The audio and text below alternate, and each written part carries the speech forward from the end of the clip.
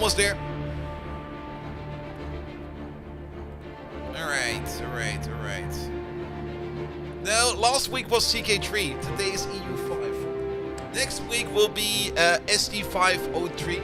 And then the week after that will be BLM59. All new Paradox titles.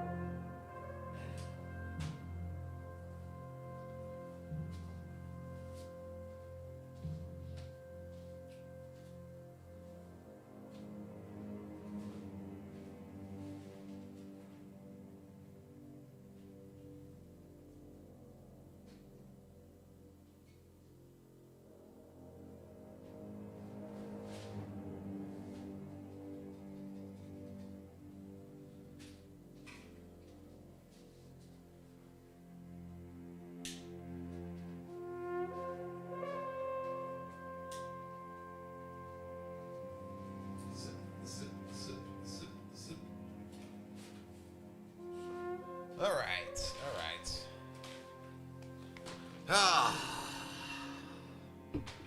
So much better.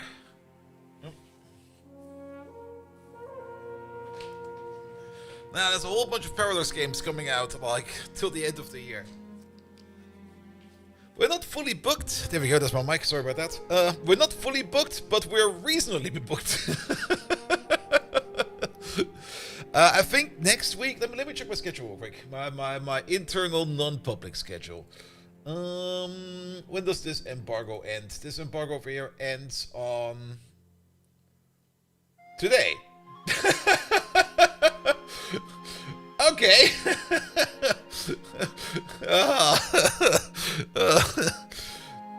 We're already behind our schedule. But Surviving Mars relaunched. I kind of want to check it out as well. We're gonna do that next Friday, I guess. And then the Stellaris thingamajig has no info yet, so we're still good for that. And then there's also the Age of Wonder thingamajig that is gonna be going next week. Alright. So much to do, so many games to play, and here I sit yet again playing Path of Exile.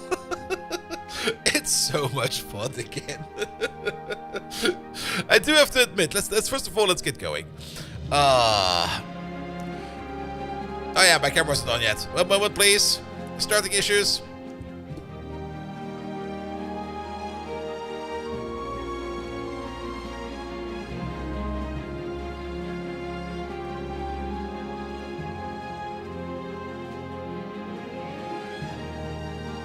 That's good.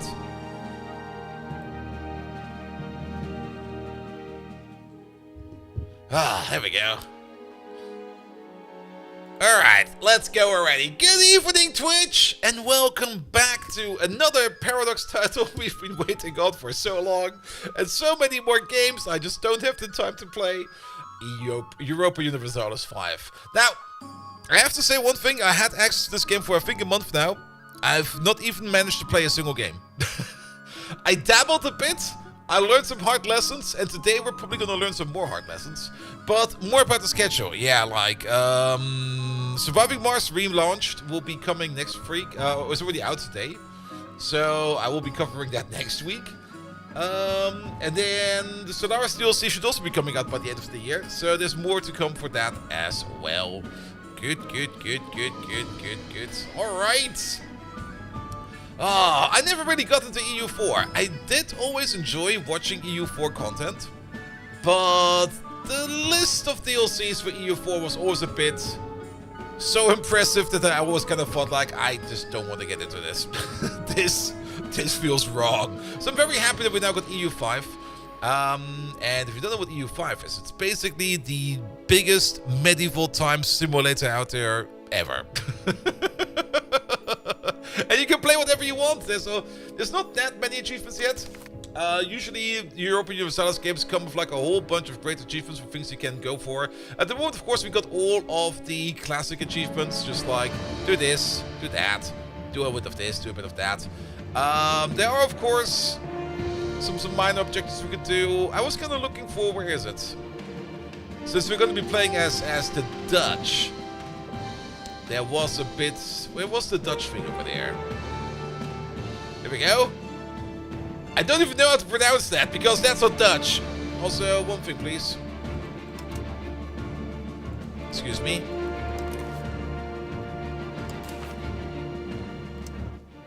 Oh.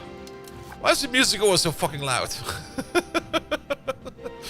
It's always blowing me away. Every fucking game. Alright. But yes, we are probably going to be playing as the Netherlands. You can play as whatever you want. I mean, once you boot up the game, you can see the entire map and how detailed that map is for particular regions.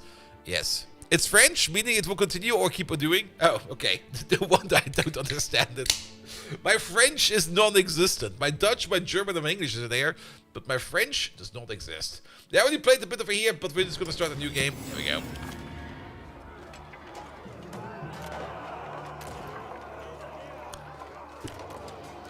Now, our main objective for today is play as the Dutch, generate the Netherlands, and then fuck the economy by selling tulips. That's our main objective. Causing the first economic crisis by just selling not enough tulips, too many tulips. How did it go again? Everybody was also like buying tulips up to the point where tulips no longer existed or something like that. Oh, wait a minute. When we can set things like Iron Man? No. I don't really want to set Iron Man. No. Oh, that was a button. To be perfectly honest, as always, the interface, it could be better. I think it's always the case with games these days, especially map games. The interface, every time it comes out, is just going to be like, yeah, did you guys test this? Because I think it could be better than that. I did not expect that this over there would be the... Okay, hover overing will tell it to me. But... Iron Man is enabled. I don't mind enabling Iron Man, but how does one... Well, we will figure it out soon. Good. Well, things over here might seem a bit mangled in Germany over here, but this is actually correct. This is fine, because all of this over there is part of the... Let's see, which map mode will it be? There are so many map modes. There are so many map modes. Why are there so many map modes? Let's see what we're looking for. That's control. No, I'm looking for things that go together. Political map modes? Where's political map modes? This should all be the Holy Roman Empire, but I don't really see that right now. Maybe one of these other map modes. Buildings, government types, dynasty, court language. They don't even speak all the same language over there. Dynasties, oh boy. Court ranks, government types.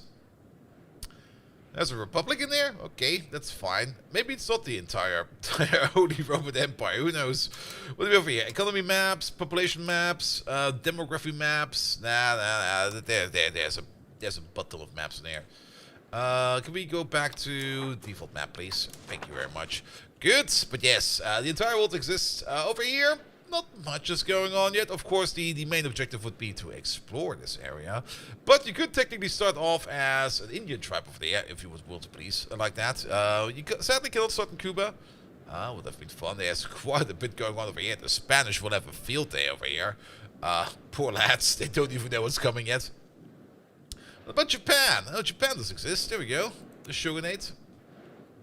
Sadly, you can't really play as an individual. You are going to be playing as a country, and you're going to be pushing your country as far as you can. But yes, there are definitely some things we can do over here. But we're going to play all the way over here in the tiny, tiny area of Holland.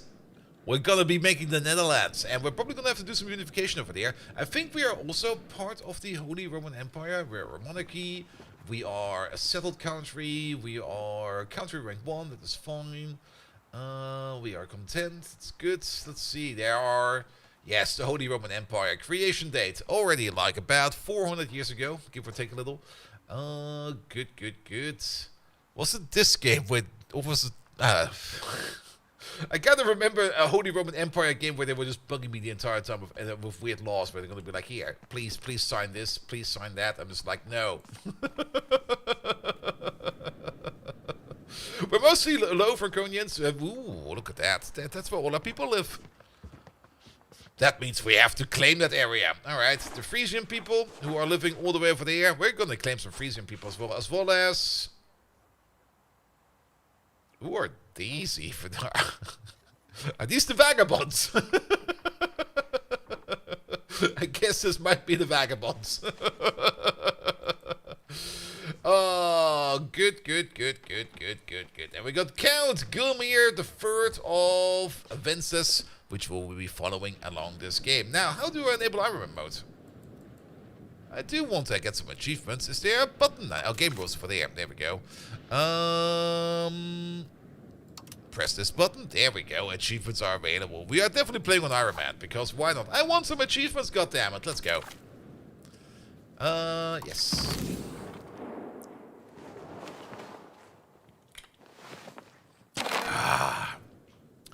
I do have to admit, the game is very, very overwhelming with the amount of information you get off from the get-go and the amount of things you can do. But the best thing ever in the game, everything you don't want to do, you can just automate. Like, for example, balancing our income expensive. Automate that, please. Trade. Automate that as well. Building. You can automate building as well. If we have like more than $1,000, I'm fine with it automatically building for me. But at the beginning, we will probably want to build stuff ourselves. Closing and opening buildings. Yes, automate that as well. Subsidize buildings. Automate that. Destroy buildings. Automate that. Destroy state buildings. Absolutely automate that as well. Good. RGO. Automation construction. I kind of want to do that myself, actually.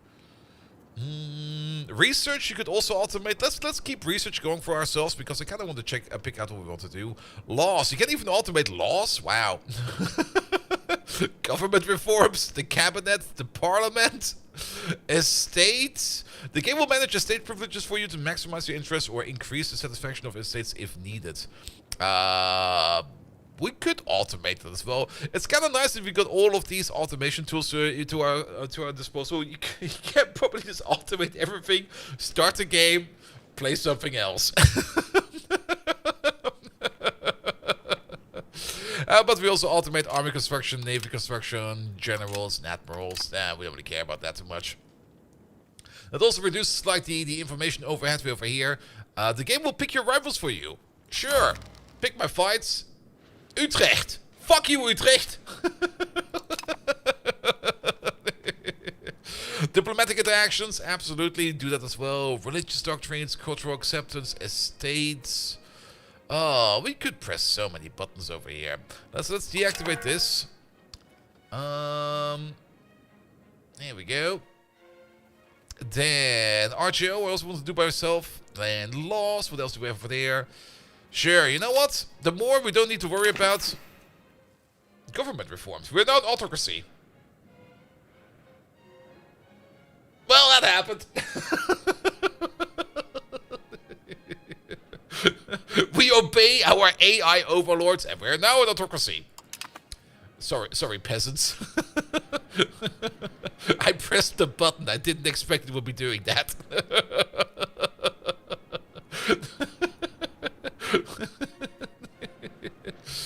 Cabinet, let's game pick your cabinet actions and cabinet members for you. I kind of have the feeling that if we click too many of these buttons that we will be just like being a little bit too passive. But to be perfectly honest, it's probably still going to be more than complicated enough. And if we kind of think that we want to have a little bit more of a hands-on approach to things, then we just deactivate the automation. And alright, our cabinet has been assigned to assimilate pops into our culture. Good.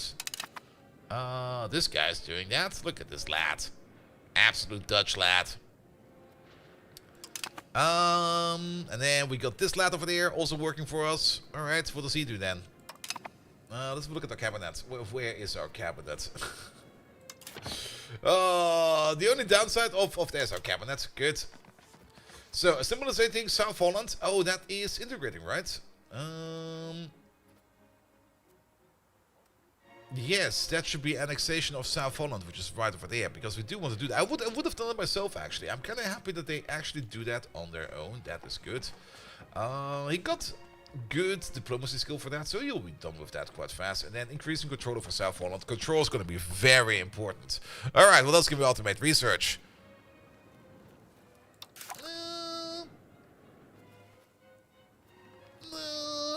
Do we want to automate research? It feels such like a cheat just to automate everything. Parliament, automated as well. Come on, estates, cult exception, religious doctrines. Put everything in there. Exploration colonies I want to do myself. That's gonna be fun. Because we do need to go all the way to, not Jakarta, not Jamaica, what's it called again? Indonesia over there, and start our own East Indian Trade Company. Apparently lives a horde of Julys over there. We got Bulgaria over there, we got the Kingdom of Hungary over there, we got the Golden Horde. Look at this magnificent horde. One of the things I kind of find annoying in this game is that we get these pop-ups like all the time, everywhere. It doesn't really matter where I hover over. I just get like a pop-up shoved in my face. I'm like, no, please don't. I think we can turn that off. Interface, GUI scaling, colorblind mode, tooltip mode, timer or lock on. Can we maybe do... What is action lock?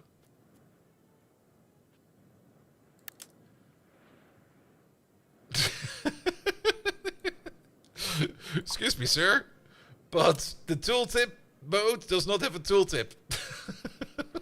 Well, at least not a good one. Mouse tendency, timer lock, action lock, timer or action lock. I think action lock just means we have to press a button. Input bindings, pom pom pom. But that is for locking it, right? Tooltip mode, action lock. Map tooltip instead. Alright, let's discard this real quick. Timer action lock. Map tooltips. Enable. Oh, no sea zones. Yeah, definitely. I almost thought it said seasons over there. Like, no seasons. What? What do you mean, no seasons? At least get these out. Perfect. At least I can then move my mouse somewhere where we don't need to worry about anything. Good. We're Netherlands over here, or at least Holland. We're not even the Netherlands yet. If we want to become the Netherlands, where is that button? Oh boy. Europedia, automation, hints, agenda. I think it is an agenda, isn't it? Is it not an agenda? It is not an agenda. Ledger. Is it in the ledger? No, the ledger is everything. It's not in fine. It's not in the Europedia. It's... Where is that? There was a whole nother tab of information somewhere. Starting advice for Holland. That's usually a good thing to start. The highly urbanized locations of the Low Countries make the country of Holland a prime candidate to become a commercial powerhouse in Northern Europe. Build marketplace buildings in every town. The trade automation will use the trade capacity to import raw goods from the Brugge market lags, as well as export the surplus of produced goods from our towns.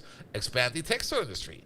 There is much profit that can be made from fine cloth. Build the Spinners Guild and the Tailors Building, and consider importing wool from London market if needs to be. That's going to be our plan. We're going to be playing an economic game today. I kind of want to try to do as much true economy as possible, which means we're going to be buying all the resources everywhere, and we're going to be turning it into cloth. That's our big plan. Now, we do have to be a little bit careful about that, because there will, of course, at some point in time be an event later on in the game, which is more or less the discovery of cotton and the magic power of the cotton-picking peasants that are definitely not enslaved to make cotton super duper cheap, because at the moment we will have to make clothes out of things like fiber or out of wool. Mind the food for the supply, that's actually very important. Urban locations produce less food than rural locations. Keep an eye out on the food stockpile. There's so much we have to get into here, because urban locations are more like entire provinces that are like as dense as cities, whereas rural locations are, as they basically say, they're basically just fields and everything. And the more fields you have, the more food you make, and also the more livestock we have, the more wool we can make. Yeah, involuntary long-term contract work, exactly. And placate your neighbors. We definitely have to make sure that our neighbors are going to be happy. But where was the button to generate? The button was somewhere at some point in time. Oh, that's the main menu. Oh, is it in here? No, it's not there. It's not on the ledger either. I thought it was like a decision tree, the same way it was as in Secret Tree. I might be very wrong about it. We'll find it later, because we cannot generate Netherlands yet, because we will need everything over here from Friesland to Utrecht, even Brabant and Flanders, all the way down here to Luxembourg. That's the entire area that we will have to at least have under our control, so that we can even create the Netherlands. It might be somewhere, we will see. Lichter, hello there, welcome, welcome, welcome. For research, organized religion, that's the only thing we can pick right now, but once we pick it, the next ones immediately pop up. The research is done, of course, via a research tree. There we go, this is the entire tree. Some parts of this is disabled, because we don't know about it yet, like metrocracy over here. For that, we will need to know more about, I think, actual metrocracy. And what I've also only learned for like a little bit is that some of these texts will be different depending on which country you're playing. Because the text in here will be are going to be changed upon your government type, or your culture, or your religion. There's a whole bunch of things that will be influencing what kind of tag, or how these tags will behave, and or not really behave, but how they will change in terms of what effect you will get. Because we're Christian over there, we get like things like more cultural tradition over there, and monthly armor traditions. Oh good God, traditions! We haven't even talked about that one yet. I don't really want to get too deep into super duper tutorial mode, but we at least need to explain a little bit, else nobody will fucking know what's going on over here, me included. It's gonna be a doozy, right? Oh, there's so much information. It's probably gonna take like at least half an hour before we can actually start running the game over here. I kind of find it funny that we start on the 1st of April, 1337. Not quite sure if that's always been the case like that, but it's definitely a fun start date. All right, government, parliament, cabinet, and laws. There are also all kinds of laws going around. Not quite sure how these will be picked based upon automation. If we want to, I mean, automation is great, but if we kind of want to do the grand strategy of the grand strategy game over here, and we want to nudge things into a direction, then we will have to put on our own hands over there. I wonder if that gives us an extra day. Maybe, who knows? Good, we can kick that off there. Children can have better education. Really? You lad. Change education.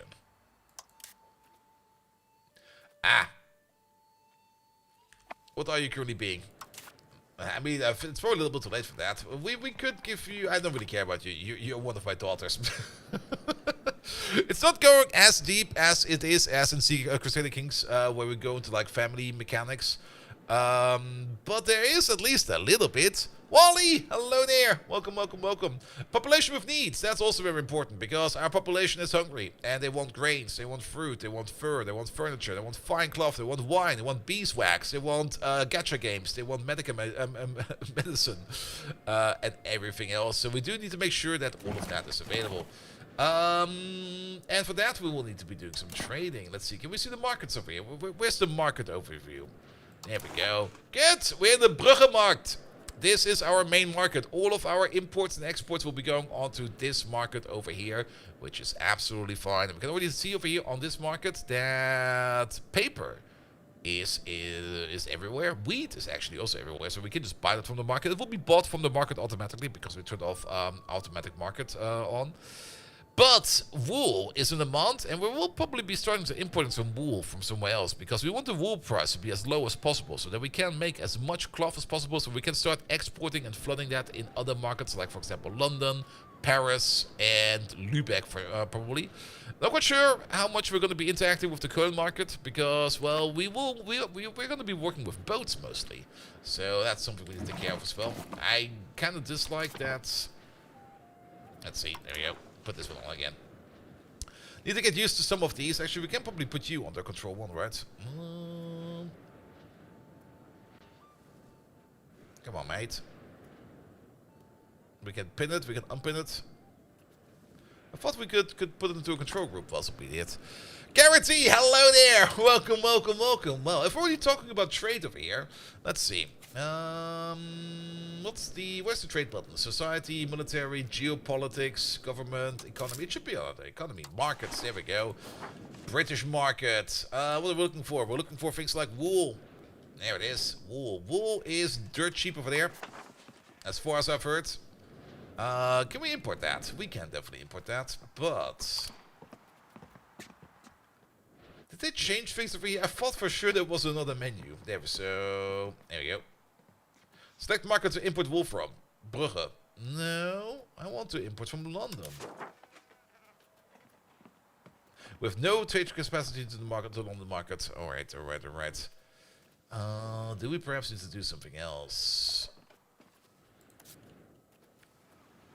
Well, yeah, we'll figure it out as we go. We will be keeping the game going at a low speed. It'll be fine. Good. Let's have a look at our Holland countries over there. We got Middelburg over there. Middelburg is at the moment still like an own actor. We're guaranteeing them, and they're more or less our vassal. We're integrating them right now.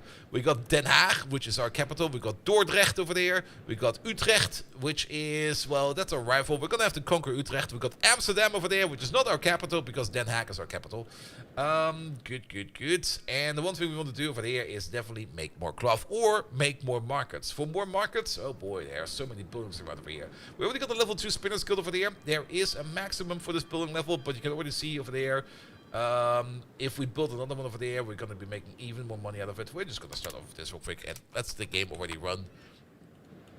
Good. Perfect. Now, money-wise, there we go. We're not doing any diplomatic spending. That's kind of interesting. I guess we don't need to do any diplomatic spending because we already have maximum diplomats over there. So that's fine. We're spending like a little bit on stability. We've ordered... Pause that, please. Alright, Utrecht also doesn't like us. Screw you, Utrecht. We've ordered the diplomats to establish an embassy in Zeeland with the goals of improving our relationship in Zeeland. Really? Zeeland? But we're integrating them. We're assimilating them. Well, so be it. Good. Speaking of governments, oh boy, there are so much things to do. We got all these estates over here. We got like the Hollandisch Adel. We got the Hollandisch Geestelijke. We got the Hollandische Burgerij. And we got, of course, over here the Hollandische Boeren, which are basically our peasants, workers, and then our people with lots of money. Good. And both pronunciation people with less than Dutch sounds, so you will have more like a permanent cold. Nee. We don't have a cold over here. Praat je van? No. Good. Everything is made up of our estates. Basically, control of power over here is very important. The more crown power we have, the more money we get. That's more or less the important part. But we might need to weaken our grip of power a little bit on these people so that they stay happy. Because if they're not happy, well, if they're not happy, they're not going to pay us. Quite easy as that. At least over here, the taxes over here are being set at a value that they will be kept happy at 50%, so we don't need to worry about that. But every now and then we might do something that will piss them off for like at least a little bit. We're making decent money. I guess all that automation I put on is definitely putting us to work because we do need as many buildings as we can. We're going to be working as much on our economy as we can. Where was... I thought for sure there was another trade for you somewhere. Ah, the 100-Year War. If you don't know about the 100-Year War, it's basically England and France over there just beating the shit out of each other the entire time. We can keep them going like that. That will also be like an ongoing event over here. Can we see...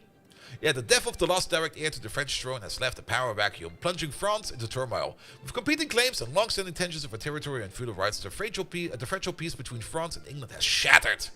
Both realms hold lands across France, creating friction that threatens the unity of Christianity.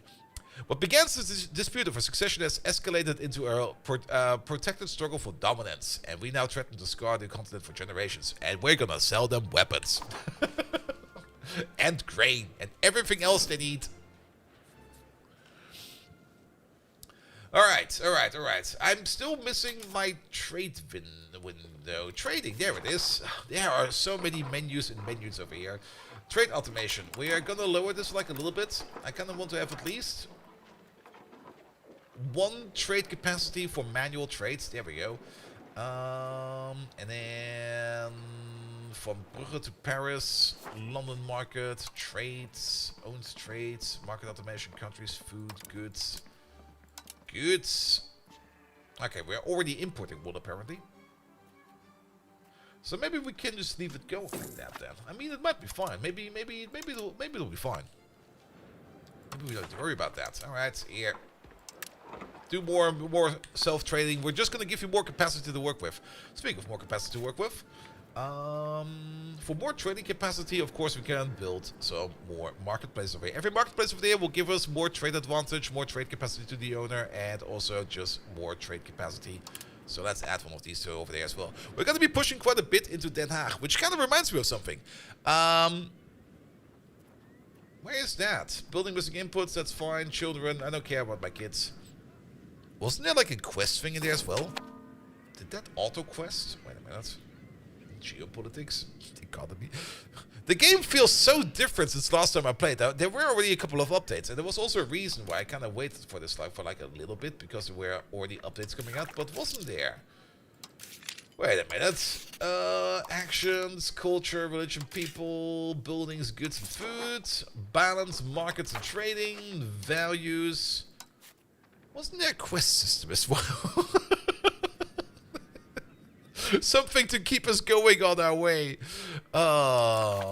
It's not in the ledger. No. It's not in the Europedia. Am I going crazy over here? Was it in the agenda? It was not in the agenda. Gulps and Gibbles. During the Gulps and the Gilpin situation, the international organization Gulps and Gibbles complete of influence with the region of Italy. Okay, we don't care about Italy. Panic you partner with it? Yes. If you check the game out, I didn't do a Risk or... I don't play Risk or Civ games, but this game looks interesting like Stellaris. A lot of things that we know about Stellaris is also in this game in terms of mechanics. The entire population mechanic that currently runs in Stellaris is basically the same population mechanic that we have in here. Use it to benefit our country. We gain stability. We have not even talked about stability. Well, your stability, you want to have it as high as possible, but you also use stability as a currency. Take advantage to make some money. I like money. I'll take the money. All right. Yeah, maybe we automated a little bit too much, but I'm missing. Form a new country. Nah, we don't. Estates, Parliament, Cabinet. Does this lad have it on it? No. Don't tell me they took it out in the end. Maybe it was a beginner help thing. It might have just been a beginner help thing. I guess it was a beginner help thing that I just still had enabled in my build. Alright. Good. Let's have a look at more of our country, because there's a whole bunch of things to do. Control. Our control is kind of decent, actually. We don't really have a lot of control over here in Alkmaar, nor we have control over here at the Hoorn van Holland. But control is very important. The more control you have of your country, the more money you can push out of it. And you can increase control by building either roads or by connecting it via sea trade. At the moment, it's with the Netherlands. Boats are going everywhere, so that'll be fine. But we can already see that over here at the north, our control is a little bit lacking. But we do need to make sure that we do make fish, and we also do need to make sure that we produce... Well, they're missing at the moment. They're complaining about stuff. They're missing livestock. They're missing quite a bit of livestock. And if there's one thing I know about the Netherlands, it's that there's like cows everywhere. Let's see. We can make cows. Production. Can we look for cows? Livestock. Here we go. A farming village. A farming village will help over there. A farming village over there will turn local food capacity. There we go. We'll turn clay and tools into livestock. Perfect. Where can we build that? The game definitely changed. I used to be able to build this. Excuse me, game.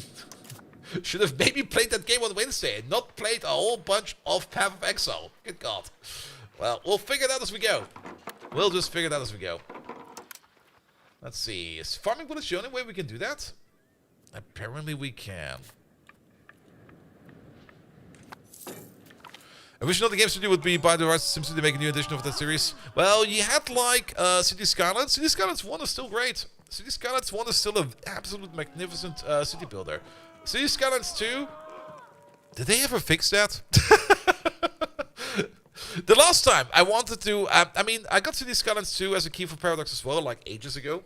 And I installed it, and I couldn't even play because it was so terribly optimized that my entire system was just like having a meltdown on the starting screen. Like I was in the main menu, my GPU was already like maxing it out, going like, yeah! Our auto gains state satisfaction. Yeah, that's gonna be fine. Yeah, make those people happy. And I couldn't even play it because it was just lagging so much. And there were, of course, all those reports about why it was lagging as much because the level of detail was just like way too high. Alright. Farming villages, fruit orchards. Okay, we can at least build fruit orchards. Let's build a fruit orchard because we do need fruits as well. So let's go with that. If we really got into City Skylines something stuff, the scale of City Skylines is kind of off. Because the stuff that you build in City Skylines always is a little bit, how to put it, it just feels too small, you know? Yeah, let's just get some markets in there. Let's build some more buildings. Good. But more about City Skylines too. And then after like a while, I wanted to like give it like another try. Like I think after a year, I installed it again. Wanted to start it, wouldn't even start. It was just like, nope, this game does not start. And I was like, all right, you know what? Screw that game.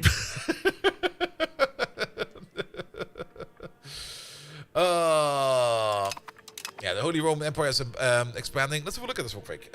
City Skylines to Steam. Is it still being review bumped to hell and back again? Oh, it's not looking good. It's still at mixed. It's been out for pretty much exactly 2 years. It came out in October 24th, 2023. And people are still not happy with it.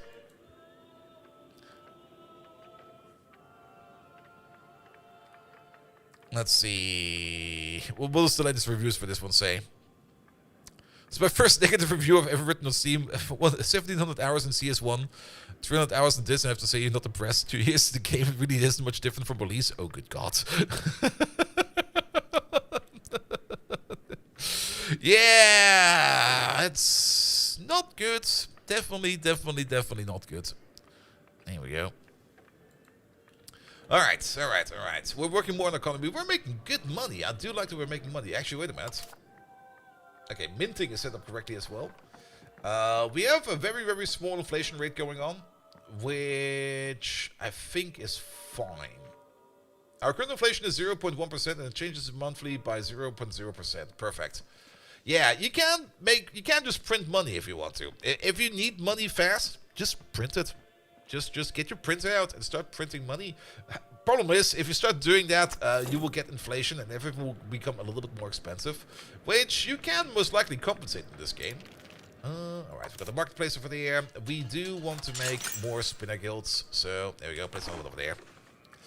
Keep in mind that every building we do place down does require population to work over here. We can see over here, for example, we got 2,667 burgers living in Den Haag. Available for employment are 467, and currently employed are 2,200. If we run out of people that are ready for employment, you don't have to worry about that, because we can just upgrade people from the peasants over here. Peasants will not instantly promote. It will take them some time to promote into higher ranks, but they will fill up the ranks if required. Favoritism in Den Haag. Count Gilmore the Third is the blatant favorite of Picard. Of course we're favoring Picard. Look at that name. Oh, Picard culture. That's a culture? Alright, it's at this point where people will probably realize that I am an absolutely geographically knowledge bastard. I know nothing about geography. There's probably some cultures out there I will probably accidentally make fun of.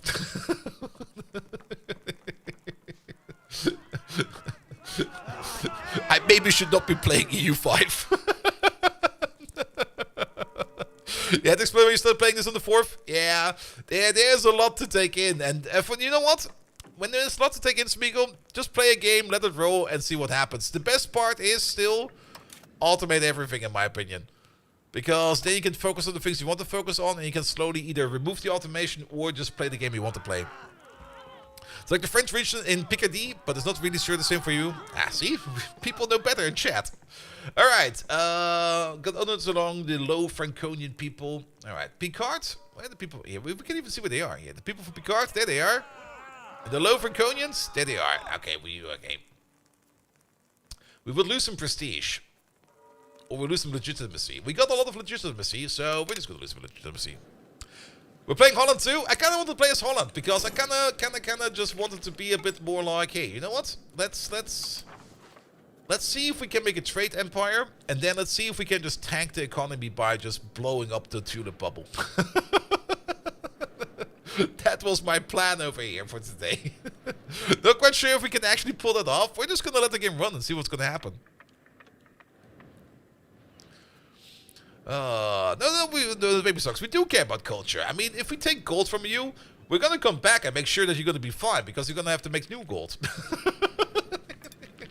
Good. The more marketplaces we build, the better our trade efficiency will be, and the better our trade capacity will be. Our trade capacity over here is already going up. We're now at 7.44 trade capacity.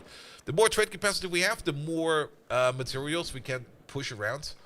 Do we need to... Okay, I don't think we have access to this market yet. Maybe we do. No, things are going everywhere. Ooh, where the fuck is this line going? Krakow, what the fuck are you buying over here? Wait a minute. Saffron from the Kingdom of England. Okay.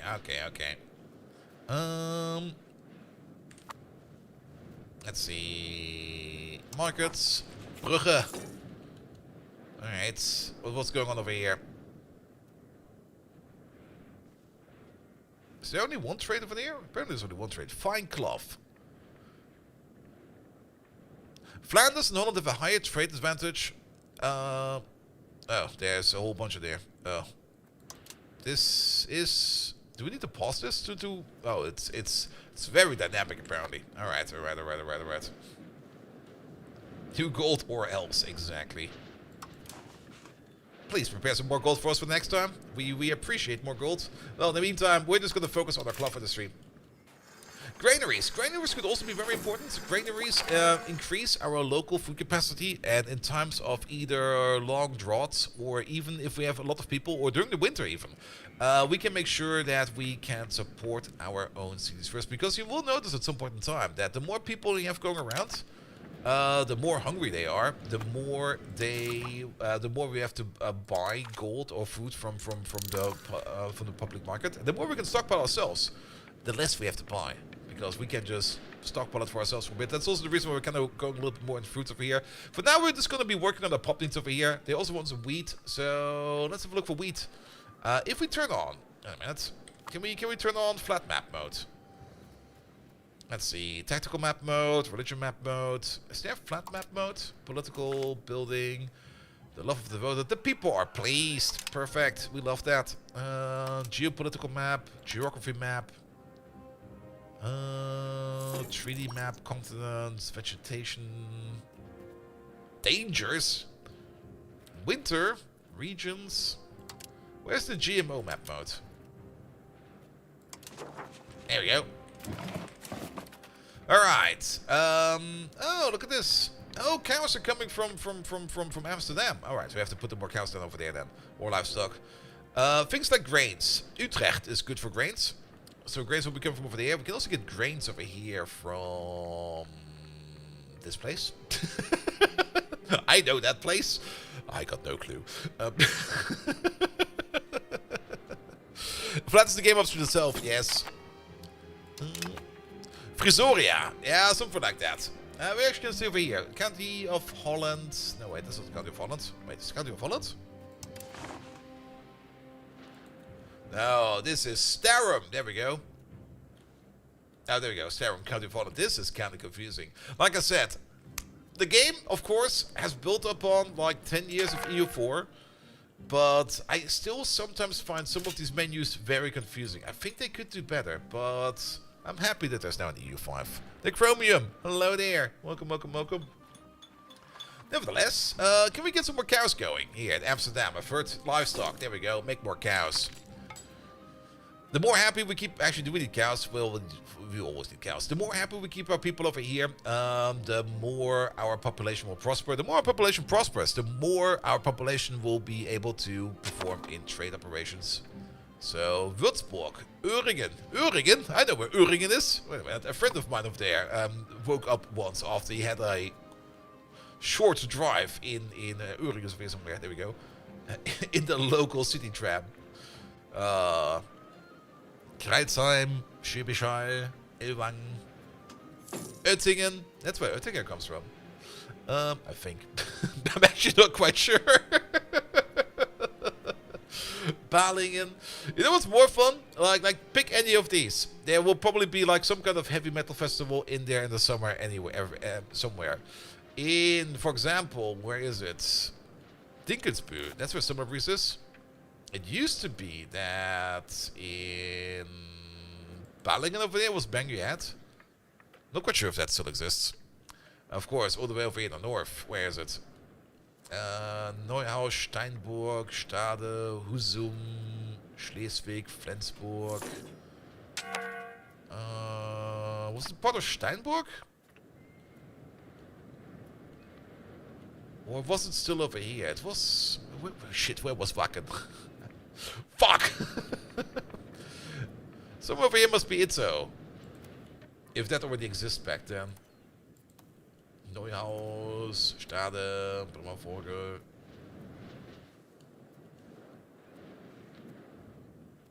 Did we drive through Hamburg? It was, I think, just after Hamburg in, I think in Pinneberg, somewhere over here. Or Steinburg. Somewhere over there. Should be Steinburg? Yeah, something like that. It's been a while. I mean, it's been 10 years since I went last time, but we drove all the way from the south of Germany, all the way to the north of Germany, like a 7-hour drive, 8 hours of breaks. Oh, wait a minute.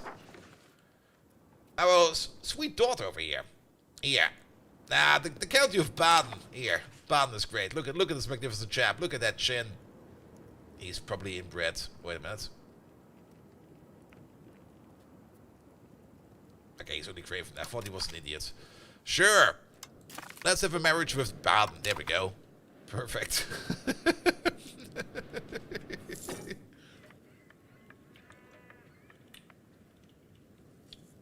Ah. Excellent. I think there is a planned war event that can happen over here with Frisia, which we're gonna take because we're gonna... Is it just me, or is the screen sometimes blacking out a bit? Ah, these games these days could be more optimized. Alright, either more marketplaces, masons. The more masons we build, the more bricks we get. The cheaper the bricks are, the cheaper the buildings are. So that's also something we need to keep in mind. But let's have another look over here. They want fur, furniture. Livestock is good for now. Sturdy grains is good. They want more fruit. We can't put down... we can't put down another fruit orchard. And fruit orchards probably do better over here in rural areas. Speaking of, yeah, let's put another fruit orchard over there. And not only that, let's see if we can also upgrade our... Let's open the goods panel, expand RGO. There used to be another interaction over here. We used to be... They definitely put some changes in here. Let's have a look at building production over there, because we can build things like, for example, there are so many buildings. Where was it? Was it called irrigation? There we go. We can just build irrigation. Irrigation over here will give you like a percentage-based increment over there on your food production. If we go to Leiden over here, our food production over there is currently sitting at 12. Oh, it was over here, this button, right? Yeah, there's a button hidden over there. That's where you can also find the sheep farms. But the fruit orchard over there is currently not running at super efficiency yet, because of course we are still employing people over there. It's going to take some time over there to actually put more people over there into employment, which are laborers. But that'll be fine. They'll come when they can come. Alright, we have annexed Zeeland. Our integration of the country Zeeland has taken a fair bit of time, but now that Middelburg is Hollandish town, it will reach its full potential and make its nation prosper even more. There are other countries that are not appreciating of this expansion in territory though. I don't care. We're the Netherlands. We've gained the core. The location of Middelburg is now considered part of our patrimony. We shall defend it to the last drop of our peasants' blood. Yes. Some of my peasants will die. That's a sacrifice I'm willing to make. Buildings missing inputs, that's for more Bruggenmarkt, blah blah blah. Building missing employees, that will fix itself over time. Good. Middelburg, there we go. Middelburg makes salt. Middelburg is also a city. It's actually a town. Den Haag over here is also a town, but it's the capital town. Then Amsterdam over there is the province capital. Amsterdam is the province capital of Amsterdam. And Den Haag is the capital of Holland. Alright.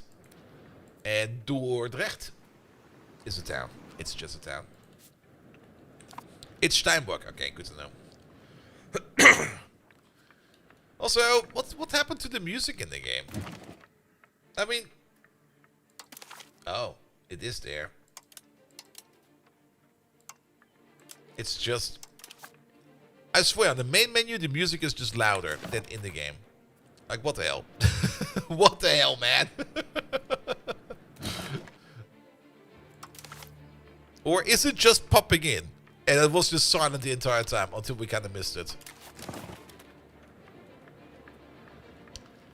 Good, we got even more money to go with. Let's build some more marketplaces so that we can get even more trade going. Yeah, let's put one over there and one over there. Did that? No. One thing you need to keep in mind about loans. I kind of had to learn it the hard way. If you pick up a loan, it will tell you that like you get this amount of money for 60 months with a yearly interest of that amount. That doesn't mean that after 60 months the loan will be paid off. It will just be running for 60 months at that interest, and then you have to renegotiate it. In my first game, I was under the assumption that it will pay itself off over time on its own by just like reducing our income by like a certain amount.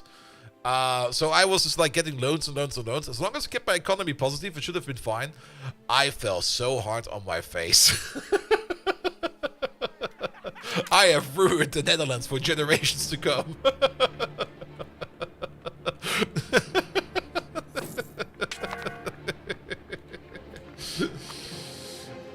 Good. Okay, the music is... Okay. Self-paid note with everything in the EU. I was under the assumption that it would just pay itself off over time. I was very wrong. I was very, very wrong. Alright. Now is our trade. Trading. I think it could still be better. Current trades.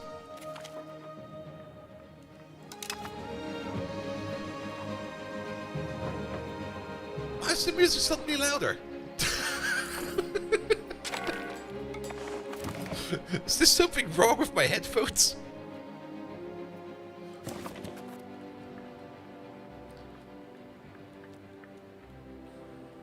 Maybe when you make decisions, the game is supposed to play to actually pay attention to the substance of the game, so the music will when we can shift it down. Could be, could be. But we were in the menu and it got louder.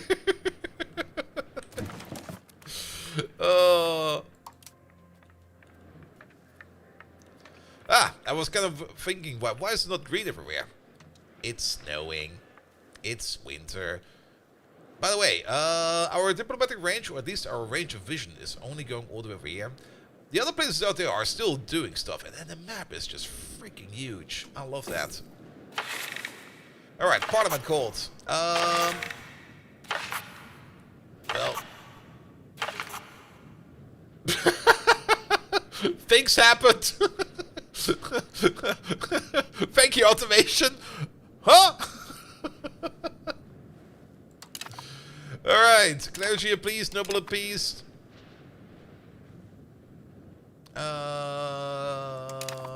Alright. Burgers appeased, parliament called. Sponsor cathedral. Alright, that's what we're doing apparently.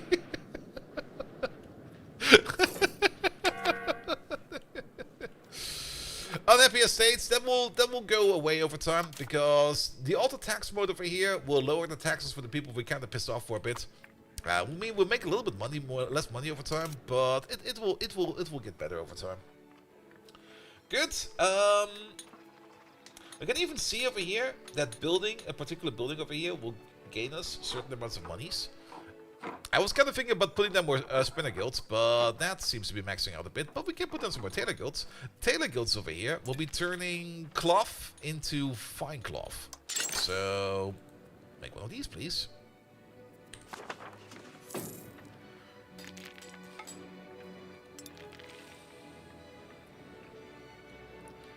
Alright. You will also see that the estates themselves start building things over time. That's nothing you can really control about. That's for them what to do. It's like in Victoria 3, where you got like also private investors or private actors in your own country that are like investing stuff. I guess it's just like a little mechanism over here to at least help you out like at least a little bit, so that you don't really fucking ruin your own economy. We're a little bit low on money right now, but that's probably because we kind of lowered the taxes for everybody for like quite a bit for a bit. There we go, it's going up again. Also, whenever we want to check what we're spending our money on, yeah, at the moment we're buying for food. So I would rather sell food than buy food, which means either A, we produce more food, or B, we make it so that we can store more food. Now, we also have, is this part of our... Yes, it is. We also have Geert Schuitenberg. We got some horses from over here. Oh, horses! We can turn them into sausages! Or into Kleister. I don't really think there's a big demand for horses right now. Alright, research. Let's see. Institution growth. Cost of purchasing food will be lower over here if we have peasant connections.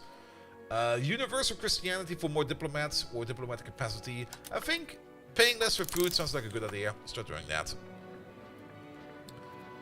Alright. Where was...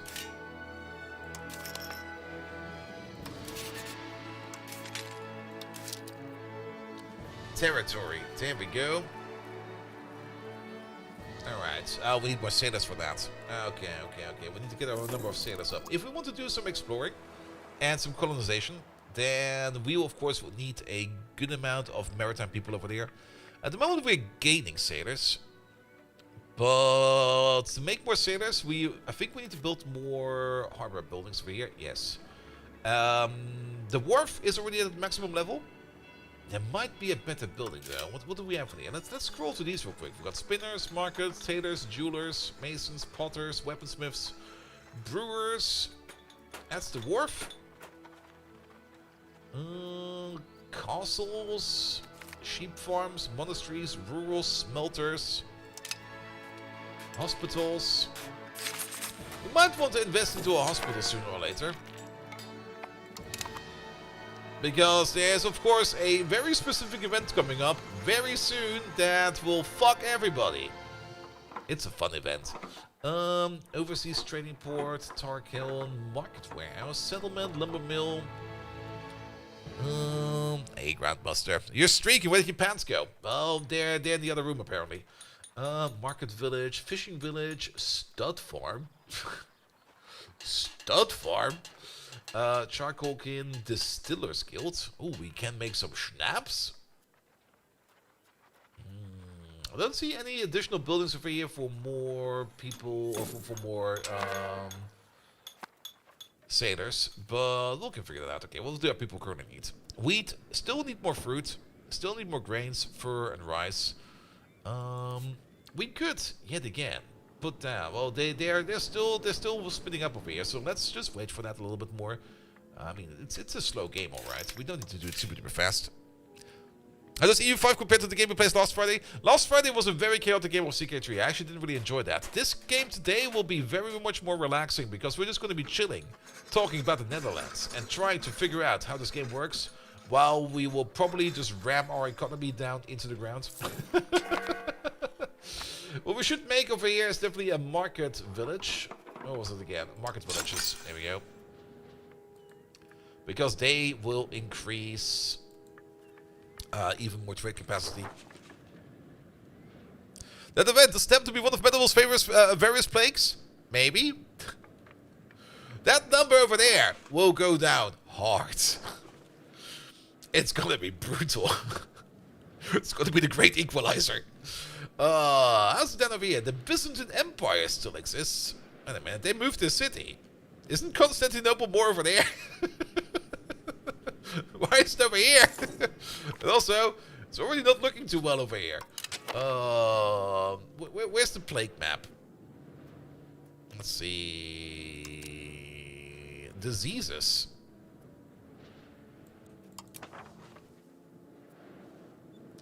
They got some measles. Is the entirety of Naples over there under? Yes, they are. They also got measles. It's not too visible in my opinion. Is this also all? Oh, that's just impassable.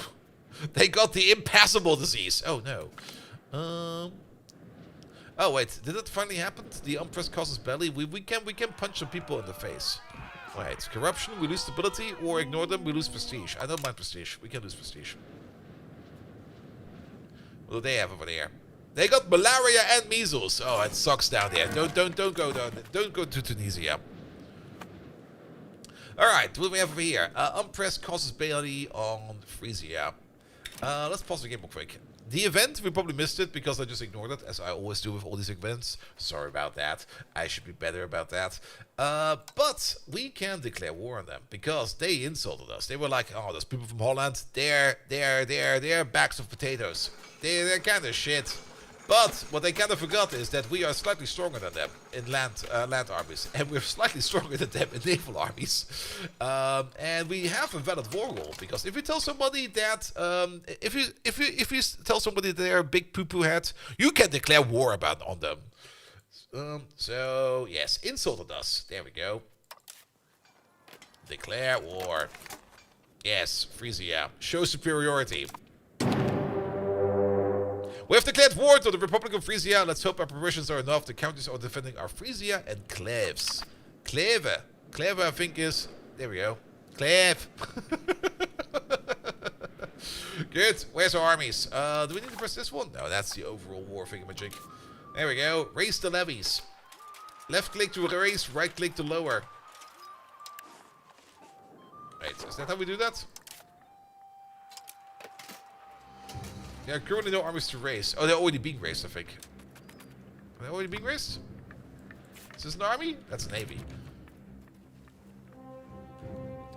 Wait, that's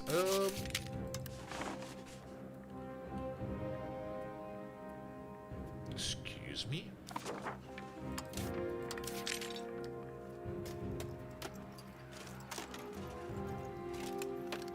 No, they are being raised in Amsterdam apparently. Oh, over there.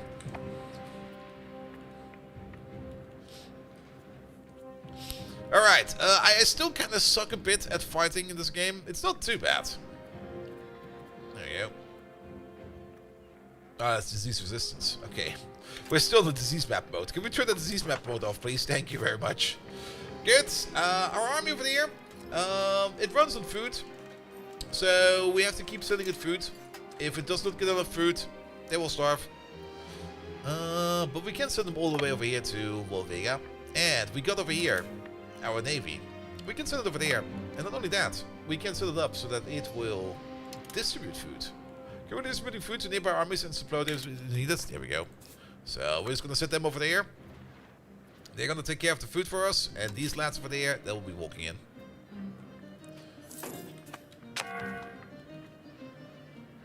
Alright. Still apparently some people are unhappy, but that's fine.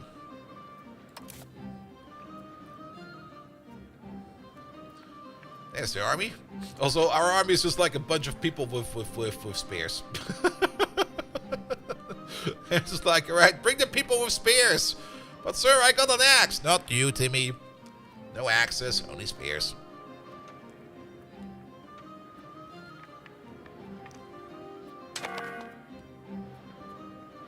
Lack of food. I thought we are supplying them. Is there a supply map mode? Military. Supply, there we go. Well, that kinda sucks. That's a horrible map mode. Alright, we should at least fight them.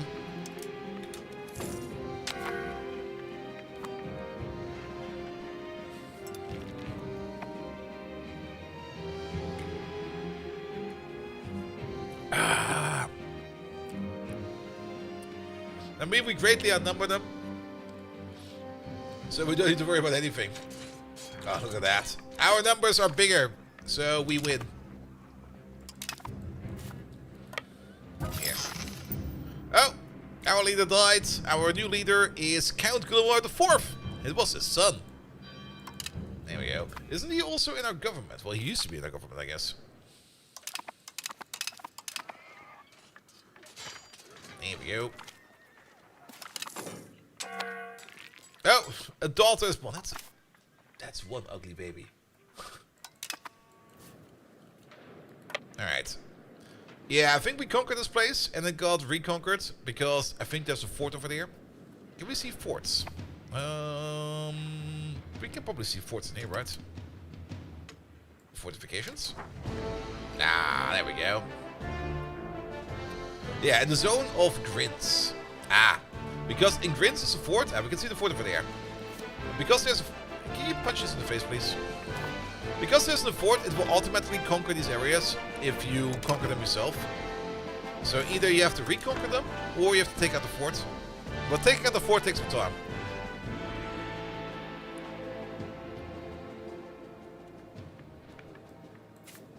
You can also automate armies.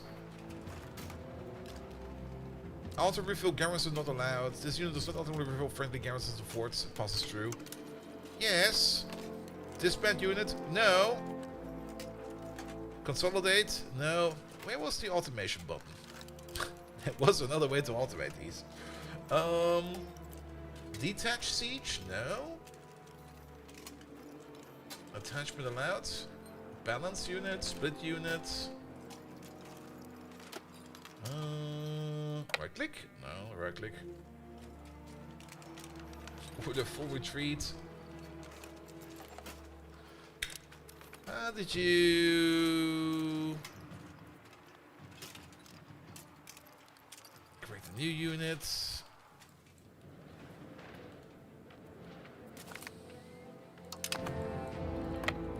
Go over there real quick.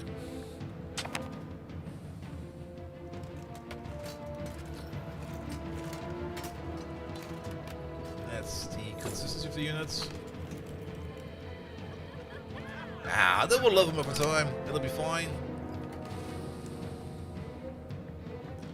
If we take out the fort, you can see over here. The fort is reclaiming control over this area. So we need to take care of the fort before we can take care of... so this doesn't happen anymore. Oh, they're back down there. Yeah, we're gonna do this CK style. Just rinse their armies.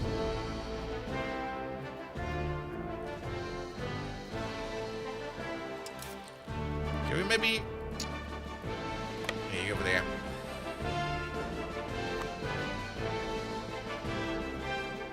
There's no way we can do a naval attack, right? Attachments not allowed. Distributing food. Gather food. There we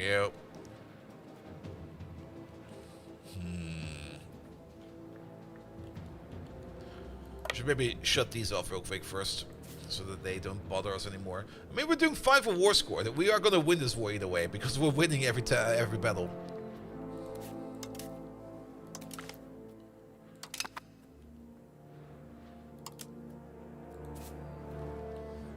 But where was the automation for you? And it's not like fully automation. It's more like you can give them like a certain objective. Or like a set of objectives. So it's going to be like, here, just do these. And then leave me alone. Alright, we're going to take care of Basil. Where do these armies keep on popping up from? Now, we don't need to worry about this. The siege progress over there is now at minus 49% chance.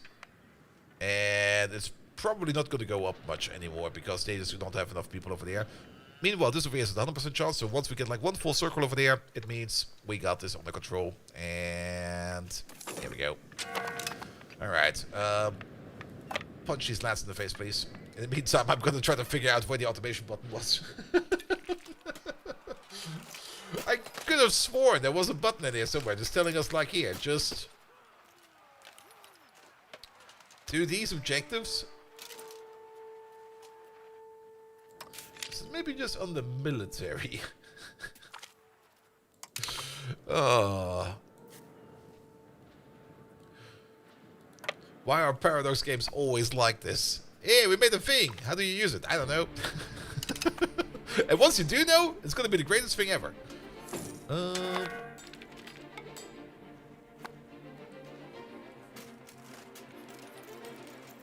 The worst part is, I remember just figuring it out like right away the first time I did it.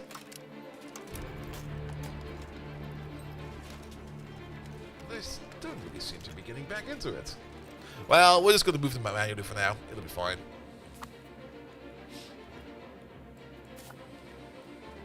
Can we leave an occupation force? I mean, we can detach a siege. Move over there.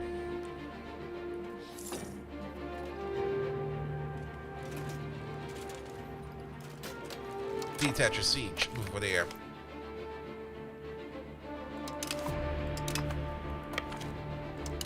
Why do you need ships to go over there? Is it that swampy?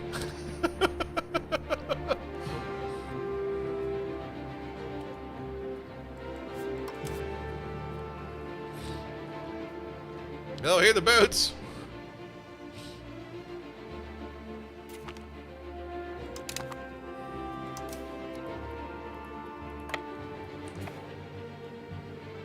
The Navy can't bombard the coast? Nah.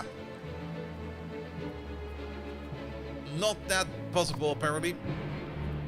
Alright, just... Can we split off one more? And you go to Hargens.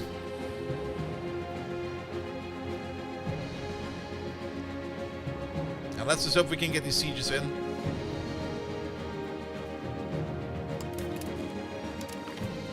That's the button I want. Can we split you? Oh, it's balanced, not split.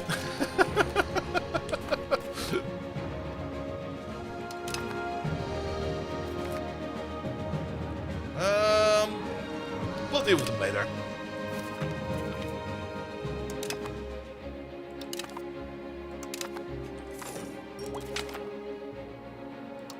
Alright, more research. Give me the RGO. There we go. This is also different. Sue for peace. Perfect. We've won the war because our war score is at 100%. I want these lands under my control. These are my lands now. They will accept. Good. And that's what you get for insulting us. We get more land. Alright. Disband the army. Where's the navy? Navy. Alright, apparently they're all disbanded. Perfect. Got the achievement for that. Win a war. Cool. Oh, it shows up twice. Well, that's kind of confusing. Alright, now there's of course a truce going on now. Now, there will be one big issue over here, and that is going to be the control issue. It's actually not too bad. But control could be better over here. We probably also have some issue with people over there probably not being too happy that they have just been conquered. How you create land claims? That's a good question as well. Oh. Oh. We're finally time for the Renaissance. The Renaissance era in the Netherlands, where we have invented things like potatoes. We can choose a focus. It's the art, this dawning of the age of Renaissance. The new era, a new era of knowledge, arts, and progress is emerging due to the growing interactions institutions in the medieval societies affected by the Pax Mongolica, the Islamic Golden Age, and the European Renaissance. We can either turn it into an administrative focus, a diplomatic focus, or a military focus. This will give us access to things like First of Knowledge, which will give us literacy, empirics, for legislatives, court cost reduction, better debting, benefits for mercenaries. Ooh, mercenaries with benefits? Mercenary recruitment, local infrastructure, which is proximity costs going down, church attendance dues. We get Theos Wood. Or we go into the diplomatic focus, which is, I think, the part that will have things in there like trading. Monthly diplomats more unlocks the March subject type. Claim fabrication, Smeagol. Maybe you need this over here, fabricate claims. Available in the Age of Renaissance requires integrated elites. Kelsis belly creation speed. Shrewd cormorants, that's market attraction. Perfect, that's the word marketed. Trade, maritime advantage. Trade advantage, yes. Privateers, that's basically marketing 101. I found this off the back of a truck. I will sell it to you for extra low monies.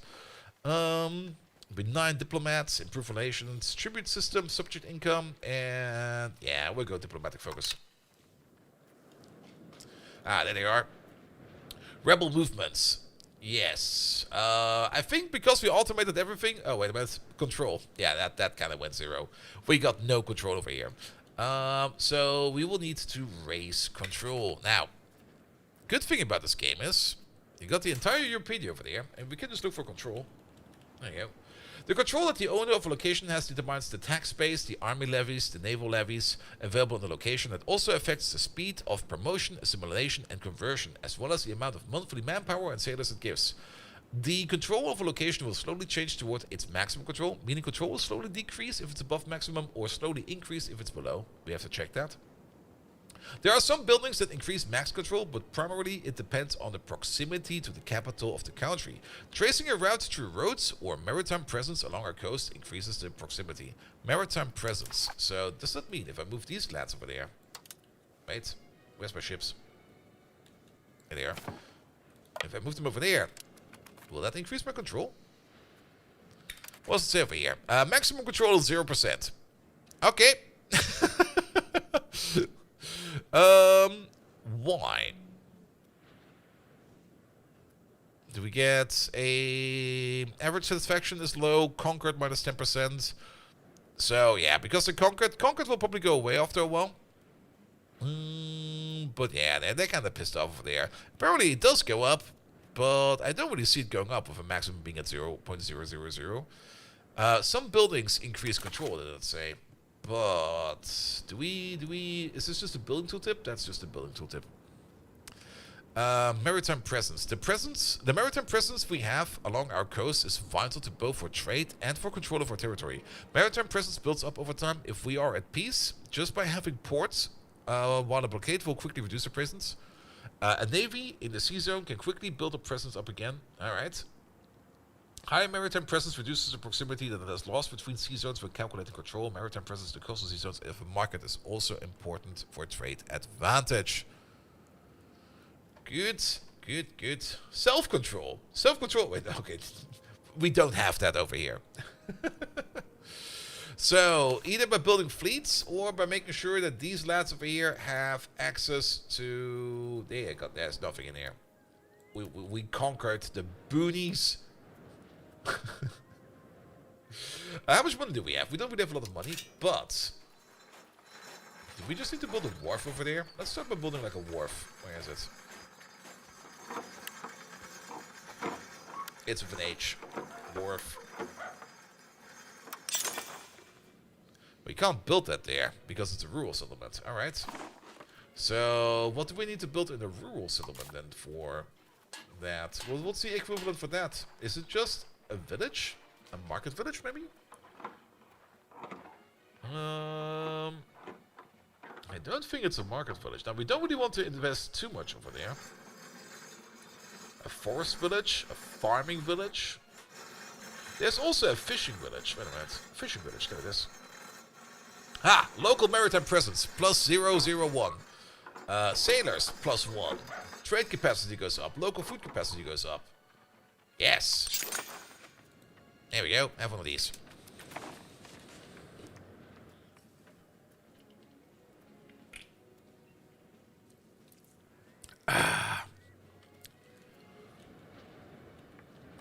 Good.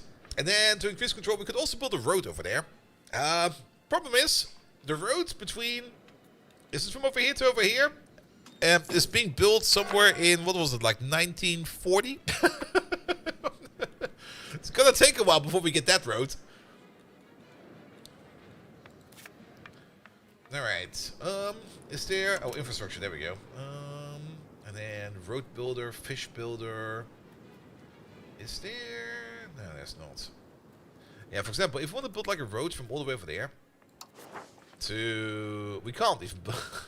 We don't have control over here, so yeah, no, we have to put fishing villages down. Yeah, roads are really expensive. That's also very true. But now we're gonna put down some fishing villages over here then.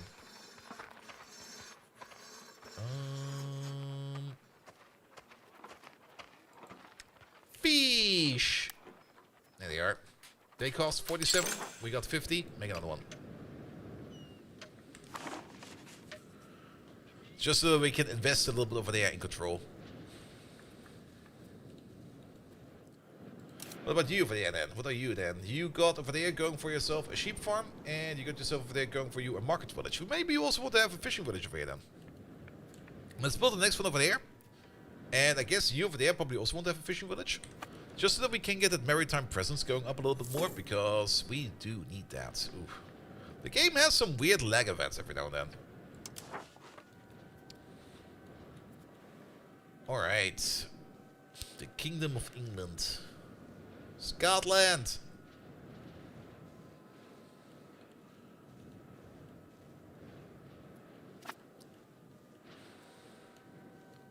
The hooligans! Some of these names are amazing.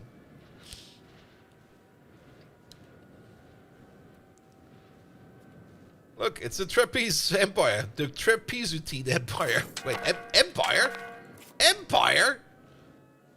I don't think you're an empire, mate. What the fuck are you empiring over there? Is that really an empire? Who's your owner? Wait a minute. That's the city of Trapezutis. Alright, do we need another map mode for this?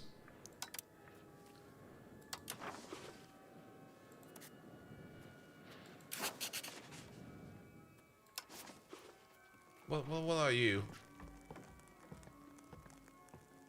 That's the thing. What am I even looking at?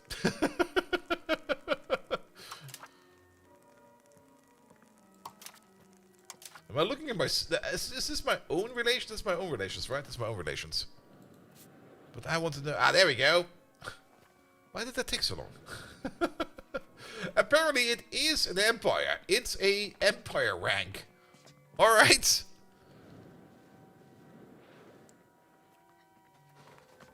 Is that just part of the Byzantine Empire? No, because the Byzantine Empire is the Byzantine nobles way, right?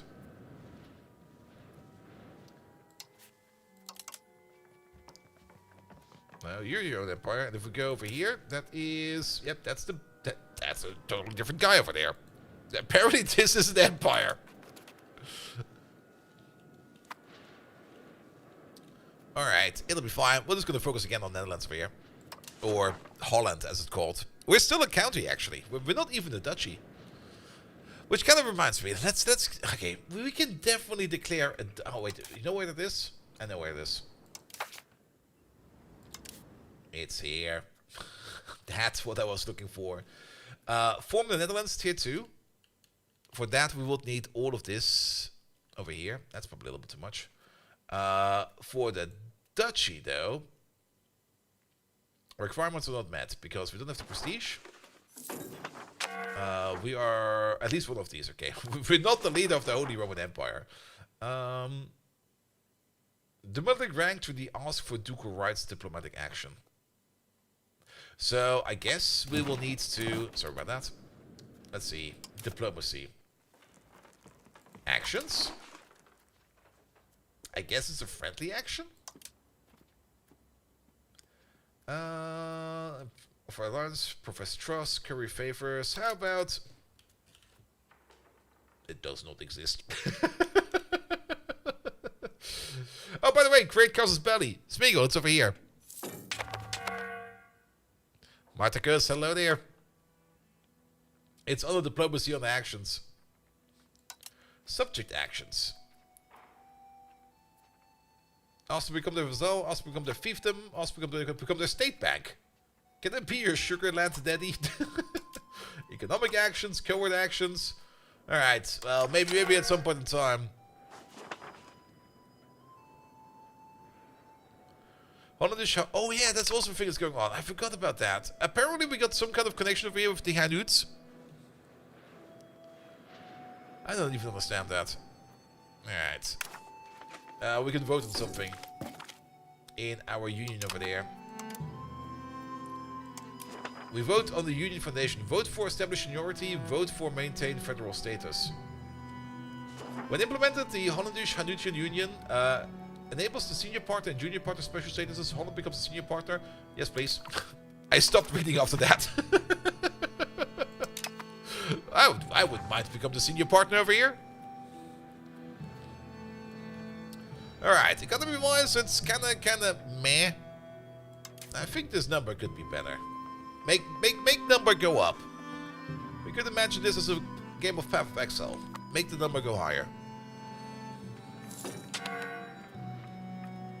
Ships are repairing slowly because we don't have enough naval supplies. We still require more wheat and sturdy grains. Ha! Wait a minute. Sturdy grains? That's right over there.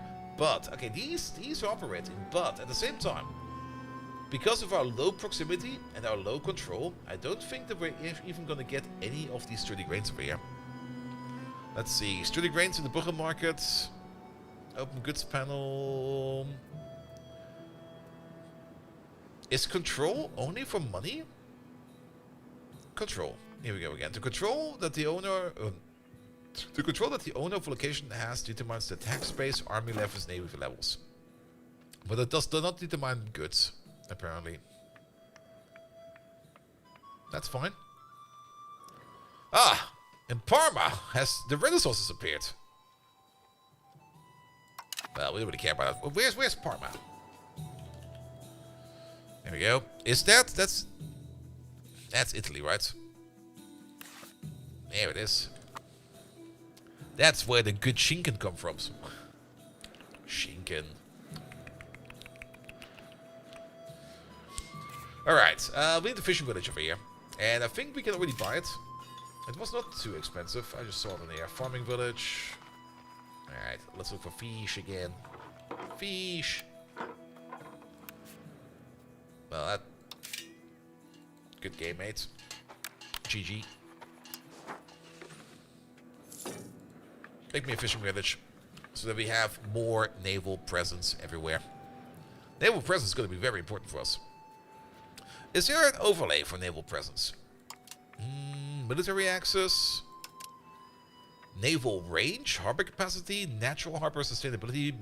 Maritime presence. There we go. Ah. Alright, maritime presence is very good apparently. Goes all the way up. Wait, is green good? I guess it's good. The growth of Den Haag attracts the Buren. It seems as if the Buren are moving out of the hinterlands of Rotterdam and aiming to have a living in Den Haag. This is creating a turmoil in the countryside of Rotterdam, but Den Haag may benefit in the long run. We have to accept this. This will make the pops in Rotterdam lose 50% of the pop certification.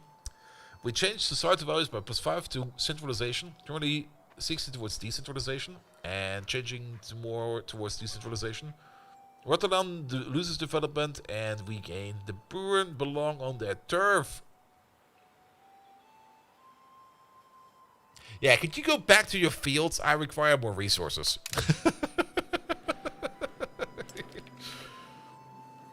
I guess we have naval influence all the way up to Denmark, but the moment we get close to the coast of England, they're gonna be like, no, this is our country over here. That would be best, I think, but green is not too bad. Yeah, I kind of remembered that, or I've seen in, I kind of did watch like a little bit of these, and I thought that green is like not good. There's also, there's like, excuse me. Oh, yeah, he's dead, that's fine. Like, I see the colors, but what do they mean? Oh, there we go. Ah! Oh, actually, it's terrible!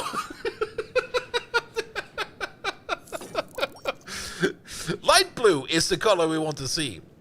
We are at 50% over there. And over there, apparently, we are at 0%. What the fuck is white then? Is it also possible to multiplayer like CK3? Yes, you can play this game in multiplayer. Oh, alright. Things are terrible. Good to know. Alright. Do the institution growth over there. Let's queue up some tech. Construction speed. There we go. Don't bother me with this for a while. Which means we do want to emit more maritime presence if possible. Do we now get better control over here? It's still at 0. No co-op play? Oh, really? Co-op play would be great. Kind of weird that they... I mean, it's all running on the same engine. Why didn't they put in co-op play?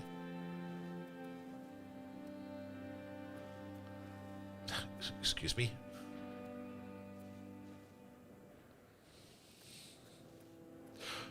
I want to hover over my control value, please. Ah, oh, fuck you then.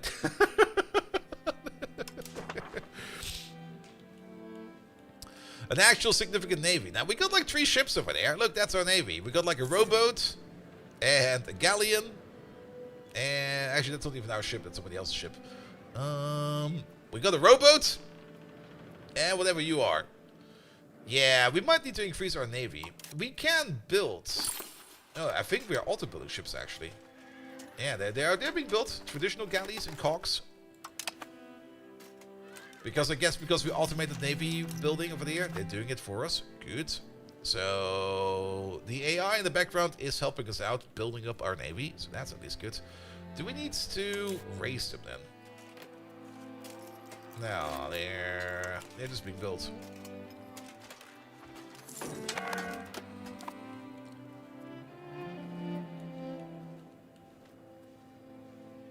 Well, that's probably also, yeah, navy maintenance is now also going up. Yeah, it's probably a very good idea that we're building these fishing villages everywhere, because we do need those more of those sailors.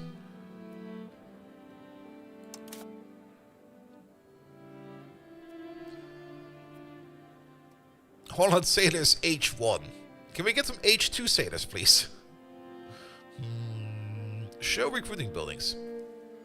Ah, yeah, wharfs and fishing villages. Yeah, that's the whole reason why we're building fishing villages. Though, I'm a little bit surprised. Shouldn't we not get more monthly sailors? Effect on the location. Yes. Because we've got a fishing village over there, and one over there, and soon over there. And we're probably also going to have to build one on Leiden over there. Are the Albanians Muslimized? Wait, where are the Albanians? Where the fuck is Albania? Is it over here? What are you? You're Albania, right? Yeah, Kingdom of Albania. There we go. How do we attack with you?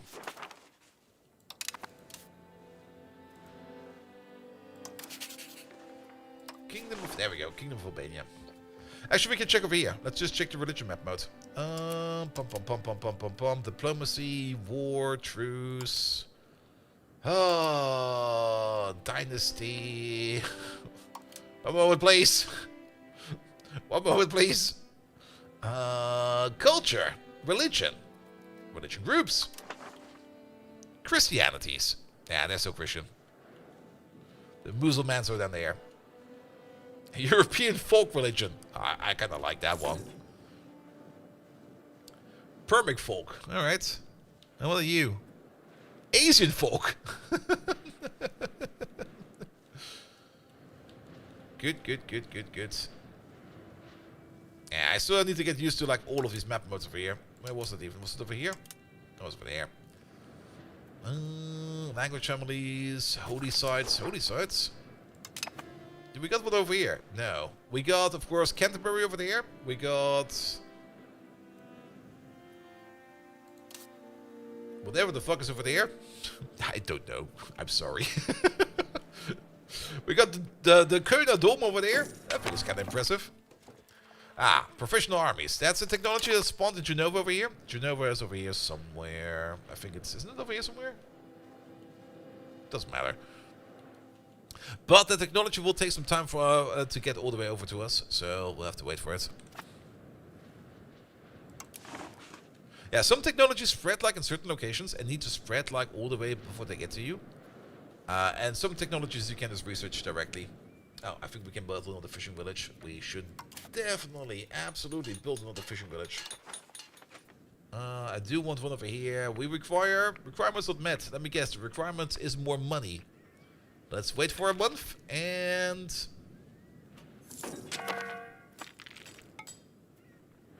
more money. I think there's already one over there, so that's why we can't build it over there. Let's build one over there. In Alkmaar.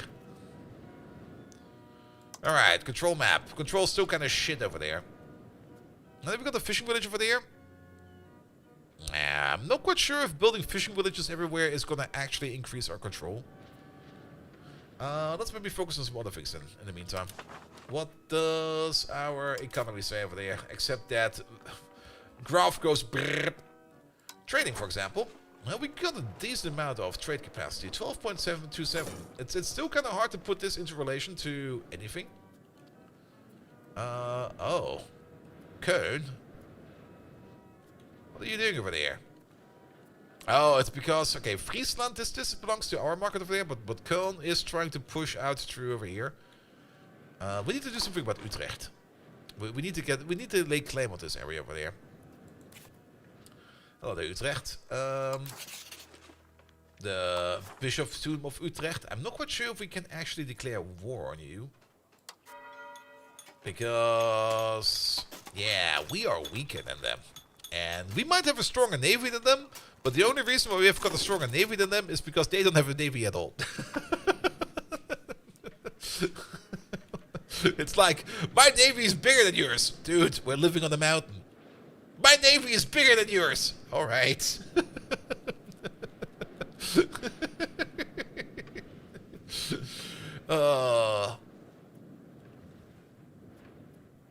we already build that cathedral? Let's see. That's a temple. I didn't really watch that tooltip too much. Oh, disorder. Not everybody agrees with our religious doctrine. Some people are complaining loudly, claiming that our approach to modern ideas is narrow-minded and arguing that clinging onto ancient philosophy is regressive nonsense. And we just lose some stability. Alright, fair enough.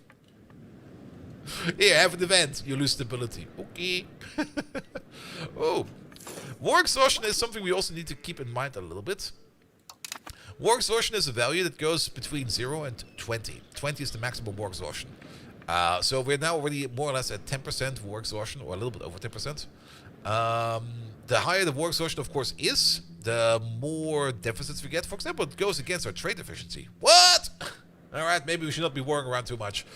And it only goes down slowly. So even if we want to lay claim to this, we will need to somehow make that happen in a different way. Maybe by just economically and culturally just pushing them out of there. What are people currently eating at the moment? They mostly want wheat. Can we... Wheat. Yeah, it is. Wheat is coming from over there. And from over there. We can, of course, buy wheat. That's not really much of an issue. It will automatically be bought for us. If we have even more trade capacity. How much are we spending on food? Not too much. It's January, and we're not spending much money on food. So that's very, very good, in my opinion. Fort maintenance. That's fine as well, apparently. Taxes, expenses. So we should build more for our economy. Buildings. All right, let's look at this one. Well, what makes the most money in here? A lumber mill actually makes quite a bit of money, apparently.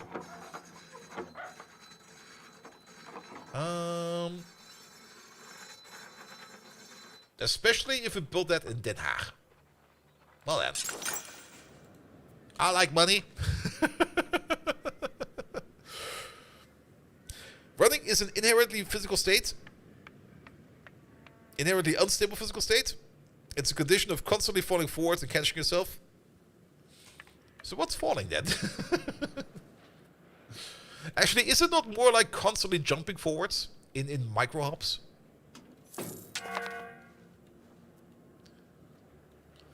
Alright, I guess ships repairing slowly only shows up because we probably just build a ship. Yes. Alright, we're building more and more ships. Oh, we got a second navy over here now. So, is that at least pushing out our where is it? Our antagonism. No, wait, that's the wrong map mode. Where was it? Was it over here? Maritime presence. It's well, at least it's at 50%. At least we got maritime presence around the areas that are important to us, so I guess it's at least something.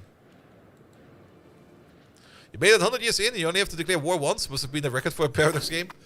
It kind of depends. I mean, even in Stellaris, I really don't usually declare war that often, because most of the time, you can't just like sit in your corner and you attack as hard as you can. And then you got like the one big war at the end. Surely you can have a better education. Okay, little lad, what are you? You're ambitious. Diplomatic ability increased during education, administration ability. Alright. So, how about you do a... You become a diplomatic girl. There we go.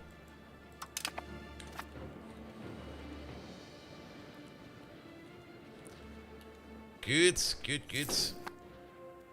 Oh. No, money is fine.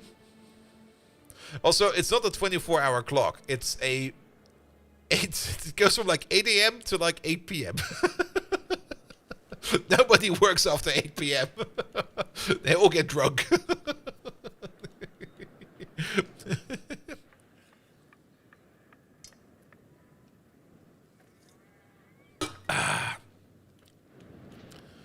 Integrating Friesland. Oh, that's probably a very good idea. Is it the entirety of Friesland? Oh, apparently it is. That will probably give us control. And increasing control over South Holland. That's probably also a very good idea. I do love that we have the automation over here. I would have forgotten about this like months ago, and we would be behind so much. I mean, we did put in automation for pretty much almost everything. The only thing we're doing ourselves is research, exploration, colonies, and building. Which are the things I kind of want to focus on today. Alright, let's maybe have a little look at the economies then. Markets, you there. Goods. Alright, that's the wool supply over there. The wool in London market. And then balance of wool. So wool is cheap over there. The wool is very cheap over there. Are we importing wool? Current trades. Let's see. Van Brugge naar London. No, I want the other way around. Alright, can we... Sorry, I want a little bit of trade capacity for myself. We need to play around over here. So... Goods. Wool. How do we trade? Dude, don't be so complicated, please. Not current trades, suggested trades for building needs, for population needs. Suggested imports for profit. From London naar Brugge, we will... Can we control F in here? Suggested exports for profit, furniture. No.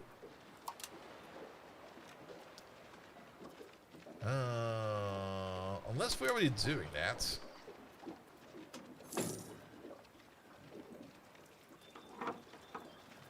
No. Sorry, I have to think around with this for a second. Can't we just... I don't... Yeah. It feels like the first game of Victoria 3 again, where the menu was just so complicated the entire time that I was just fucking around with it the entire time. I just want to buy some freaking cloth. Not cloth, wool. Alright. Nope. Markets. Brugge market. No. London market. Yes. With no trade capacity to the London market, we have no trade capacity in the London market. So we don't have access to the London market, is that what you're telling me?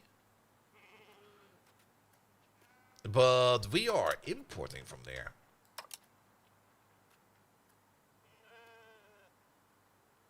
The wool in the London market, cheapest dirt.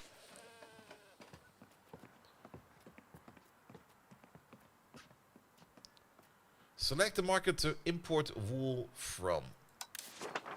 London market. Import wool to Borough market. Okay, that's good. From London.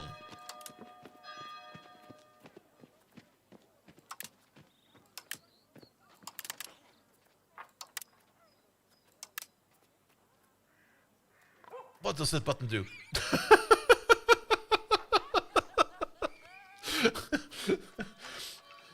I think we're doing it now. We're making money.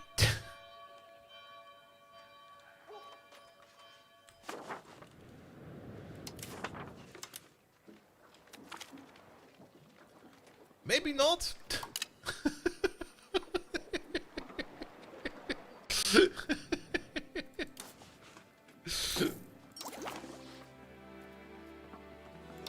Import into de Brugge.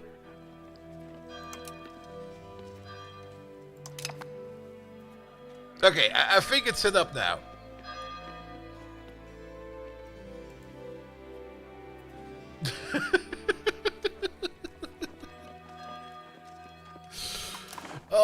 Well, it feels exactly like Victoria 3, where the trading menu was also just way too stupid and complicated to fuck around with. But you do need to do some manual trading to get like an edge on top of it. Alright, we're using our entire stuff over there, so that's fine. Current trades. There we go. That's a locked trade, because that's our trade.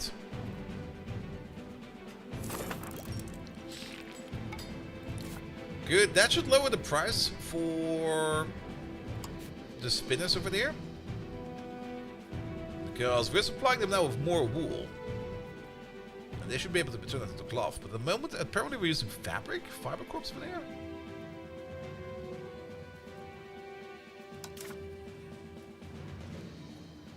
Let's see.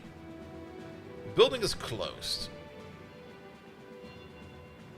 Alright. Good to know.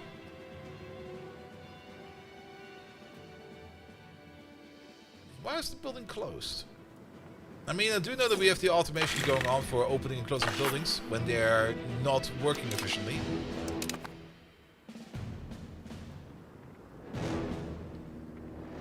I'm gonna build to make the pops work again. So, does it just mean that cloth over here? Okay, what's on our market the price of cloth then? Our market.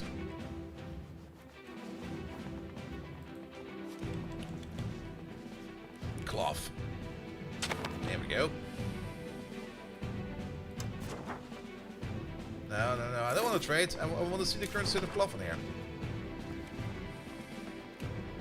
There's a lot of supply, but there's not a lot of demand. There we go. Which means we should start exporting cloth. Alright. Let's do that then. But for that, we will probably then need to reduce this by 1. Yeah, let's go down by 1 over here. Maybe if we just start... Maybe let's let the auto trade... Let the auto trade work on... Wait, did we turn it off now? Let the auto trade over here work with fetching the stuff. We're gonna actively sell the stuff. How about that? Oh, a Duke is excommunicated. A new outbreak! Oh no. It's only the measles. How bad of a measle are we talking about? Where's the map mode for like icky stuff? Is it over there? Diseases. Alright, it's only a little bit of measles. It's oh no. It's the Utrecht measles. Those are the worst kind of measles. Alright, cloth. We want to export cloth. Ah, Sikas, hello there. How you doing? Welcome, welcome, welcome. It's only 10%. It'll be fine. Actually, you know what? Oh, keep the trade automated. I don't give a fuck anymore. It'll be fine. I would rather just spend my money on buildings. Speaking of, we want to make some more fishing villages. We definitely want the one over there. And one over there. Good, good, good, good. Also, thank you so much for the follows. Alright, alright, alright.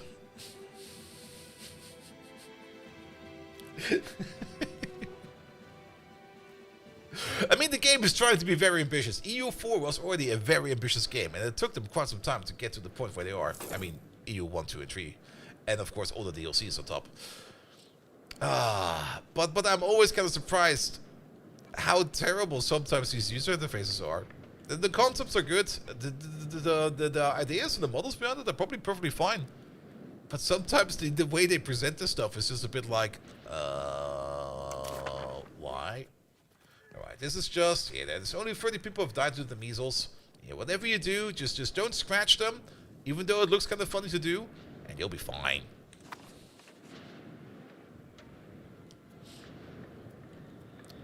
Alright, what's been built over there? Oh, Parliament session. Increase ties to neighbors. Alright. What does it do? Selecting this issue will add Parliament support.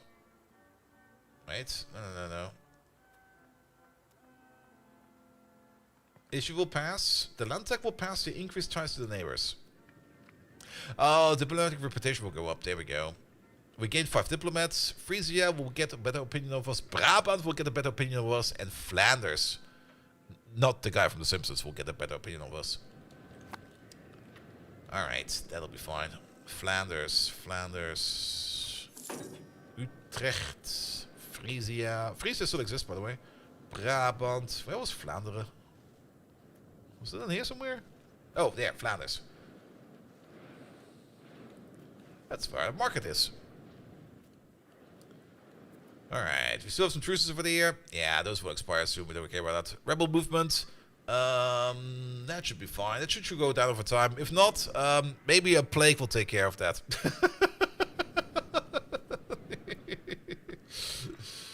Good.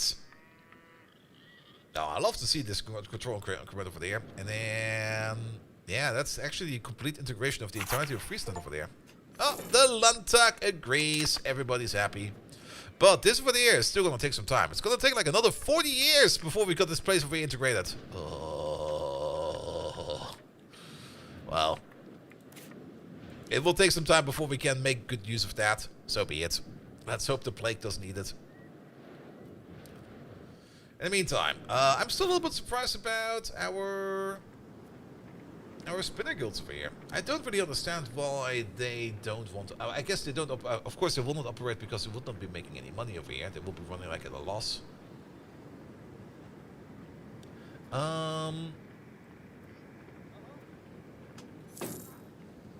Maybe if we just build some more tailor guilds. Because fine goods over here. Fine cloth in the Brugge market. Alright. That's the supply, that's the demand. So there's a deficit for that. Okay, so yeah, let's build then another fine cloth machine. There you go. Yeah, Amsterdam is known for its fine cloths. Build it over there.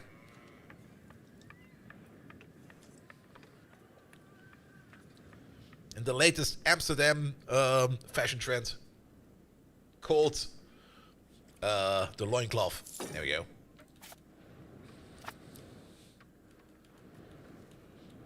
Good. How's the rest of the world doing? Alright, the Holy Roman Empire still seems to be doing fine. We don't really have a lot of exploratory territory yet. And we're not doing too well on sailors. So we should still focus on getting better coastal buildings in. What are you building over there? You're still working on that fishing village. That's fine. The fishing village will also give us a little bit... We can't let the peasants go with naked butts. Well, you can. Keep in mind, the Dutch peasants, you have to be careful about them. They once ate their own prime minister. So, so if they want to go naked, they go naked. How's our crown power? 25%? I would love to have that at 32%, but I guess it's fine for now. What? Yes, that's actually a thing that happened. I'm not quite sure when it was. I only saw like the short animation about it for like a history channel that worked on it. But at some point in time, there was like, I think it was like in the 1700s, something like that. There was like a prime minister that was so unpopular that the people that at some point in time murdered him and ate him. When was that? I have to look it up. We can look it up. That one time the Dutch ate their prime minister. Johan de Witt was a Dutch statesman and mathematician who was a major political figure during the first stateholder periods when flourishing global trade and rapid European colonial expansion. Okay. Continue on Wikipedia. Leading Republican in around, what was that, 1600 something. Family in early life, marriage, politics, relationships, leading statesman. Where's the article about death? There we go. Yep. During the 1672, with the Dutch refer as the rampjaar, the rampjaar disaster year, England and France declared war on the Dutch Republic in the Third Anglo-Dutch War. Yada yada yada. Dit was severely wounded by a knife-wielding assassin. He resigned on ground prisoner on the 4th of August, but it was not enough for his enemies. His brother Cornelius was deputy field of the router for the router at the raid of the Medway, not the Midway, the Medway. Particularly hated the organist and was arrested on trumped up charge of treason. He was trouted, but refused to confess. Nevertheless, he was sentenced to exile when his brother went to jail to help him get started on his journey. Both were attacked by members of the Haag's civic militia. The brothers were shot and then left to the mob near the Gevangenenpoort. Their naked, mutilated bodies were strung up to the near public gibbet, while the oranges mob ate their roasted livers in a cannibalistic frenzy. Alright, we get a piece to Fickle Estates. What does that do? That could be great. Improve our reputation. Now, let's work on our estates. I think our reputation is fine for now, because we just had that one parliament action. Alright. More diplomatic prowess. Perfect. Let's have a look at the tech tree. Let's see. Where the fuck are we? We're still mostly over here in... Nope. We can't really do tech from the age of Renaissance. We're currently working on that. Cultural tradition, let's queue that up. Stability over there. I guess the pilgrims as well. Let's just queue up all of this and be done with it. There we go. That's also the last tech we have available over here in the Age of Traditions. And then the Age of Renaissance over there. Do we even have anything? Oh yes, over there. We got scholarly treatises. And then we can go down over here for better improvement of relationships. Loyalty of subjects. We don't really have a lot of subjects yet. That goes into military. That goes into sailing, though. Sailing could be good. Local nobility. And then this over there, that goes into local industry, where we get more RGO more food production, more literacy, more supply limit. Those are all pretty good, actually. What do we get over here for Navy? We get blockades, we get the galley. We also get some infrastructure efforts over here at the bottom over there for this. Mason guilds. And then tribute system. I always kind of skimp out on Navy when I need it, so let's go down this path, and afterwards we go down this path. There you go, that should be enough tech for a while. Intervene in rival war. We can intervene in a war against one of our rivals. The first Utrecht. Intervene against Utrecht. Wait, no, what does it mean? No, they are at war. But we don't have the soldiers for that, right?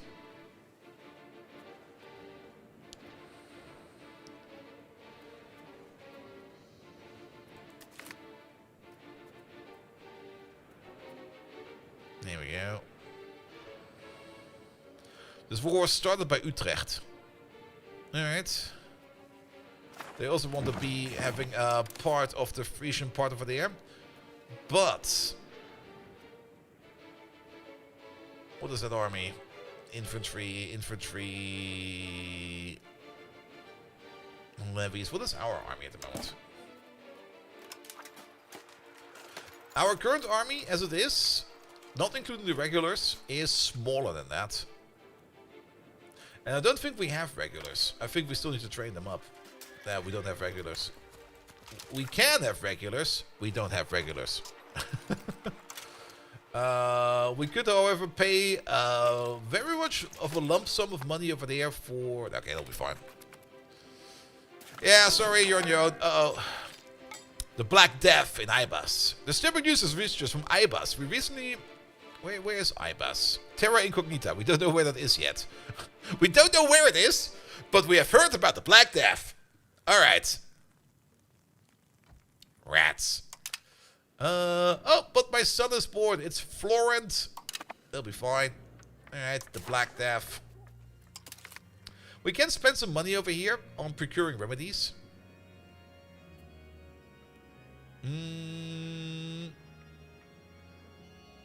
We can procure remedies until the end of the game. Wait a minute. Oh, really? The sickness can be fought and pushed back. Many doctors and priests claim that many recipes and remedies might improve the health of the sick. So due to procure them. We can procure remedies until the end of the game. We gain paying procure remedies, which will cost us about 187 until the end of the game, scaled by that.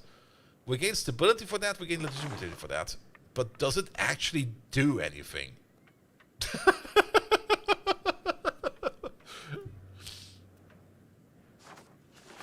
I also kind of find it a little bit weird that it goes like until the end of time. Not even the end of the game, the end of time. That's like a permanent cost. And do we only get like a one-time... That's a monthly permanent cost for like a one-time stability legitimacy increase? I don't think that's a good idea. Now, let the plague take us. Plague, take me. I'm ready to go.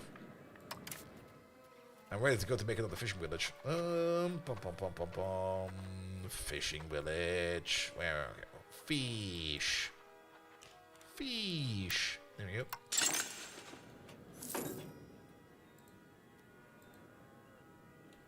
Okay, that was lag.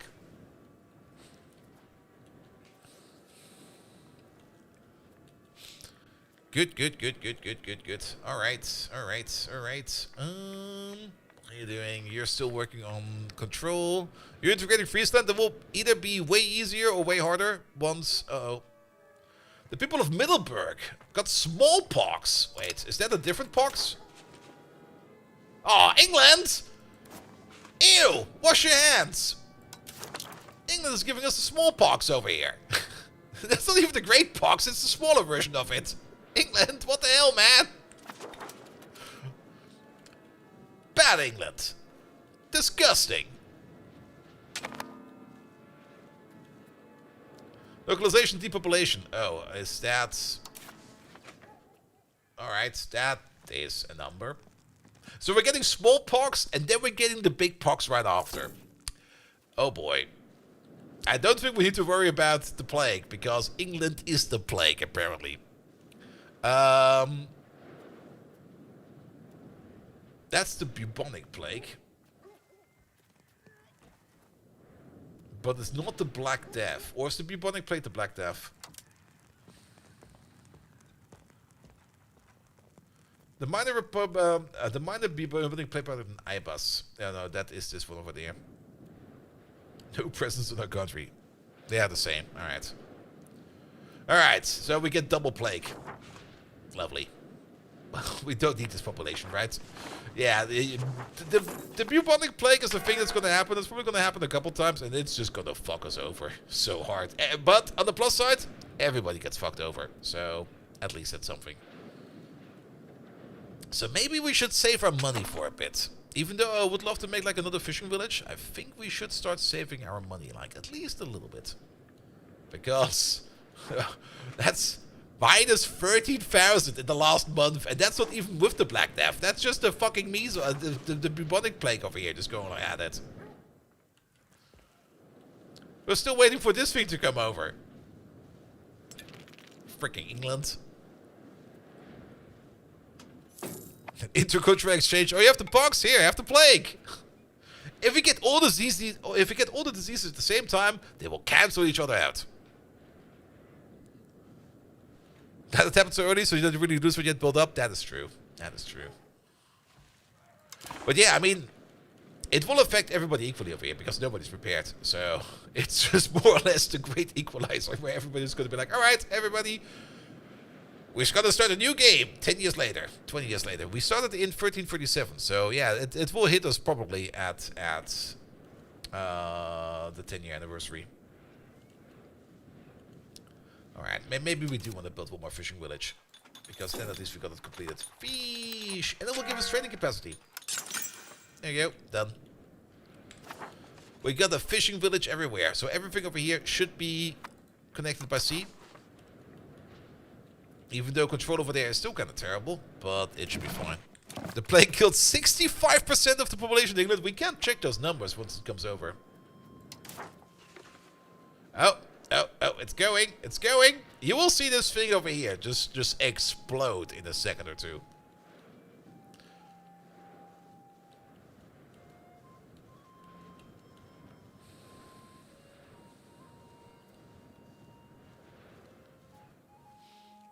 Already killed like 45,000 people. Oh, fake for the follow, mate. And the history you don't know about the game? Okay. Yeah, I mean, they will probably reflect it somewhat accurately. I mean, at the end of the day, it's still a game. And we know our Paradox games. And there's probably... I have not really looked at any other content creators right now. But I'm pretty sure that there are already some people out there that's going to be like massively exploding the game again. They're going to be like, I didn't got affected by the pox because I was investing in jasmine tea for like 20 years before the plague happened. And people would be like, what? You did what?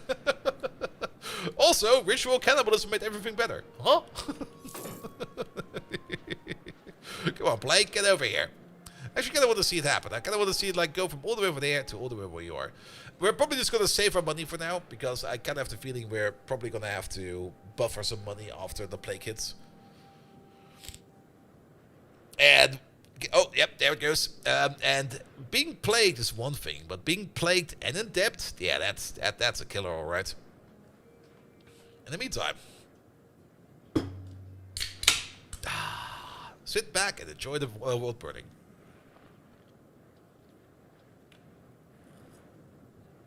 I guess it updates like once per month?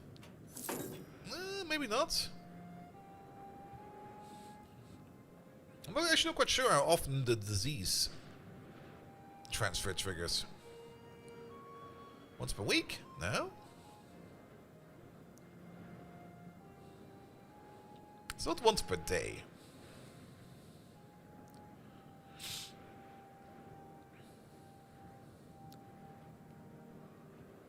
And not once per half month?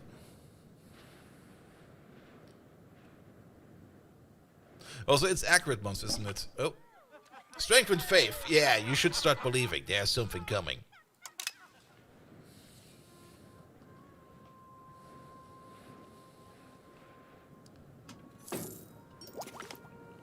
I guess it doesn't go as fast during the winter because people don't move as much. So I guess during spring, when people start moving again, this entire thing will probably wobble over.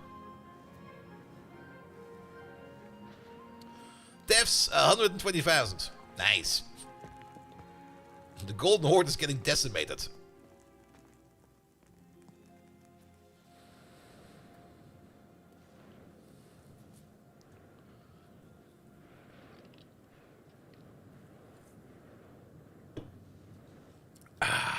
Also, we got the first Navy and the third Navy. What happened to the second? What happened to the second Navy? Pain Train! Hey there, mate! How are you doing? Welcome, welcome, welcome. Thank you so much for the Prime sub. We're just waiting for the Black Death to come in. So we're just sitting here, slurping our drink, just waiting for everything to become horrible. I'm a little bit surprised it's not moving as much, but oh, that number went up quite fast. Can we see a graph over here? No, we don't get it on the graph. And also people to the Black Death, Naples in your current game. Oof. Oh, yep, it's definitely moving. It moved like in the middle of the week, the month.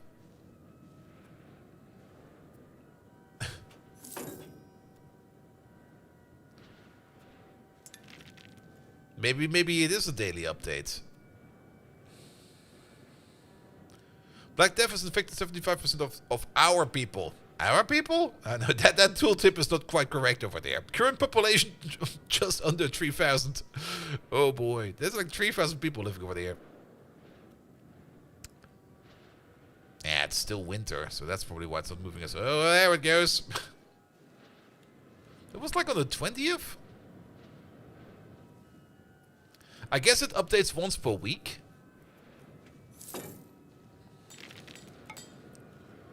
Or maybe there's some other kind of interval over there. Who knows?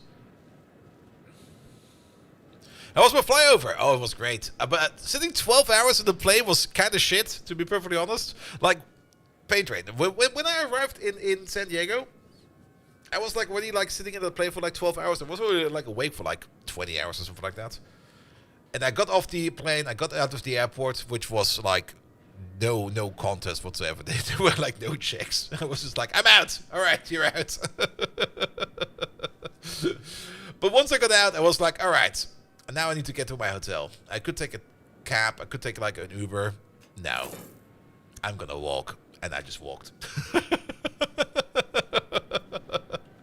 It was only a 5-mile walk, and because the airport in San Diego is like in the middle of the city, which is really weird actually. And it was just a casual, nice 5-mile walk in a slight rain, which was also kind of nice because it was not like the sun shining out. It was just like a slight rain. I was like, oh, that's nice. And I did already plan out the route because the route was kind of easy. It was turn left at the aircraft carrier. I kind of underestimated that I was going to America. There were like 4 of them. I'm like, shit.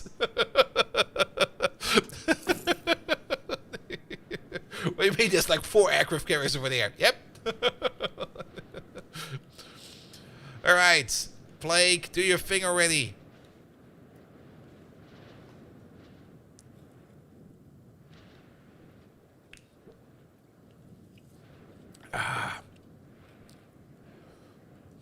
taking longer than I expected, but I do remember, like, I was looking at it, it was not moving, then I turned off the map, turned it on again, and suddenly it was all the way over there.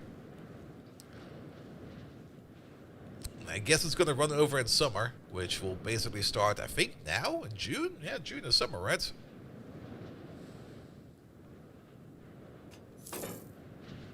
Yeah, it's getting more intense over there.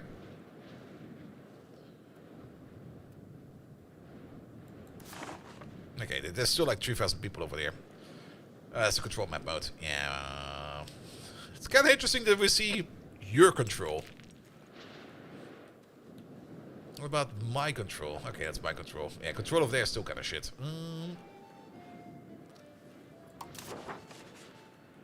Oh, yeah, it's going! It's going so fast suddenly. It was like a little bit over there, and now it's like all the way over there, and then it will probably run over. Well, are we at 500,000 people have died already to the Black Death. And most of those, 80% of those were from the Golden Horde. Also, the Byzantines have already lost Constantinople to the Ottomans. It's only 3066. Alright. The Holy Roman... Oh, God! The Holy Roman Emperor is dead! Emperor Ludwig! No! I will miss him dearly. Who was he again? It's passed variously. Now the Prince Electors and the Archbishop Electors are convening. Alright. A sad day for the Empire. Can I become the Emperor? Do I have a claim?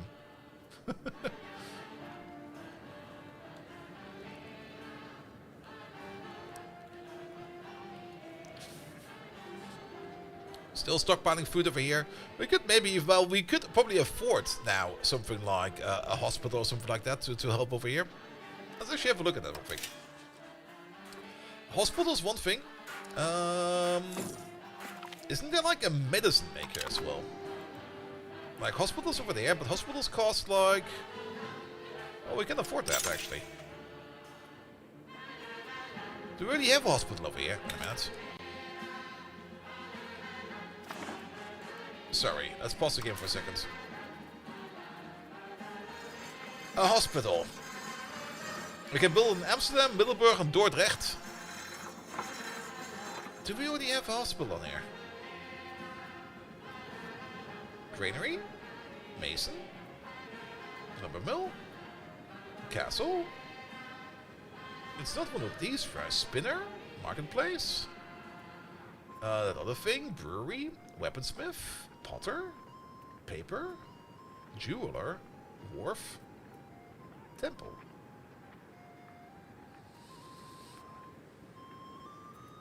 Is there maybe another infrastructure view I'm missing? Or are we already building one over here? No? Why can't we build a hospital in Den Haag?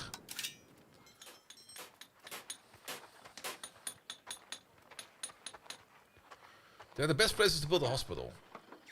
What are the requirements for there? Well, Amsterdam gets a hospital. It'll be done in time, I promise. Oh, we might be lucky.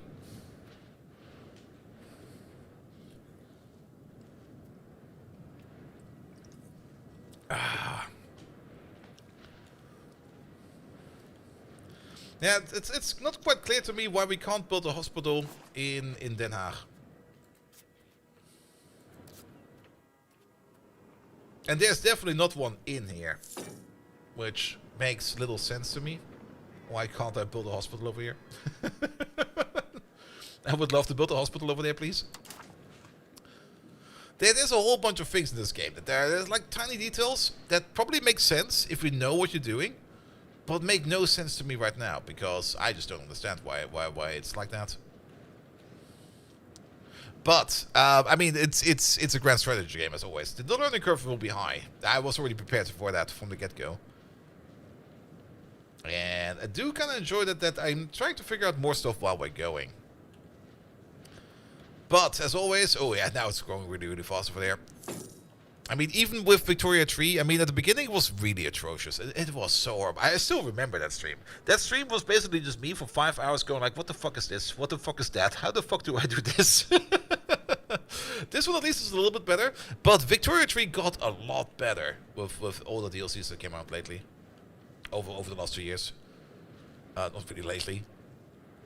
And they did improve it quite a bit. It's still a bit weird and a bit clunky, but it's getting there. It's getting there. Alright, that plague is alright. If it doesn't come over here like 200 days, it should be fine. If 720 hours in EU4, this game is quite different to EU4. Is learning curve as well? Yeah.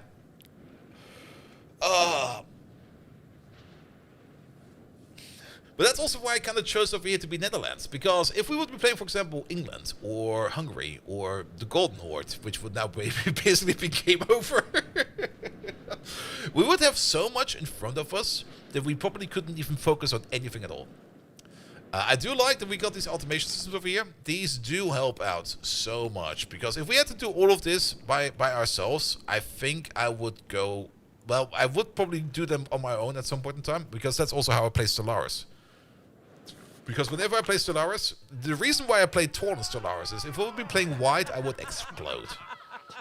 Alright, cleanse the temple. Your Golden Horde exploded? Well... The plague is taking its good damn time over there. There's 1 million deaths over here now.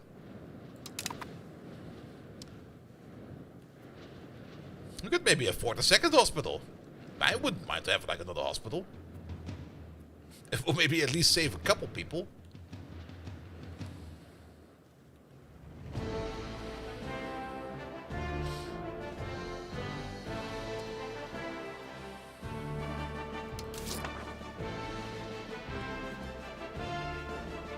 How's trade going? Well, we're definitely pushing a lot of trade at least. Alliance? Our proposal to Zupton. Where the fuck is Zupton? We now have an alliance with Zupton. Who is Zupton? The county of Zupton. Where is that? Is there no focus button over here? Ah, there it is. Zupton. We're allies. Can we integrate you? Nah, he is sadly still autonomous. Nope. Another alliance with Berg. Where the fuck is Berg? Wait, we're basically brothers. We got like the curly tail, and you got the twin tail. Is Berg not like in Sweden and Scandinavia over there? Or is Berg somewhere else? No, Berg is over there. That's Düsseldorf and almost Köln. Sure, I'll be allied with you guys. If you guys help me out taking care of Utrecht over here, I will gladly be allied. Wait, we're allied with him now. Utrecht. Utrecht. You there, asshole. We're still weaker than them. What the hell? What kind of allies did I make over there?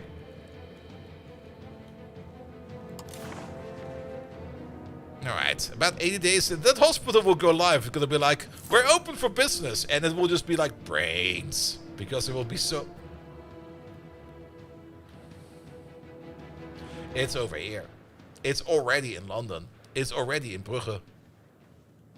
It got there via trade. It's in Lübeck as well. Somebody shared an infested blanket. Oh. Zuften has broken the alliance. Again! This soundtrack is badly managed.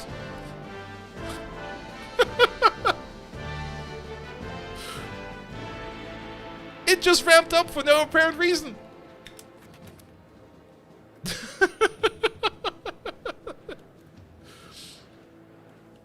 Alright, 50 days into the hospital is good to go.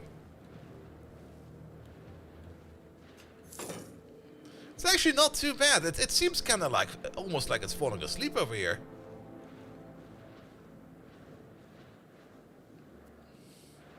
But then again, we already got like the plague from England, and now if it's in London over here, it will probably just go over all of them like in a jiffy. It's gonna be like, soap for Londoners? No, we don't use soap over here. We just wallow in the dirt.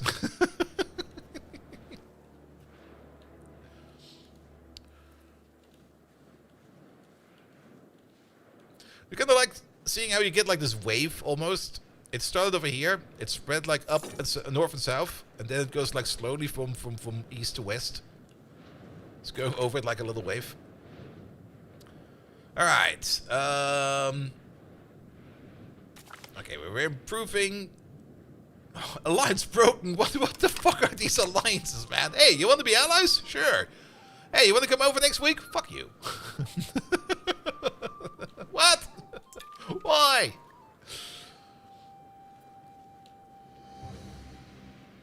Westphalia Patriots? Well, they'll be fine. Though these lads over here, we might need a piece at some point in time. It's like a 20%. That's a bit. We need to do something about that. Oh, the Black Death spreads. Really, it does? Well, I guess it does. Hey, but the hospital's done. Oh, yeah, it's now. Oh, yeah. We got hit. We definitely got hit already. Amsterdam. Operated hospital. Oh, we still need to employ people. No! Operating at 83% because of lack of books. Well, you might need to share a book with your table neighbor, but I think that will not be an issue for maybe like a month or two.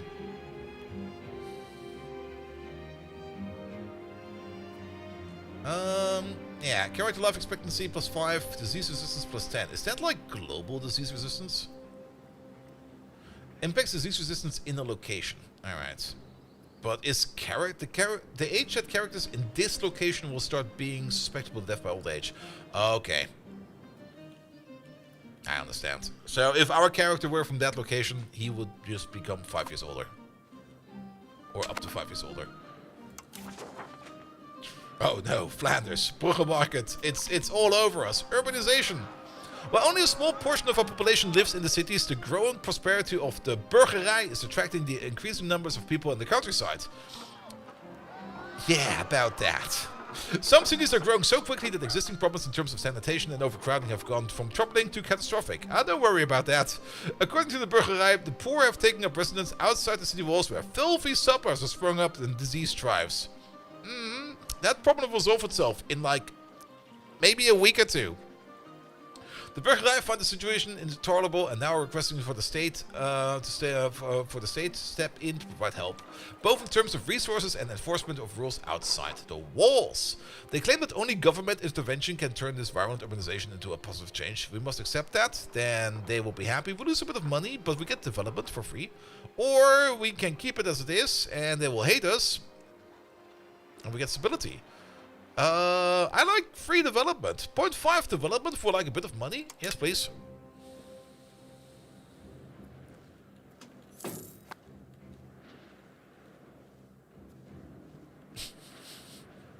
It's like Europe has found a pair of camo pants. Now you see me, now you don't, because everybody's dead. Alright, we only lost about 2,000 people. But that number will go up. Local nations, depopulation, navies of attrition. Yeah.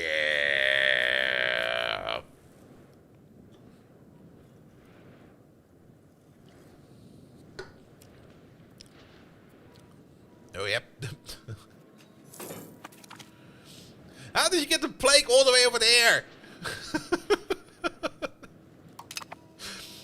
That's like the most. That's probably the most remote. Okay, I guess you can get over there from over there, but still, it's just like, welcome to Norway. There's nothing over here. We got the plague. You see somebody bring it all the way over here to Iceland. They're gonna be like, excuse me. Why is the plague in Iceland?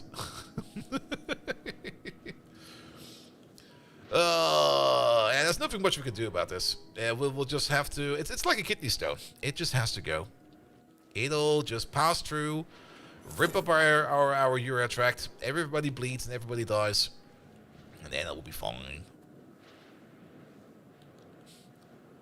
But I'm still a little bit concerned about these rebels over there. Open the rebels panel. There we go. Can we do something about them? Literacy, Frisians. How can we reduce this? Sorry. Rebels. A rebel movement is a group of pops that band together against the government due to low pop satisfaction. Is it that bad? Well, it will probably be bad. Don't worry. It'll be worse. Oh, come on, mate. Yeah, lock that in, and then... There we go.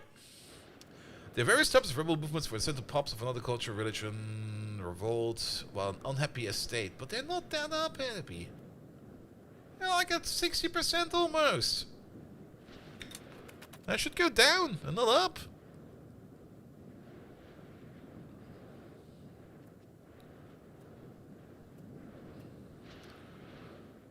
They got, okay, because you got the state power, it goes up. Lack of pop needs. Alright. What are you missing then? Are you missing first? Wait, can we check what they're missing?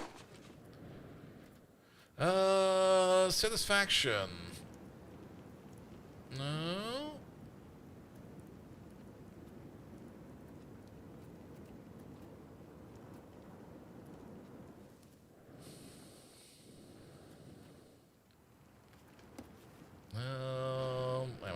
There you go. This is what I want to see.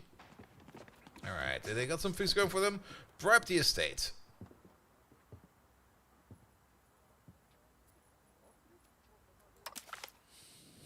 Yeah, give them some money. Did that do anything?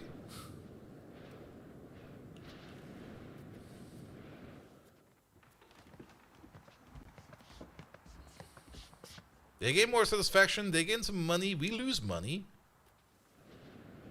They're still rebelling. Huh. Rebel list. Rebels. There's no known rebels. The Burgerwai request privileges. The Burgerwai have grown increasingly restful for the power of about the power of the adel, and particularly the lack of opportunities for the high ranks. Alright, grant them trade monopolies. We'll grant trade monopolies. That will reduce our trade capacity, but it will increase the burger trade capacity, which might be more because our generic trade capacity will be lower. Do we get some? Okay, this impacts how much trade per population the burgers in the country can do on their own. This impacts how much trade a country gets from its locations and buildings. So if we got like more burgers, we would get more trade through them, but we get less to the buildings we build ourselves. And then they will be a bit more happy, but we just... Alright, I mean, we just spent money to make the ally more happy, so we're gonna piss them off again. Because apparently that didn't do anything. Oh, Black Death claims the throne. Oh no. Well, he's gone. Oh wait. We now have a regent. Because the actual person who would be in charge is still too young. Oh no. This will last until Florent Avnus comes of age, which is at March 1 for... How long?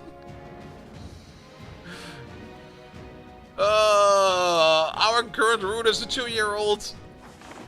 Okay.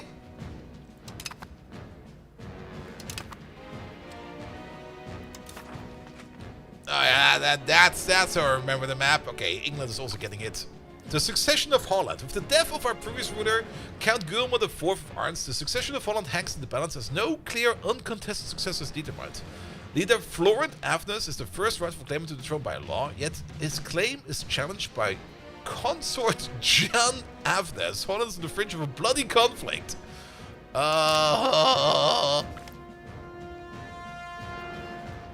This is truly dreadful. We enable the hook for Cod Wars. Cod Wars? Oh, we enabled the hook and Cod Wars disaster. Alright. Uncertainty reigns in Holland as two claimants of the Hollandish throne has risen to power. Leader Florent Avnus and Jan Avnus. Who are you? You're just a random lad, are you? No? Oh, wait, you're the older sister. Well, I'm glad this is not CK3, because... I mean, accidents happen. Well, leader Holland rails from Brabant, Jen calls Holland as her home. Yet, no, wait, you are... Died 5 years ago. Bum, bum, bum, bum. Are you the guy from Baden? Count Willem from Jülich. Jülich? Wait, who are you exactly? Oh, wait, no, you are, right? There she is. No, you, we sent off to Baden. You, we didn't have control over. You just existed already. I mean, I don't see any issue with her taking over. Do we need to do anything about this? I mean, the Black Plague is probably more important right now. We only lost 50,000 people. There's 7 million people dead over the entire world.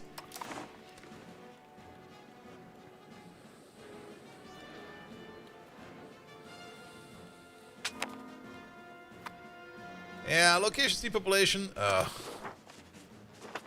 Number go down.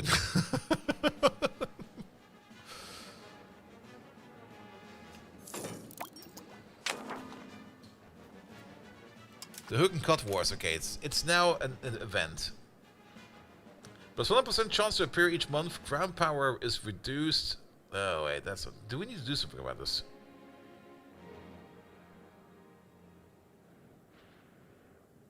It happens each month?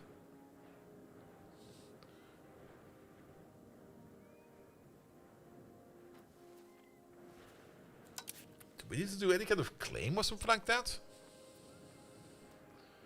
Our line of succession is unclear, and as a result, our political leaders have divided themselves into two factions. The Cult factions are generally more conservative and back-established rulers, whereas the Hooks typically favor independence and back those with solid claims. The division has potentially to undermine the status quo and should be handled with care. So how do we handle it? What do we do?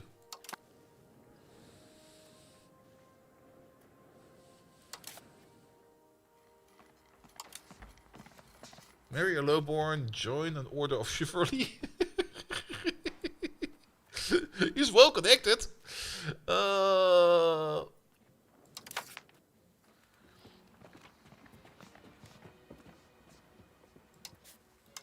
we...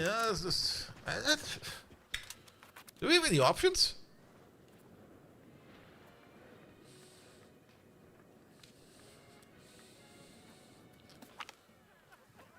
Dubious spending practices. Oh, I like development. And I don't think we need legitimacy, because I think that will be toppled over real soon.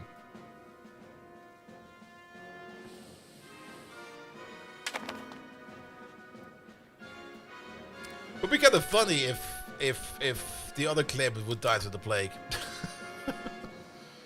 I can't even click on her anymore. How do I even see who's the other claimant now? I mean, the event is going on.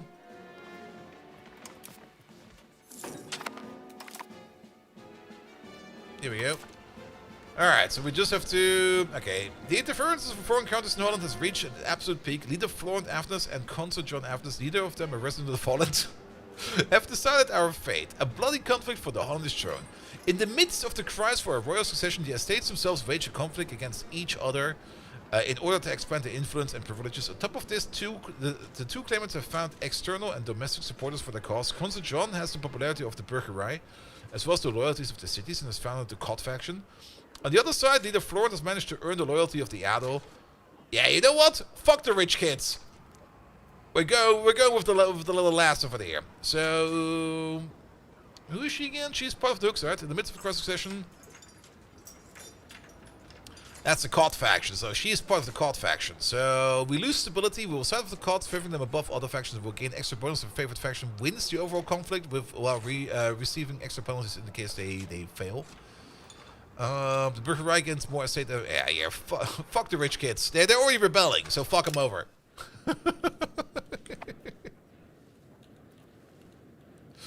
They're already preparing a rebellion over there. I don't care.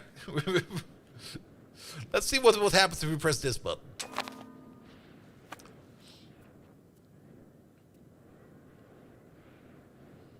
I guess this is just a thing we have to wait on for a bit, because I don't think we can do anything about this. Except watch the black... the Black Death. It's everywhere.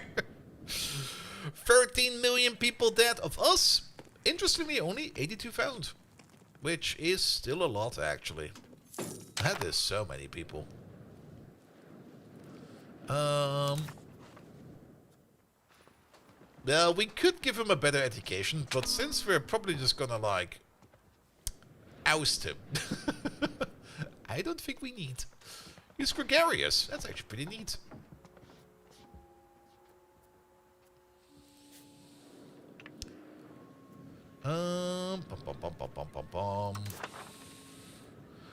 We might as well give him an education, right? So, balanced education. Balanced education, I'm putting is fine. The diplomatic ability increase during education is going to be higher. If we just make him like a super duper diplomat. Alright, you're going to be a super duper diplomat. The plague of wage fixings. Wait, what? Naturally, goods were a great power over the economy. Generally, they are a positive force of our society. Providing with the public with confidence in products, ensuring the market remains stable, and controlling the growth of our competition. Among other things, now that the plague has seeped into our nation, spreading through the land, it's more important than ever that the goods ensure the prices remain stable. Alright, so what do we have over here? We can either piss off Amsterdam, and every neighborhood location will lose 10% pop satisfaction, or trading market for societal stability is acceptable. We gain more stability, but the merchants lose trade advantage. Ah, sorry about that. We're all about trade. We got like no stability whatsoever. Can we invest in that for a bit?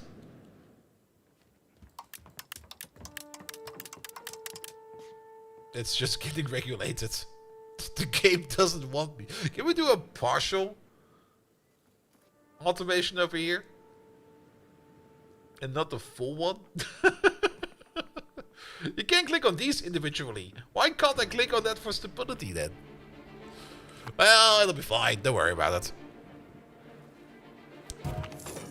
Another one bites the dust. Who the fuck were you?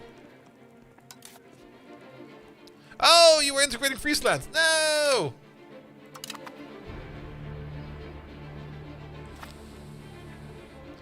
Did we get the new guy?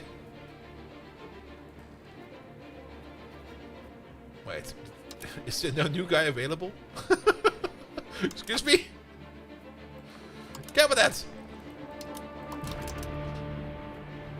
Why is it lagging?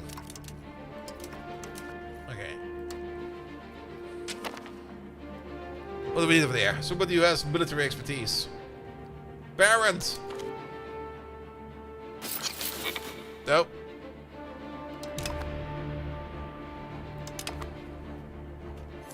Did we dupe him?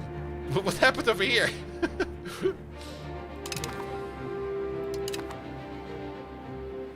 I guess he got assigned and then I over-assigned him. He chose this guy over there. But it's not a diplomatic action. Oh, well, never mind. The Admiral of the First Navy died.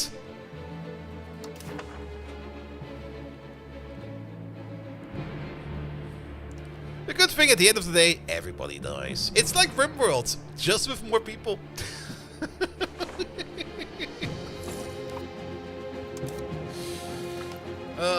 Oh, we got an alliance with Kuberg. Are they gonna break it up again in like a month?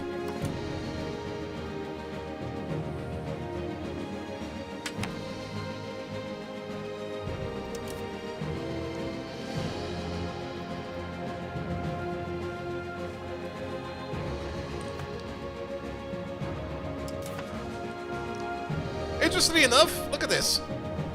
Was this my hospital while it works? The plague is almost gone where we are. Meanwhile, everywhere else, it's still rip-roaring everywhere. 30 million have died. Wowzers. 1.6 million in the Kingdom of France.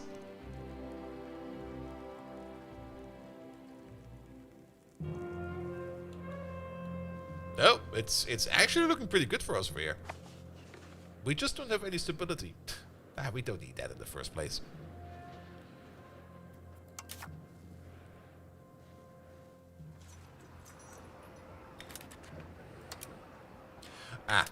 It was like end requirements. It's green. Alright, let's click on it. No.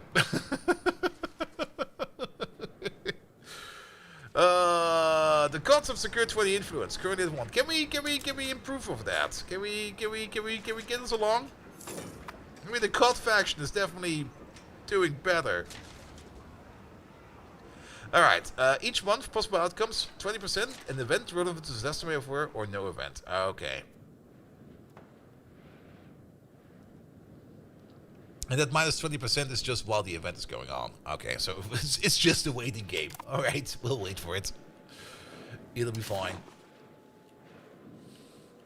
The Golden Horde still has the plague over here. Oh, we got the Noble Horde. Suddenly, another horde appeared.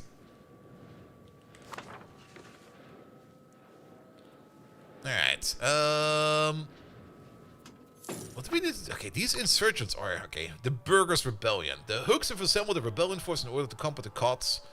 But the members of the Burger Rise see an opportunity for themselves to force a more privilege over them. We could grant...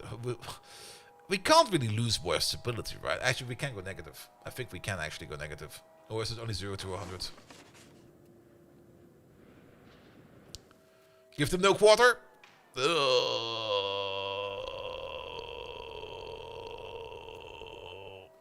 Will grant control over coinage. Gold output, silver output. The Hooks gain +1 point to the influence. No, fuck you. You're not getting anything. This game is not going the way I thought it would be going. But I guess it will be fine. That's also kind of why I wanted to save some money up. Because our economy is probably just going to be like gone for a bit.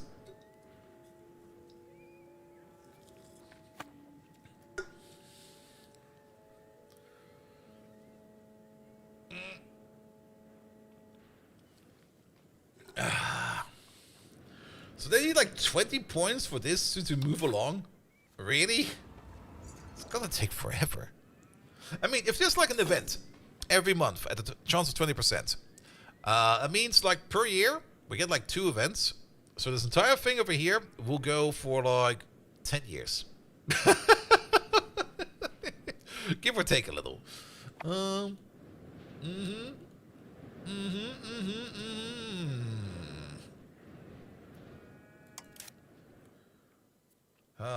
Can we indicate you?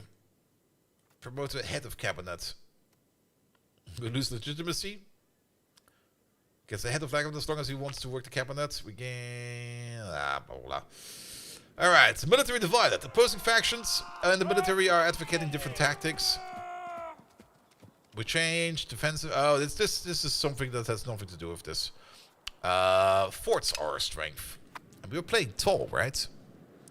I seem to remember you predicting attitude that everything at some point or another would be in flames and fevers. Yep. There we go. Anarchy in Leeuwarden. Leeuwarden? Oh yeah, that's up there. There you go. With the hour battles for the preferent claimant, the rural settlements of Leeuwarden have fallen to complete anarchy. We don't even have control over them. How can it get any worse? The Boers refuse to pay their tribute. They're not even paying anything. Assert our authority. Punch you in the face. I mean, we got no control over here. So, they're already anarchists.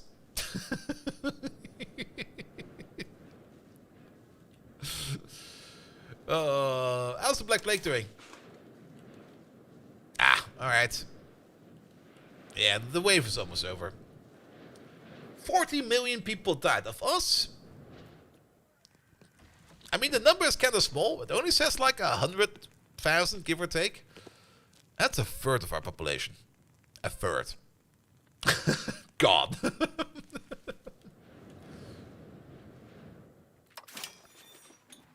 Ah, the mission is the other one. But I think the mission is for villagers. And then the hospital is for the other ones. Alright, we got more tech going. That's good.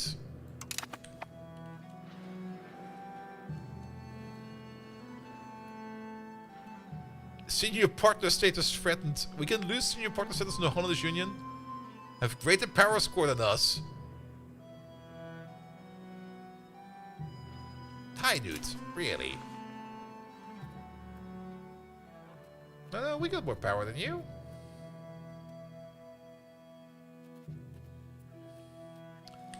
Let's just wait for them to get through the plague as well. Then we'll talk again.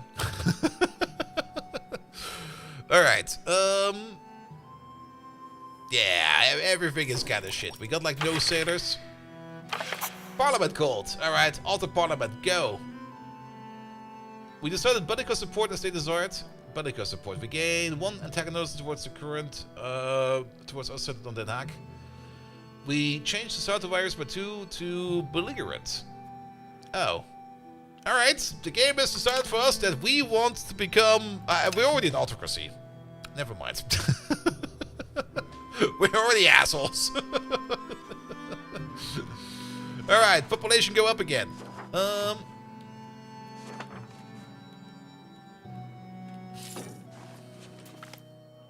Burgerij of Middelburg. What a disaster. Alright. Good thing about this game is... since everything is automated, we can just walk away for a bit. I'm just gonna let it run for a second. I'm just gonna go to the bathroom real quick, and I'll be right back. In the meantime, you guys can watch the plague for me for a second. Ah, that's already over. Never mind. So don't watch this.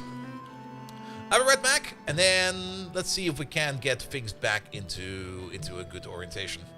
I'm kind of curious to see who will be in control of our country soon. But I'll be right back. Quick bathroom break.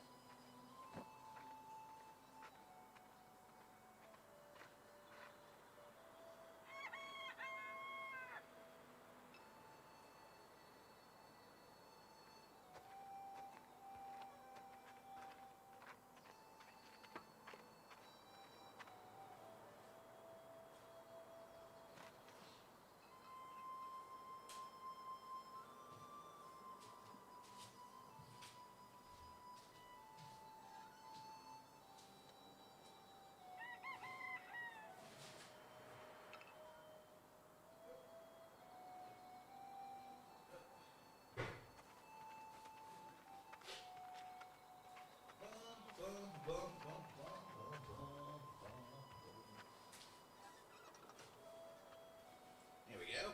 Ah, perfect. Oh, Leeuwarden changed its stance? They used to be anarchists. What are they now? It seems that the Landtag members of Leeuwarden have finally realized how beneficial the current debated proposals will be for them. Well done! They're anarchists. They only agreed because they kind of were like, I don't want to read this. Ah, thank you for the follow, mate. Alright, let's continue on. Okay, the Black Death is moving along out of here. It will probably... It's also going to Asia, so this... We can't really see it yet. I'm actually kind of surprised. Utrecht has lost... Okay, a little bit less than we. But yeah, most of the people that have died are all the way over there. So, who knows. We got some money, but I'm still a little bit resistant to invest this in anything. Alright, welcome to Reinforcement Our Cause. The COTS gain another bonus. Sure. Can we get this event over with already? This event is kind of stupid. Where is it? The hooks in the COT war. There we go.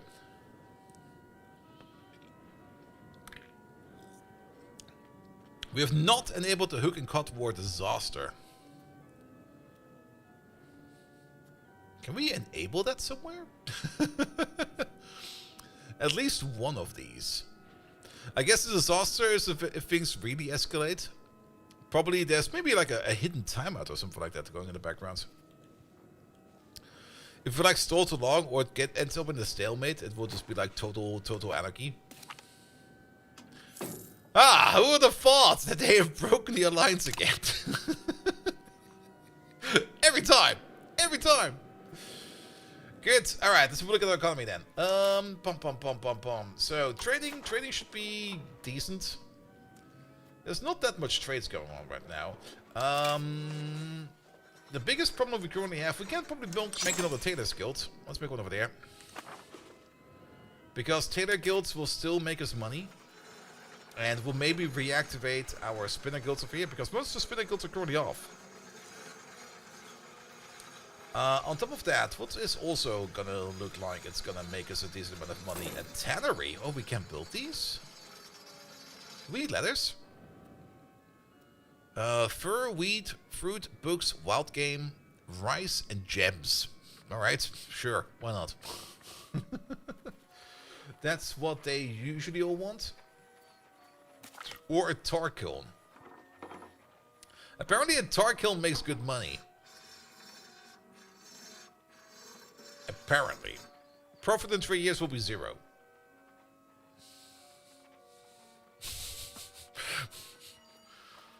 A winery. Now that will at least make some money over time.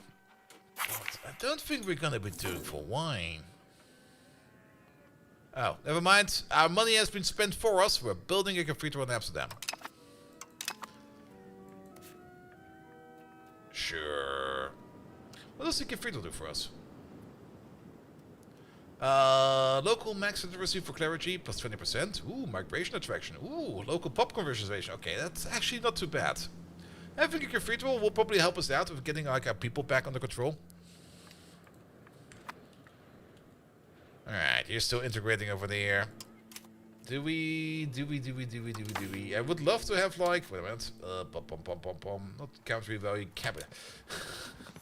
Taps in taps, man. Oh.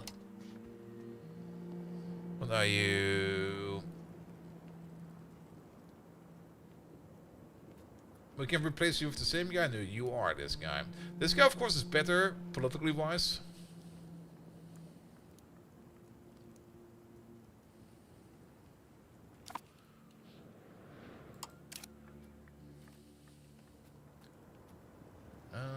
Integrate province. Yeah, that is one of these. Sure. How long is that going to take? 1408. Oh. I think at some point in time it went all the way up to like 1388, which is basically in 30 years from now. But it's gonna take forever. What are you building over there? Oh, a local shrine. Ooh. What does that do for us? I mean, it's more or less a mini cathedral, right? The shrine. Never mind. It just gives the clergy more power. Alright, fair enough. Yeah, RGOs are missing employees. That is something we can't really do much about. It will solve itself because people have died. Rebel movements. I'm still fascinated that we got these royal rebels just going at it. I don't understand how it's going up and up and up.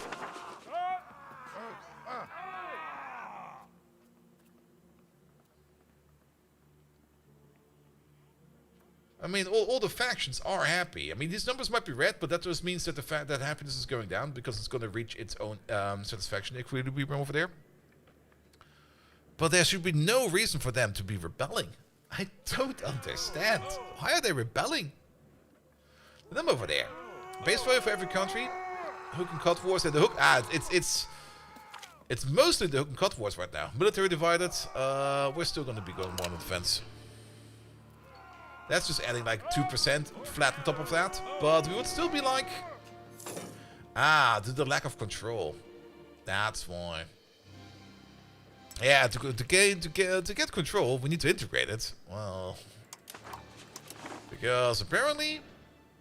Okay, let's have a look at control then. Come on, don't be... Oi. Stop it.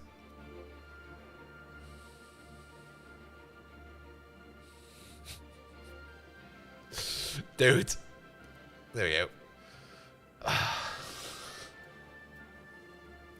I'm not quite sure. Is there like a desync issue between the mouse cursor and the background? There we go. Yeah, they are still being conquered. And that's what's keeping control down. This is when the location changes only from one country to another. It's usually through a peace treaty after a war where there was other ways. A conquer location needs to be integrated. Alright, so we only get rid of that once we got it integrated. Alright.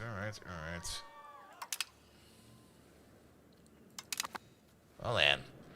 Let's just let... I mean, it's probably just going to be like as in Crusader Kings 3. Like, you just had like a succession.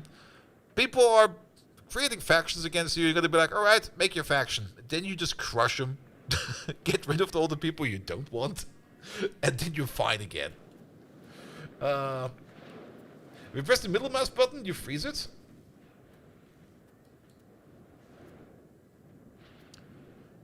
Alright. But it also freezes over time. See, now it's also frozen. But I go over it. Okay, now it's fine, actually. Why is it fine now?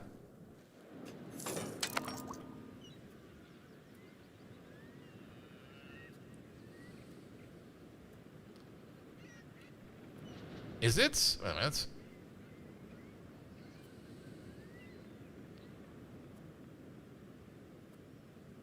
I'm not going out, am I? It's fine over here, it's fine over there. I move my mouse a little bit.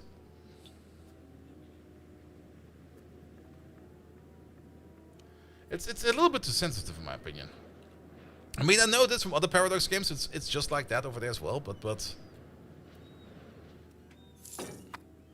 here, I definitely did not went out of that, and it just closed down. Unless I'm being stupid about it. No. Am I going at the bottom? No, I'm not going. I am at the bottom once I'm there, but no, the region is not correct. It's frozen. Even if I freeze it by hand. There we go. Once I'm over there.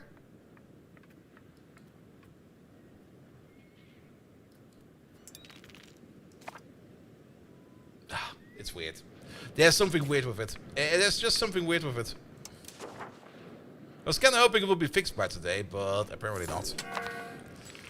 Alright. We're still missing books. That's fine. We don't care about books where we're going. What's our economy doing? At least we're not in debt. As long as we keep our economy positive, I'm going to be happy about it.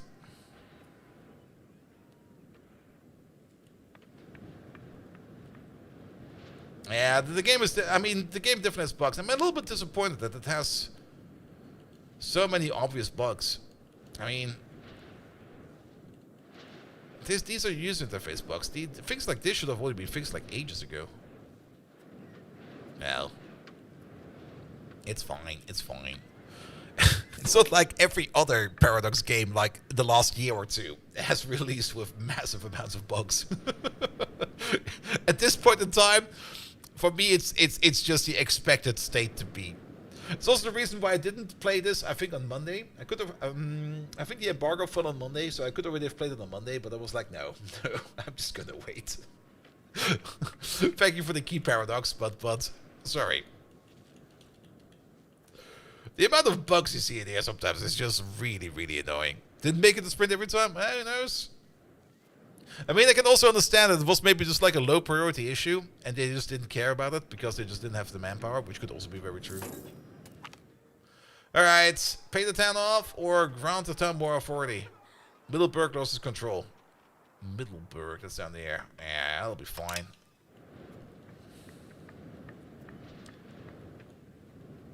I mean, that's in the close control area over there. We do lose control over here. That does mean we get less money out of there, but it'll grow back. It'll be fine. I just want this stupid hook and cut thing to be over. Because it's fucking us over rebels over there. Now, really, that comes to my mind was nearly perfect was the Victoria into space. Yeah, but that's like you compare like a diamond bar. Not even like a diamond. Like not even a rough diamond, but like a diamond that was shaped and formed into like the size of a gold bar with a turret. Because everything you compare to Factorio is gonna be like shit. Because Factorio is just that good. And even though this, even Factorio, the space age, I mean, there were already, I mean, it's really hard to compare anything against Factorio because we still get patches and fixes. It slowed down a bit because I think they're finally through most of the fixes, but we still get like, at least like a patch or a fix like every week. Sometimes multiples per week. Where they just still sit there, fixing stuff, working on stuff. But the latest Friday Factorio fact, which came out like I think a week or two ago, they finally started talking that they're slowly moving towards Factorio 2.1. Which means there's maybe some new features coming soon, which I'm very much looking forward to.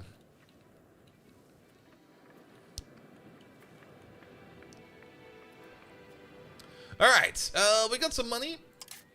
Let's spend some money. Alright, what makes money? Tailor's Guilds. Apparently more Tailor's Guilds. We're gonna make more Tailor's Guilds. Make another Tailor Guild.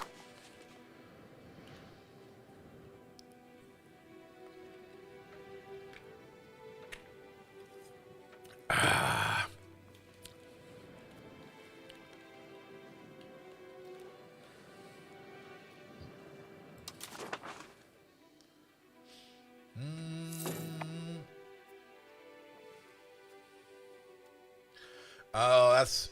I guess they're also kind of challenging us because we kind of don't have any stability. Can we... Alright, economy... Balance markets, trading... This is balance. Stop the full balance automation, do the partial automation. Hey, stability. Max it. Hit it! We are way too low in stability.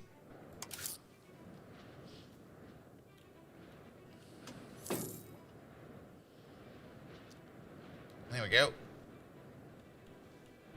You just invest money in like making the counter stable again. We can't keep it like this.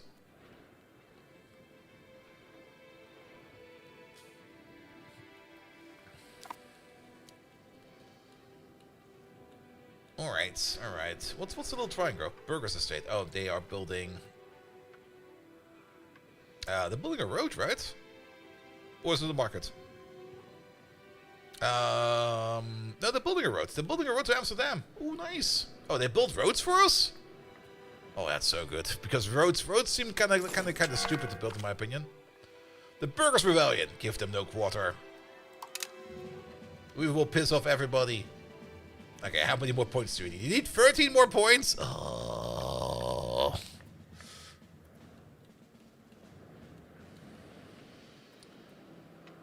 In the meantime, we can maybe check out... let's maybe keep the Tailor skills where they are. We should maybe... Oh, well, food is probably not an issue anymore because... How to put it? A lot of people died. I saw Peter Guild in Den Haag. A tannery, maybe, in Den Haag. An exceptional year. Yeah, use it for the benefit of our country. Put it into stability. We need to get this up. I mean, the more stable we are, the less we have to worry about rebellions. Even though we will need to push this number up by quite a bit.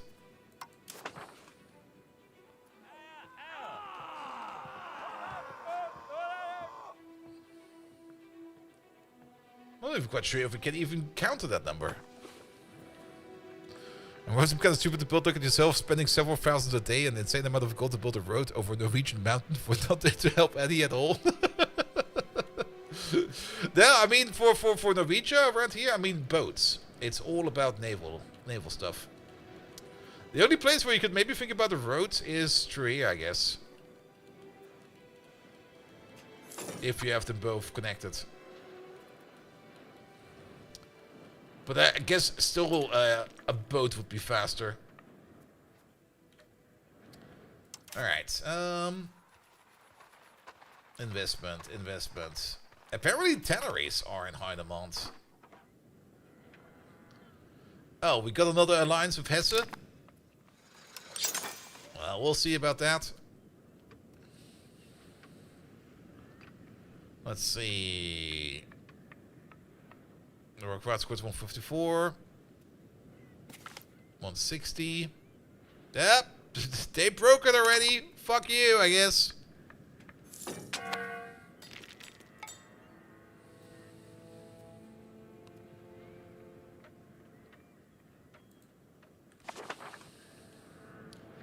Make more stuff.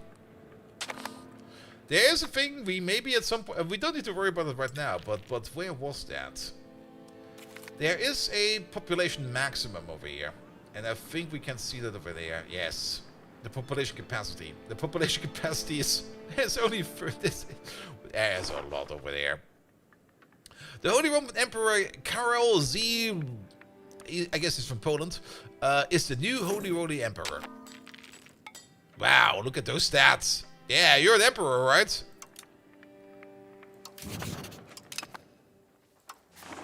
There he is. He's the king of Bohemia.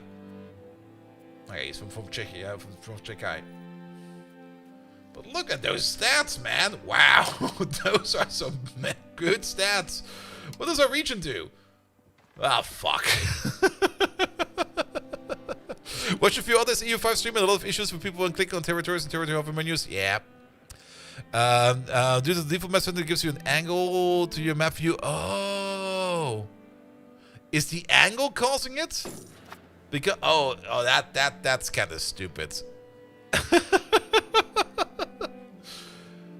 It would make sense if they don't take into account the map angle. And then you basically got the hitbox that's like angled, which you can't see, and then the actual box itself, which you kind of try to hover over. Yeah, but it's fine. I mean, it's not too much of an issue. I'll just bitch about it. It'll be fine. This is a problem one actually can't solve by bitching. Just be like, bah.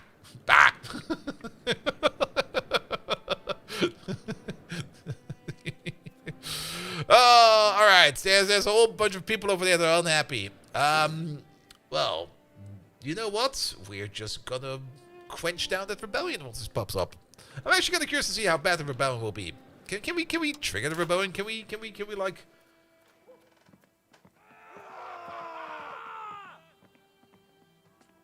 Yeah, it'll be fine.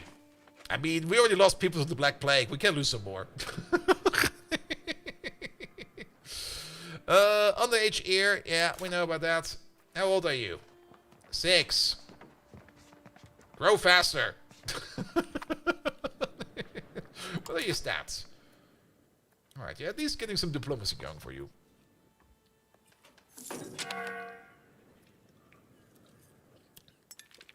If we actually do take you, because technically, we are possibly picking her.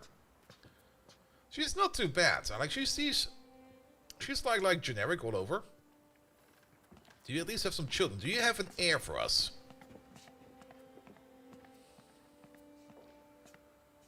I guess so. Oh, thank you for the follow. Alright, economy wise. Can we still improve our trades? Oh, our markets. Yeah, our trade capacity has fallen quite a bit. Was that because we gave the lads over here? Where are they? Where's our estates? Estates. The Burgerij, building roads rights. Oh yes, you will definitely get those. I don't want to build those myself. Magdeburg rights. Trade capacity plus 10%. That's probably a good idea. We gave them monopolies, right? Trade monopolies, yes. We can revoke it, but we have to pay a lot of stability for that. Which I do kind of want to do if possible. Land theft. We must side with the Geestelijke. I don't really think so. We must side with the Adel. I don't think so. We must side with neither party and piss them both off. I like that. Piss them both off. Considering scooping the game, what are your thoughts so far on the good and the bad? The good is, you do get like a full EU game, which spans the entire map. The map is freaking huge. And as always, as in Europa Universalis, you can play pretty much as which country you want with whatever strategy you want. At the moment, we're trying to play as the Netherlands with a focus on economy, even though our economy is kind of terrible because the Black Plague, by the way, still going on. Probably somewhere over Darrow, but only 67 million people died. For an economy game, of course, that is a bit of an issue because it kind of broke our economy for like a little bit. Things I really love about this game, and I really think that's a very good idea that I did, is this tab over here, the automation tab. This window allows you to handle what playstyles and sections you want to be automated.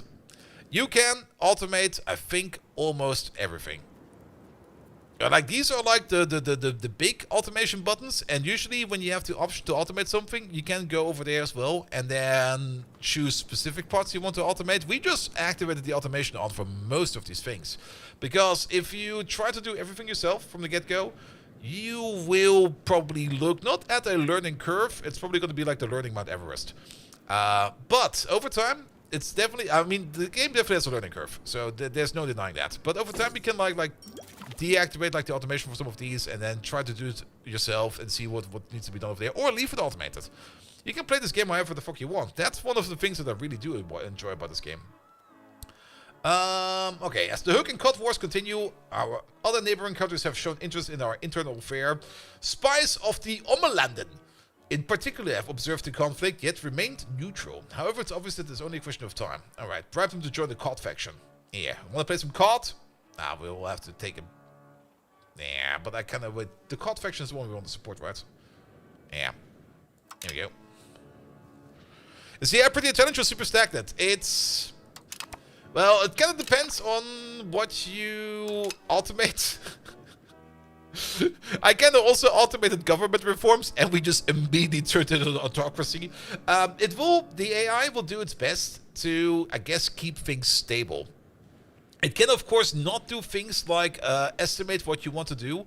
If you do have some kind of strategy, you will probably have to turn off the automation for those particular things, which is also the reason why we kind of turned off the automation off for buildings and stuff like that. Because I kind of want to dictate in our game of economy where things go. We do... Funnily enough, we do have trade automated, but the only reason why we got like trade automated is because trade is so much. I don't even want to touch it right now, because you got like all these markets, and these markets, by the way, are fully dynamic. Yeah, we took up a loan. We're gonna pay it off soon. Depending on how much throughput these markets have, they get bigger or smaller. And look at this. We're kind of pushing the Bruggenmarkt. Actually, wait a minute. What the fuck is going on over here? How does this even work? But we're kind of pushing the Bruggenmarkt over here into London. It's not really that effective yet. Trade and admirals are the only thing you automate at the moment. Yeah. Yeah, there's definitely a whole bunch of things that, well, like I said, you automate what you don't want to do right now. Alright, what do we have for here? Oh, we gain money? I love money. Also, we can pay off the loan.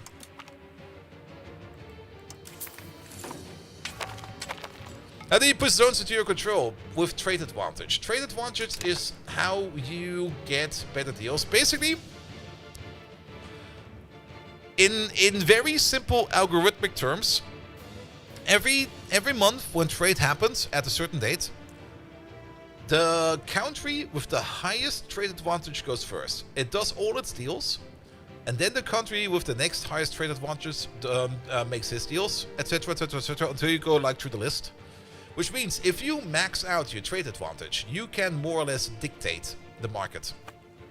And then you can do some weird, stupid shenanigans, like buying like all of the wool from England and selling it somewhere else or something like that, if you would want to do that. I'm not really that deep into it yet. I know it's possible. Wait a minute, is that... Oh, are we at war? Oh, wait a minute. I missed the rebellion. One moment, please. Hey, can we send out the lads, please?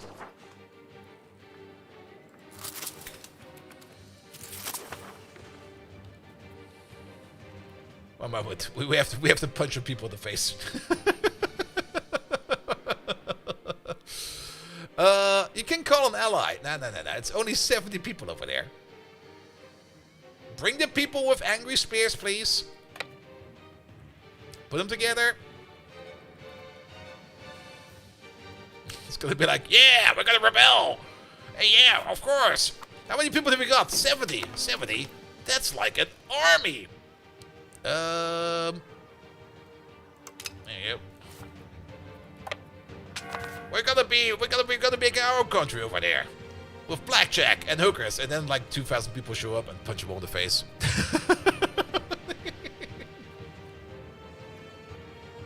We're gonna be autonomous.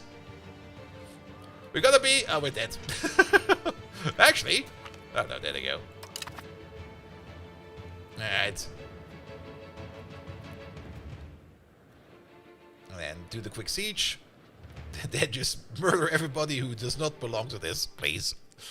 Of course, we're playing as Netherlands over here. Netherlands is kind of small. If you play like France or England or something like that, you will have like way more things to do. I've seen like I've also kind of looked. I mean, I had to look at some tutorials myself. I've seen somebody who was playing over here in China. There's like a big China empire over there.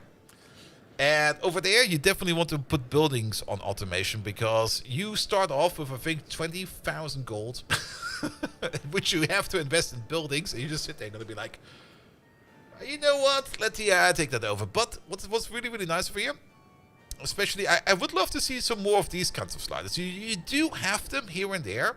The building slider, for whatever reasons over here, where you can, for example, say automate building, but leave me like 1,000 gold. The same you can also do over here for trade, where you can do like here, automate trading, but leave me like a little bit of trade capacity for myself so I can do my own trades. Which we might do again later on, but for now we'll just let this one over here do its job. So that'll be fine. Alright, can we win this war please? There we go. And that's how you deal with rebels.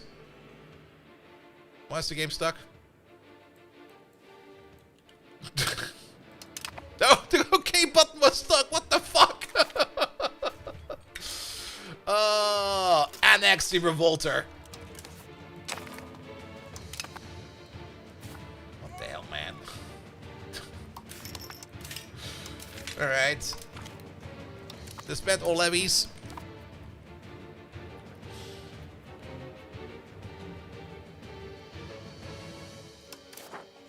Alright, and then we got the Boeren over here, who are also very unhappy. How much are they gonna bring? Like another 80 people? What about the other countries? Are they intelligent or do they still can exist? Well, how to put it? You can't interact with them. Diplomacy-wise, I mean, you got the entire diplomatic thingamajig over here, where you can befriend them, you can pay off their loans, stuff like that. You can attack them, of course. You can also build spy networks in them. I've not really checked out spies yet. You can also do the entire economic sanction over here, where you can even embargo nations if you would want to, which is again another powerful economic tool. You can send them gifts, of course, and stuff like that. You can even sell them parts of your country, or the other way around, you can buy parts of their country. Assault authority. They are somewhat intelligent, of course. They do have their own things they want to do, but I'm not quite sure if they actually have some kind of focus. I mean, it's like in Stellaris, right? You got like neighboring AI empires. They do things they want to do because of the traits they have, whatever those traits are. So there's some enigmatic intelligence, of course, behind it. But I've not really played enough games to exactly say how good the AI in the game is. Usually in Paradox games, these AIs are somewhat decent because this entire automation system over here is basically this AI. just working for you.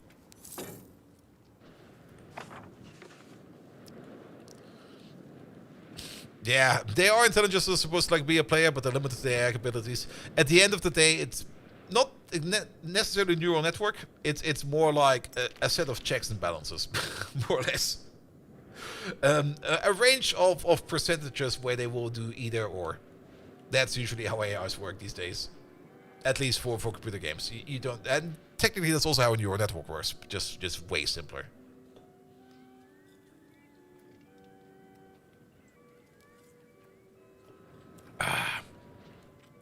Alright, the Boeren are next. Here we go. Civil War. How many people do they bring? You know what? I don't even care. Send in the people with angry spears again. Do they even bring anybody? Or are they just going to be like, no, we're not going to go to work today. No, you got to go to work. Sorry. No, okay, they are raising an army.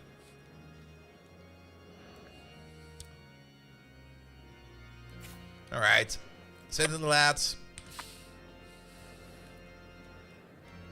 How big is that going to be?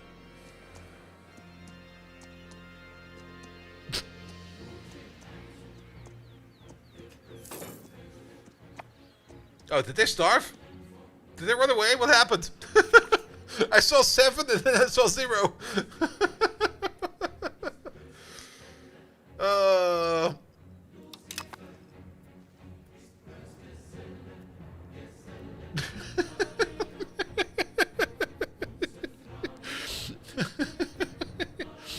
They seem to have different foreign policies, goals depending on the playthrough.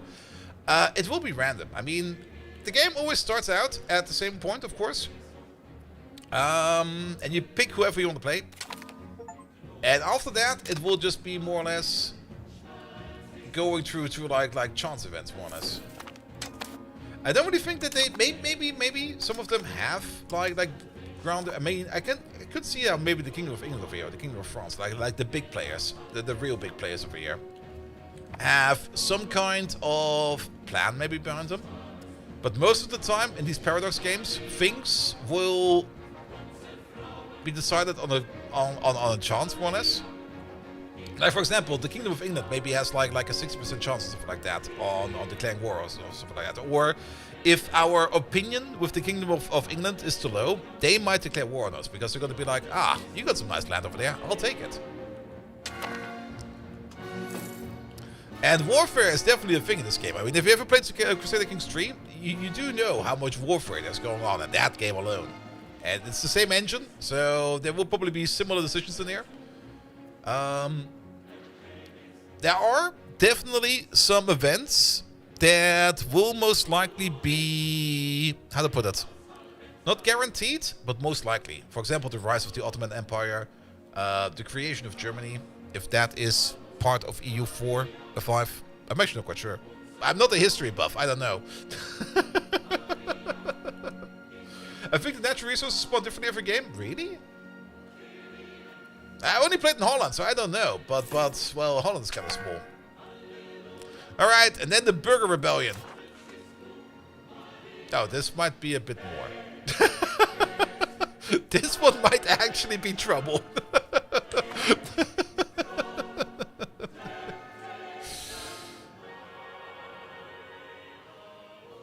Well, let's see if we can call some allies in. The Black Death is 94 million?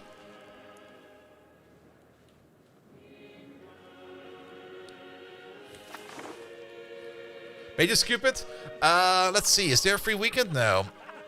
I mean, usually when DLCs comes around for Paradox games, but since this is a new game release, it's probably not going to be the case. They do free weekends.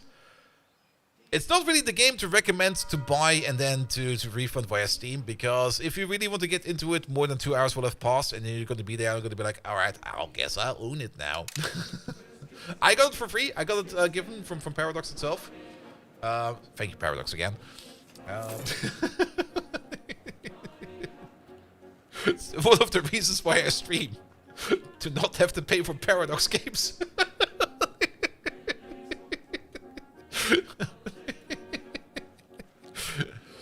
Gonna look at the first one that I was in the tutorial already? Yeah. There is a tutorial in the game. And I think the tutorial is either Holland or Hungary. There's also, if you maybe just want to get some more input, let's exit real quick to the main menu. They do have like a tutorial over here in video format as well. If I maybe just stop moving my mouse so I can see my mouse again. There we go. I did watch this for a bit. It doesn't really go in depth. There are other tutorials out there that go for like a couple of hours. It is quite a bit to take in over here. It's definitely a game that will eat a couple of resources for your brain. But then again, it's the same with me in Path of Exile. Like, oh, why the fuck is it so loud again? Good God. Game, get your audio together!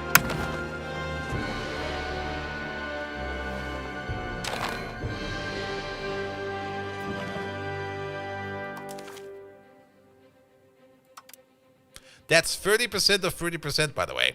Music.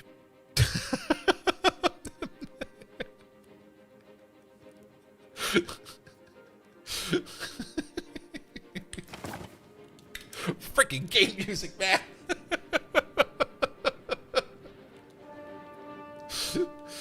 Oh.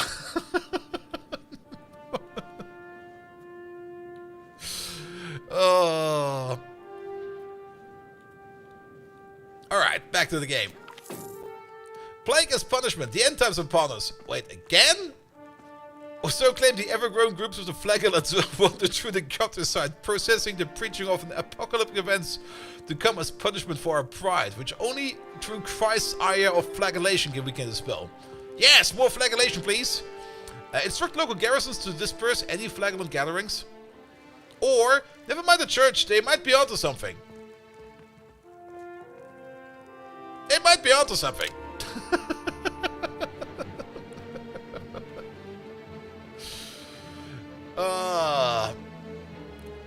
Yeah, that works, mate. I mean, the free weekend for Secret Tree is already over. I mean, the Secret Tree is similar, got different focuses. That's actually the fun part. Secret Tree is more like a focus about family. Shut up, music. Getting annoying. Secret Tree is more about family and dynasty. EU4 is more about Europe in the Middle Ages and expanding into America and into the colonies. Afterwards, you get Victoria, which is more about the Industrial Revolution, and you can finish it off by playing a game of Hearts of Iron 4. You can't technically do a mega campaign. And I'm kind of interested in maybe doing one. Maybe we could do one over Christmas. Could be fun. Where you basically play a game of Crusader Kings 3 all the way to its end. And then you import that save. Now, you can't officially import it into EU5. There are tools for that will convert your save file from Crusader Kings 3 into a save file for EU5. But you could unload that and then continue the game in EU5. And you can do the same again for Victoria 3. And you can do the same as well for Hearts of Iron 4. Though Hearts of Iron 4 will then be a very weird game most of the time, because the way Hearts of Iron 4 works is you need like a focus tree, and the default focus tree usually doesn't really get you anywhere. You have Mega Command, you got a limit the length of each. You have a world conquered by EU by the mid of EU and all. Yeah, you need to set yourself some goals. Alright, what's this lad? Are you better than this lad? No. Oh, we gain legitimacy? Wait a minute. The Papal States get an opinion of us? Yes, please. Oh no, he died. Died 3 days ago. Yeah, with a mega campaign you have to be a little bit careful, because, oh, the war has... Why do these casual rebellions just keep happening? I mean, there was probably an event we had to click on. I just ignored it. Usually when you get, like, declared war upon, you get, like, this massive event. Most of the time it's going to be like, war has been declared. And I just sit here going to be like, oh, there's some rebels around. They even got boats this time.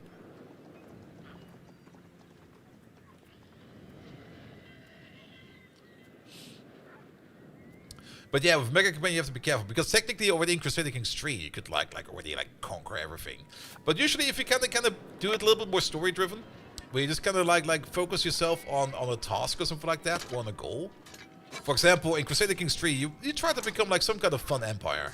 Like some kind of weird empire in a faraway corner or something like that, just doing its own thing with a weird culture, together with a weird religion. Perfect. Avenger, hello there! And then you moved over into EU4, where you then make a weird colony with that weird empire or something like that. And then you move over to CK3, where you might just, oh not CK3, to Victoria 3, where you then maybe turn it into something like a weird industrial revolution of that same colony. There we go. And now we can move them. You should try Hospitaller Knights. Hospitaller Knights. Hospitaller Knights.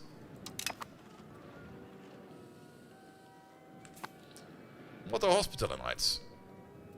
Oh, you got some unraised levels apparently, but I don't care. They have some nice mechanics. Oh, you mean in EU5? At the moment we were mostly playing as the Dutch over here. 4 and 8. But the plague is gone. Why do we get plague events now? It's not really the plague is gone. It's like on the other side of the earth. What the hell?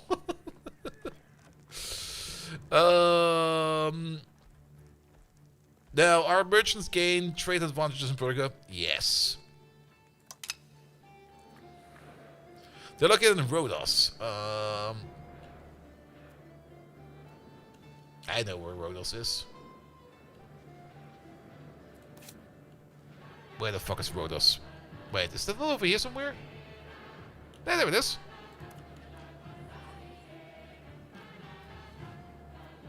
The Order of the Knight Hospitalis. Oh, they look like fun lads.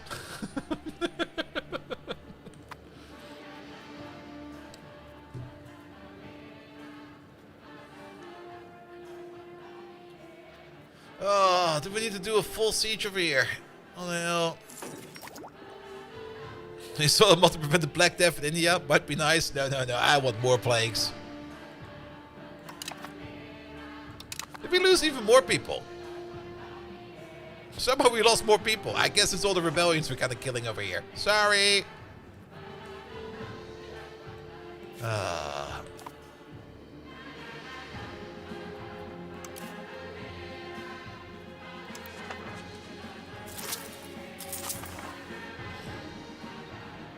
There's another army over there. We need more people. Well, that's gone. The entire thing occupied with one? What the hell? Well, then at least we don't need to worry about it anymore.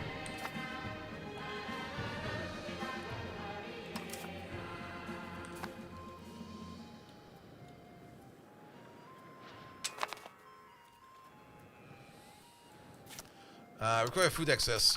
Yes.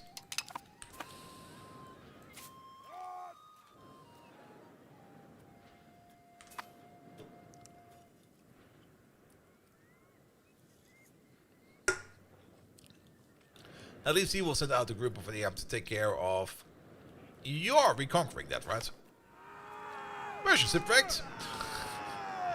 Why is this an event? Here, lose some money. Okay.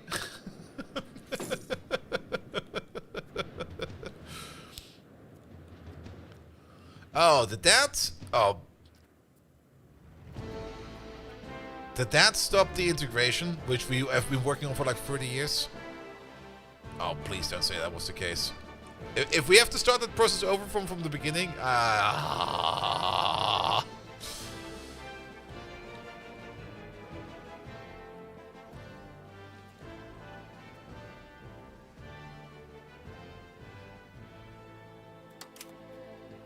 Hey, can you...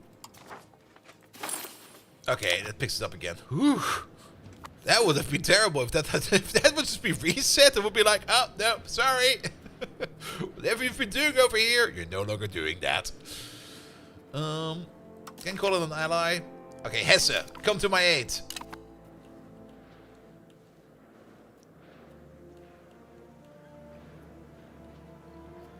Now they're raising an army. In Eschwege. It's called Hessen? No, Hesse. Hessen.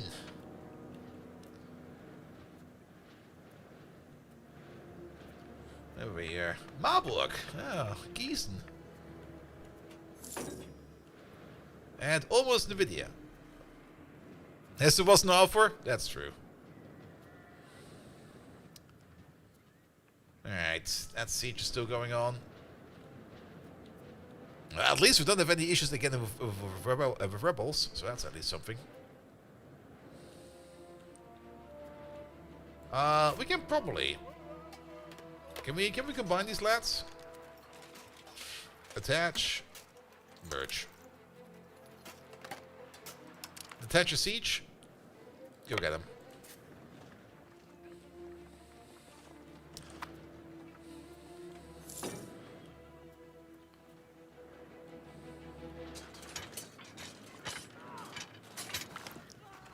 I'm still not really too happy with those numbers just going up like that. It feels kind of silly. I guess this is a war until like a chancellor died. Oh, he was the general. Yeah, we don't care about that. The Adel will only... Okay, what is this? Pay for the treachery. We'll deal with them later. We can lose some legitimacy. We still got more than enough.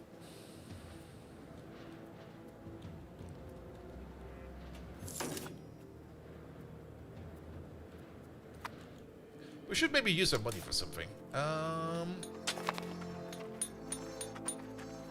seems like a good income source. Can we sort this by income source? No, we sure can. The lumber mill. Apparently, we always need lumber, so we make a lumber mill. What are we spending our money on? We're not really spending a lot of money on food. Alright, they're sieging over there. We're sieging over here.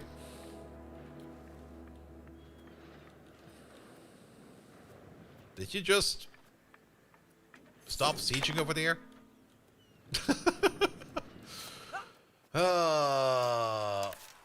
Hey, you lads.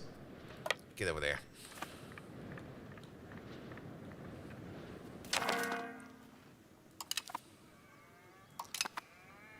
Alright. Apparently we have one. Disband the troops. You're increasing control? Okay. Oh, you're good at that. 83 diplomacy. Good. Do we have a better replacement for our other lad over here? Because he's kind of mediocre. No. Oh, Parliament is happening again. That's fine.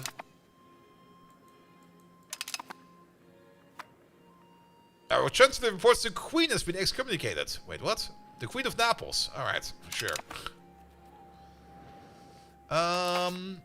Increase ties to neighbors. Yeah, that's probably a good idea.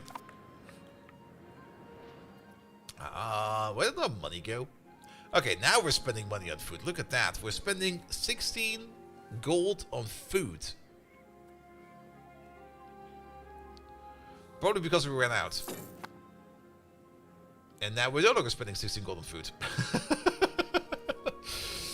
Which means we probably need some more granaries. Or maybe... are they trying to rebel again? Seriously? Dudes! Again?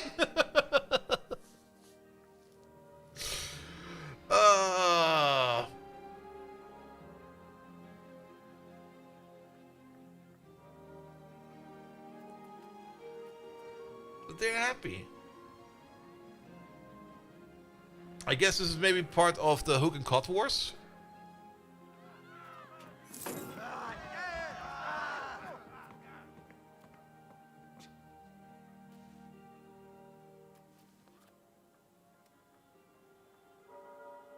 Yeah, they're kind of dissatisfied due to events, whatever those events were.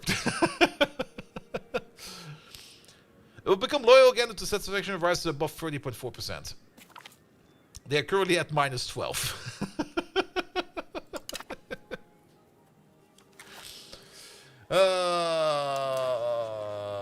And we're only gonna piss them off more.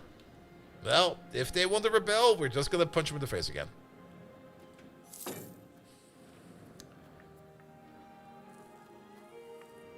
I was kind of hoping that the higher stability over here will push back on that.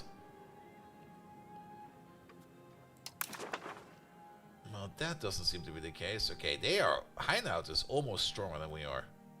There's only like a value of 6 missing.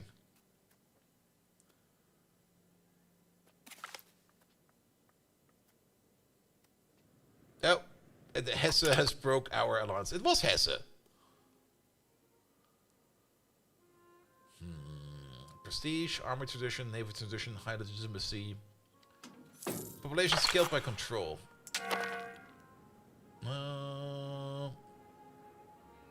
Yeah, that's probably fine. They're doing this so that we can get this over here passed, which does not have really a lot of support, really. Or does it? Parliament support is 28%, and it's almost over. But yeah, there's... Oh, that's gonna be kind of stupid, isn't it?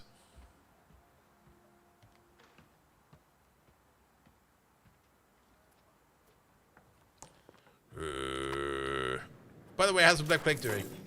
97 million deaths. There's only 2 places still affected by it. Somewhere out there is an island full of the bubonic plague. And our current ruler is 9 years old. He's still not able to start working on it. Oh, but his diplomacy value is going up quite a bit. He's almost at 50. When does he get his first trade? In 12 months. Alright. Let's hope for a good one.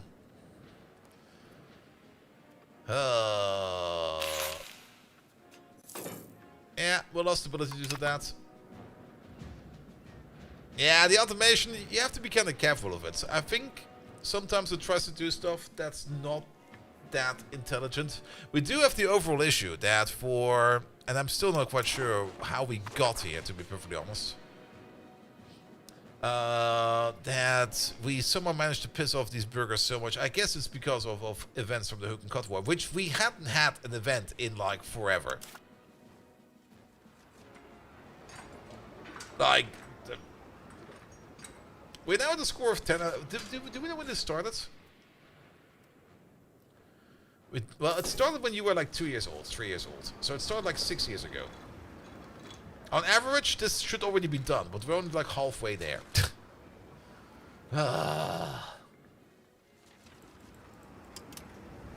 It's kind of frustrating. Especially since we can't really influence it in any way. We just have to let it pass.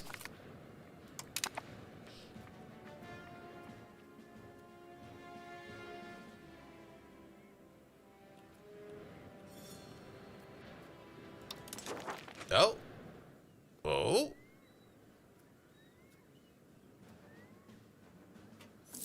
Okay, we can get some control over here, apparently.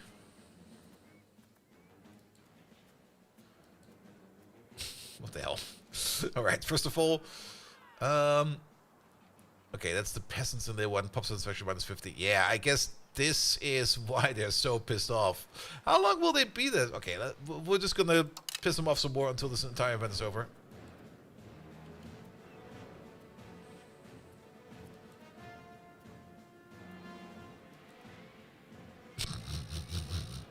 I'm trying my best over here. I want to see what... What the hell? Maybe we can see them here. Maximum control. Yes, that works. This one is still claiming to be conquered, but these over here have stopped being claimed to be conquered, which is kind of interesting. Not quite sure why that is.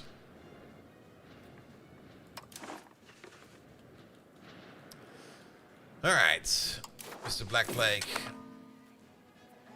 Still moving on. That's fine. I know that's very close to us in terms of power, which actually kind of makes sense because it's almost the same size as us. Oh, we got another alliance. They will cancel it. I already know that.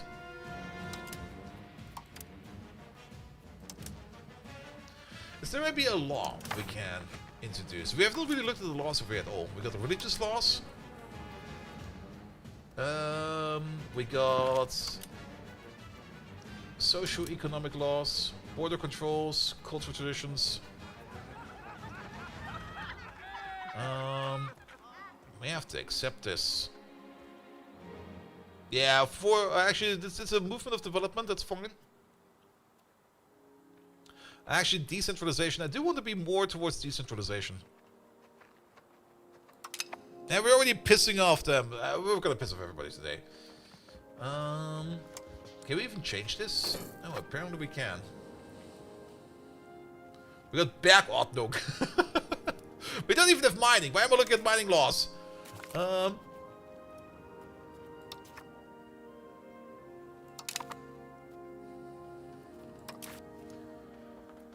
Alright, education of the masses, estate laws, distribution of power, feudal administration, de jure laws, legal codes, central council, autonomous. That's for more food production, and for more decentralization, that's for legislative efficiency. Yeah, I don't know if we care about that. Oh, yeah, they've broke their lines right away. Censorship? No censorship. Strict censorship. Limited censorship. I don't think we need any of these. By blood.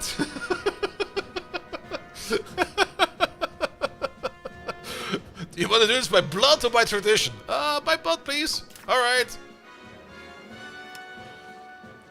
Civil law and traditional law.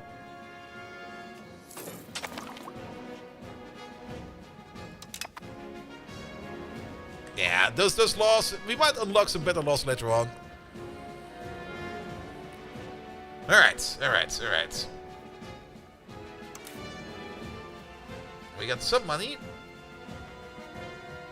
Actually doing still fine for food. Our population is growing again, so that's good. I'm still heavily investing in stability. No, there's... Yeah, you know what? Stop investing in stability.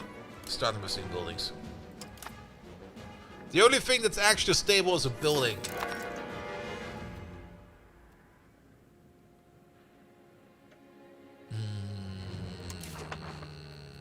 Cotton. Oh, are the Brits already out there exploring? There's already cotton going around?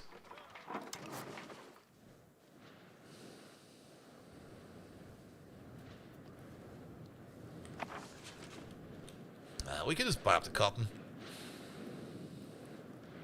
In the meantime, we're just going to focus on the economy. Like, screw the people. All of them. They're assholes.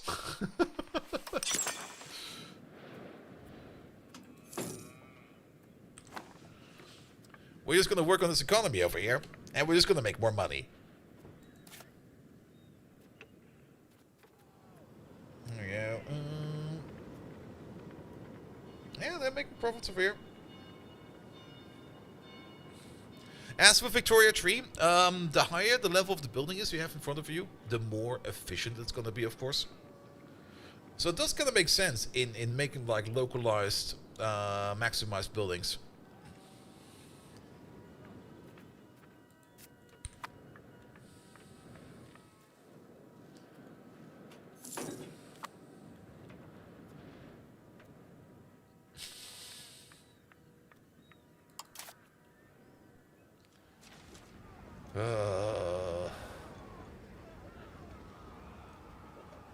That's like the worst event. I do kind of understand that rebellions like this should not be like over in a jiffy, and it should take some time, but this feels kind of weird. And I guess it's mostly due to this randomness part of it. I mean, this is usually how events are handled. But it doesn't really feel like these odds add up at all. Because we're making no progress whatsoever. And actually, look at this. Pop needs are actually kind of low. The only thing they're missing are gems, wild game, rice, and a bit of fruit. You can make a fruit farm over there. How are the prognoses for a fruit farm? Must be more at the top right. Fruit orchard, there we go. 0.3. Not the best. But I mean, who doesn't like some fruit?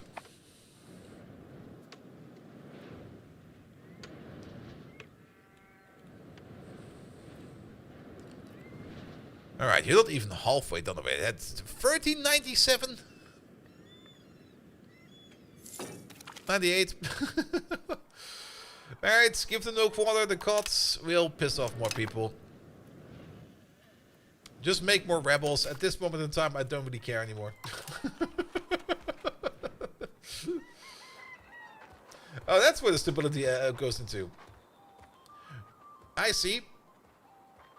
So all that stability investment we did over there reduces the threshold for the rebels to join by 3%. But that event that we have just adds 20% on top of it, so we can't even do anything against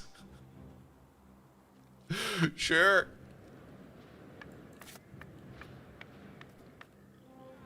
Yeah, we're just going to leave this fester. It's just going to be like, you know what? This is going to be a dumpster fire.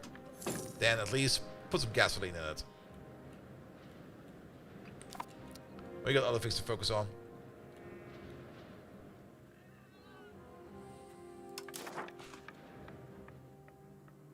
Huh. Why did that power now go up by like 300 points?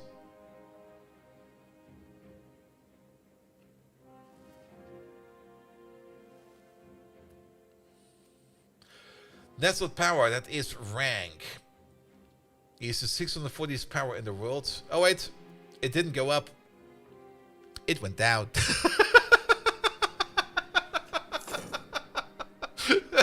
Higher number does not mean better.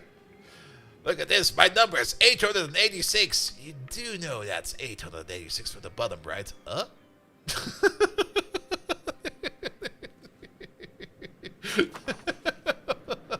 Ah, we're weak.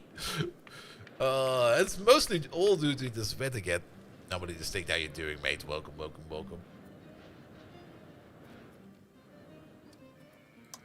How's the Black Death going on? Okay, there's still Black Death in one place out there somewhere. Just under 100 million people died. Good job, lads.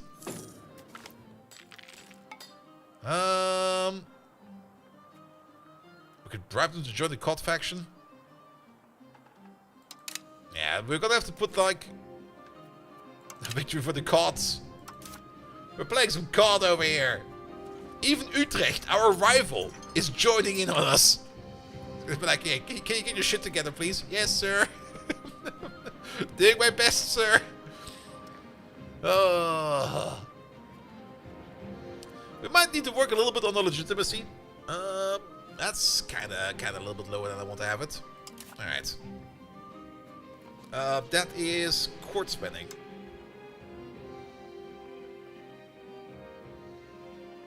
Magic graph go brr. Okay, that's maybe a little bit too much. There we go. Just spend some money on some new paint. It's gonna be like, yes, the government cares about you. Here, have some white paint. Just paint it all over. It's actually interesting. Ooh. Yeah, the pie charts for power over there, we're at 20%.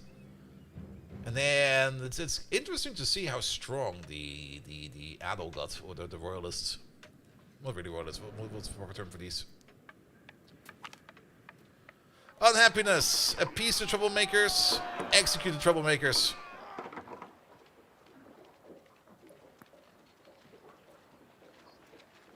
I don't really care about prestige.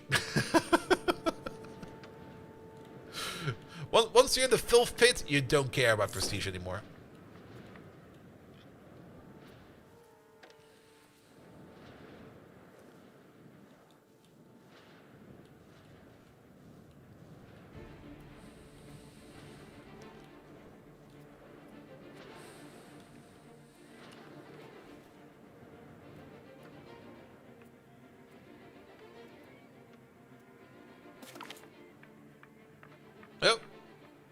Okay, a bank is taking over our loan. That's fine.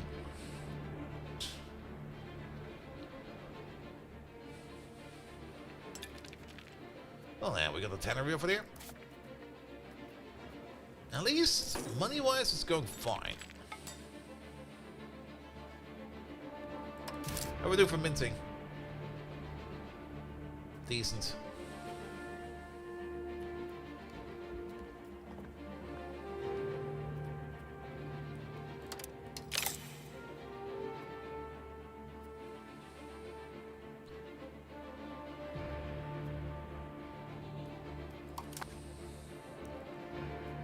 Good, good, good, good, good. Pum, pum, pum. Yeah, they've got a better grid power score than us. That's fine. It only says threatened, not challenged. Ah, market with low food supply. That's something you might need to be careful about, because we are in the Brugge market, which I'm trying to click on.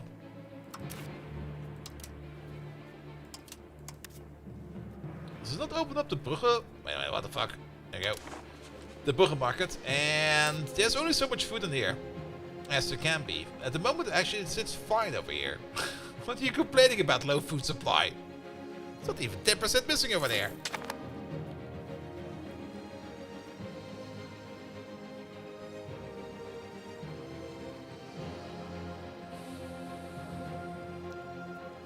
But yeah, it could be that if there's too much population and there's not enough people making food, that people who do not have a trade advantage will miss out on buying food.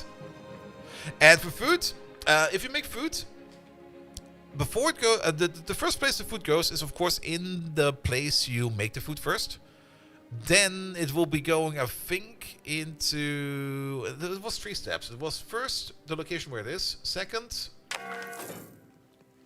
it goes, I think, into distribution in your own county, and then it goes to the market. Oh, the mate draft. Are they still? This makes no sense. There's no more plague mates. The fear of catching the plague while serving is a sick nobleman is too great for the lower classes to handle. Serfdom. No, clean your own property. Fuck off.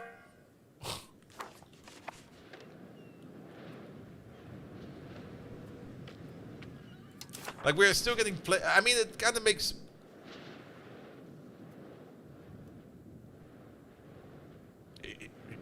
It's back? Why is it back? Excuse me?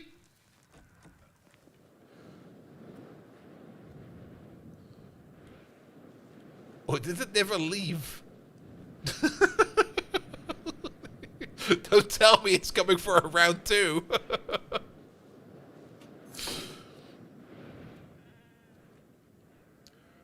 %5.77%. Is it going up or is it going down? Please tell me it's going down.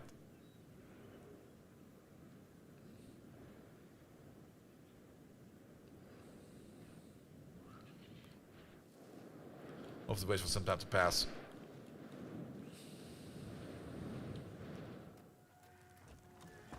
Oh. Affected locations. That was a 1 before. It's a 2 now. Okay, but it's going down over here. I guess there's some random extra Black Plague going around. So like, hey, remember the Black Plague? I brought it back! Black Plague number 2. Cannot risk a spread. There is no Black Plague over here. What are you talking about?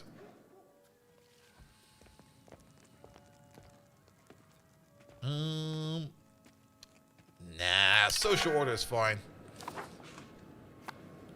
Oh boy. I mean, the equilibrium was fine. We have just lowered the taxes, so it will catch up again. Well, we've got another rebellion to quench over there. This event is still going on. We're like 13 out of 20.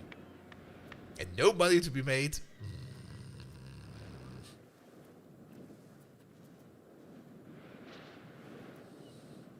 At least we can see the road over here. Thank you for making that road. kind of hoping this game would be going a little bit better, but it kind of went terrible.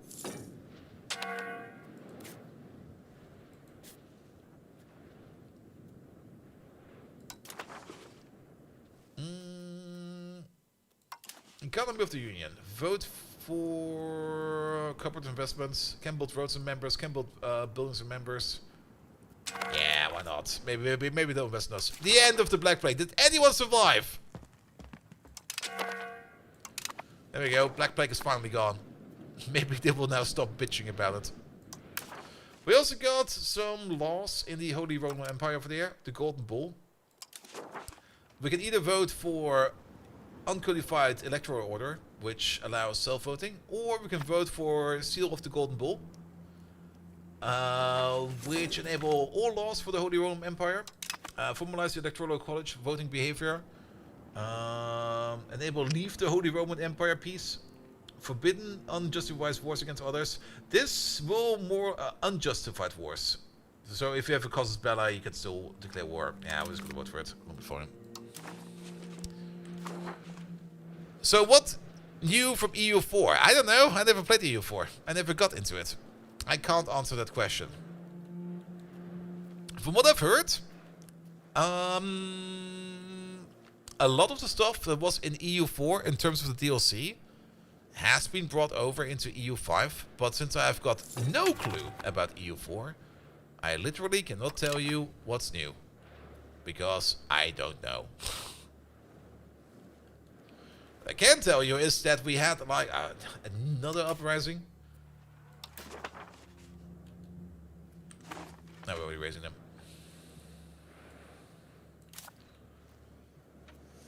Alright, we're back, bitches.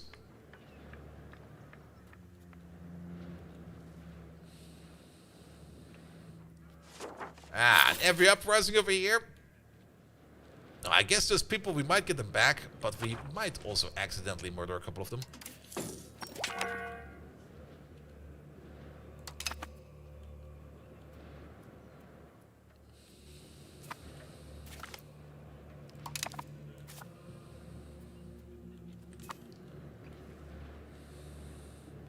The basic mechanics are way different. Yeah, like I said, I don't know enough about EU4, so I can't answer that question at all. But the main reason why I never got into EU4 was because there was like that massive wall of DLC. And because of that massive wall of DLC, I was always a bit like, yeah, you know what? I'm just going to wait for EU5. And once that comes around, I'm just going to play that. And what I can tell you is that EU5 definitely has some growing pains. I mean, there's a lot in here. And if you know what you're doing, you're probably going to be able to navigate around those growing pains. But it's been a good while since there was any Paradox title out there that was like in a good state on release. And that's a little bit sad to say.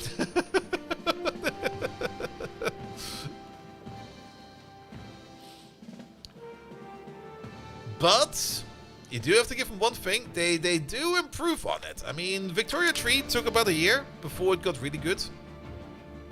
Stellaris, the golden horse in my opinion. Has gone through so many iterations. What are we now on version 4.0 already? They've completely revamped the game like 4 times in total, or 3 times in total, during the entire cycle that Stellaris existed, and it just got better and better. Sometimes it got a little bit worse, but they work on it. They work at it.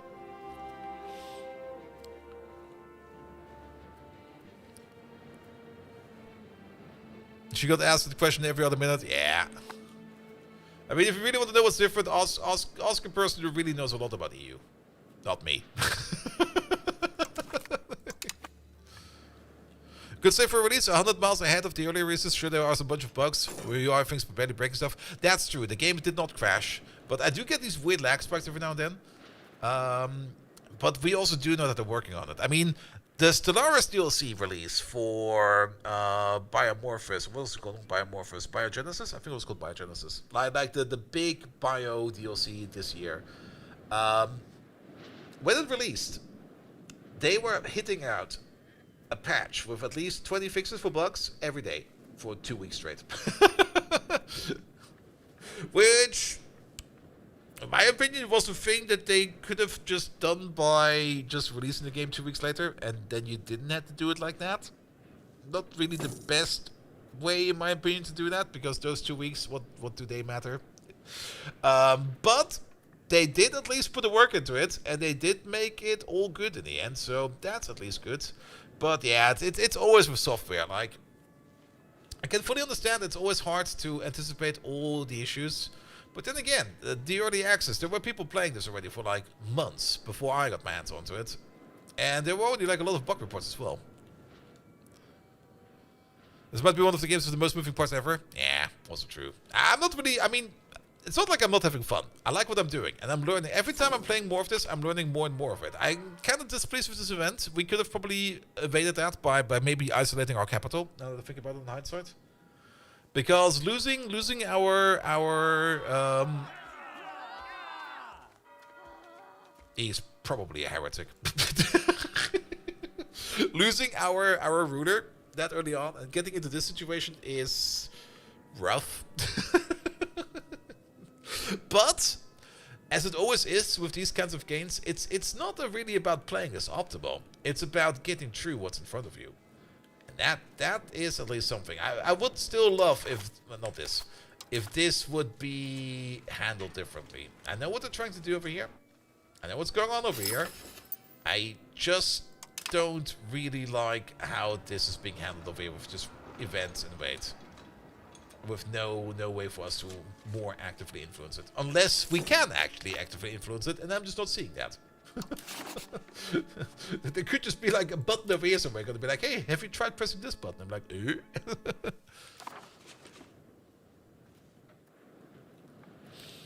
And smallpox and plague at the same time? Well, we got smallpox from the Brits over there. Those filthy bastards. And then the plague came over. And now our economy is also kinda not there.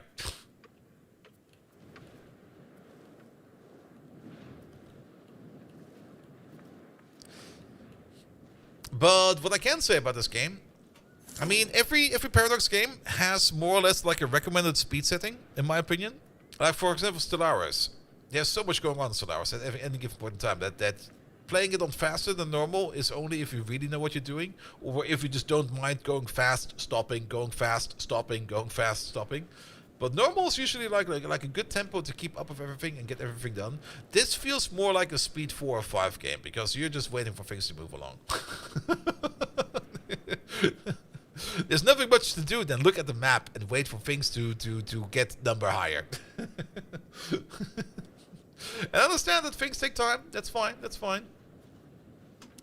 Nothing. I don't really need like an active fidget button over here. I mean, that's part of the things I really do enjoy about like games like EU. You can't play them like on the side almost. It's almost like an idle game.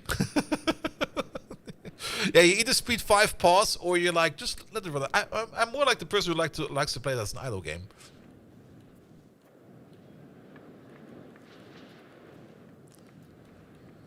But I also can already tell that I kind of want to get back in the Path of Exile again. I almost thought about today, instead of like streaming like EU5, can I maybe just stream some Path of Exile? I kind of want to play some more of it again. I still need to find some. I will be playing it the entire weekend, by the way. Like for example, can we increase the speed of this siege over here? Can we storm the castle?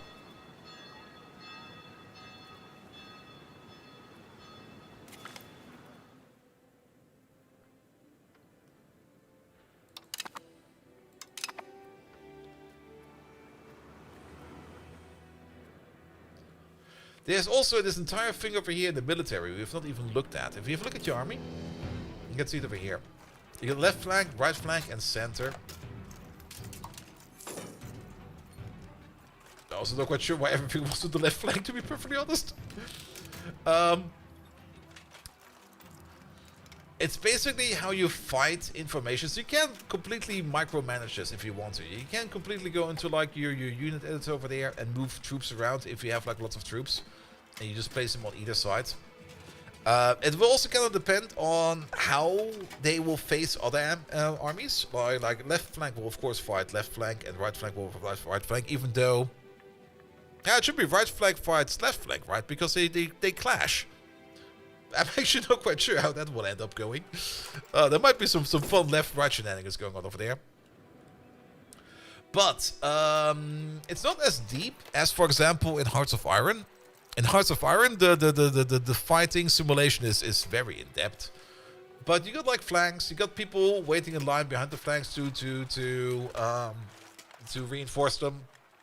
Of course, you got like troops with more advantage on either flank. Like for example, if you got archers on your left flank, and you got like on the enemy side, you got like horsemen on the left flank, then yeah, your archers are not gonna have a good time, and your flank will probably falter. You can probably also, I mean, the auto balance unit over there. Oh, they surrounded, perfect. All right, we got rid of some rebels, and then there is gonna be. I'm pretty sure that pressing this button every time is not a good idea, but giving them more authority over there basically pushes it in the other direction, so we're just gonna keep pressing this button over there. Alright.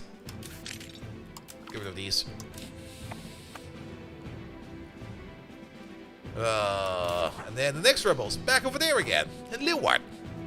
Last time they had an army of 8. Let's see if they can bring more this time around. Our economy is shit. What's going on over here? Where's all this money going?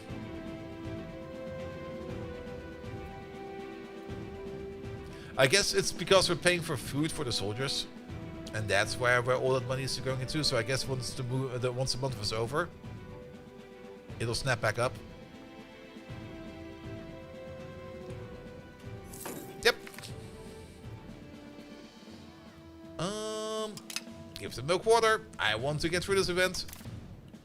16 out of 20. All right, we're finally making some speed over here.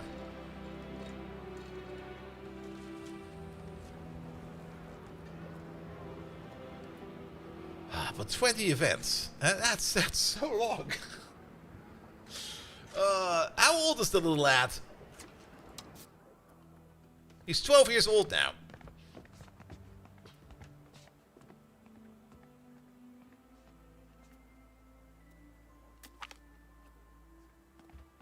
Is this just stuck at 12 months? It already said 12 months last time. Oh, we got some free stability. Lovely. I mean, is the diplomatic education is going good.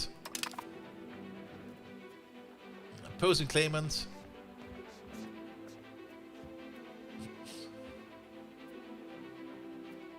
What about the other claimant, actually? Alright, you got $2 at least. What about these 2 others? You are 10 years old, alright. What about your sister? 18 years old. Are you already married to something? Nope. And we can't influence that either. Alright. We take 12 months as soon as it starts. Oh, is it like that? Let me check again.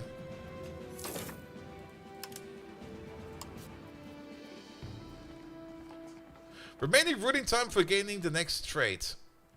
I guess, is that, that's ruler trait. So if he's been ruling for like a year, he gets trait number 1. If he's been ruling for 10 years, he gets number 2. And then for 25 years, he gets number 3.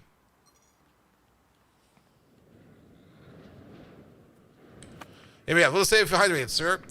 I can just say this over here.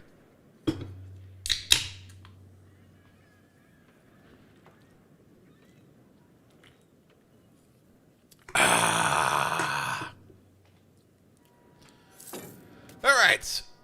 Give them milk water. I kind of hope that once this rebellion is over, people will kind of be like, alright, we're now all on the same page again, and all this rebellion shit over here will be over.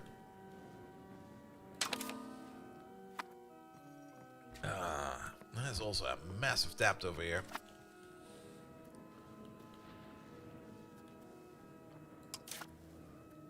Alright, 3 more events. Come on. Speed 5.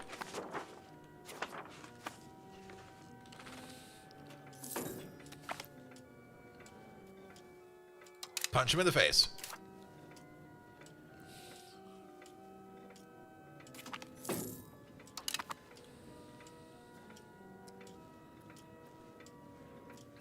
Yeah, playing this on speed 3 is definitely too slow. I guess speed 4 is better for this game. But we're just going to do speed 5 for a bit, just to get through this a little bit faster. I mean, we've only been playing for like, what is it, like a little bit over 20 years?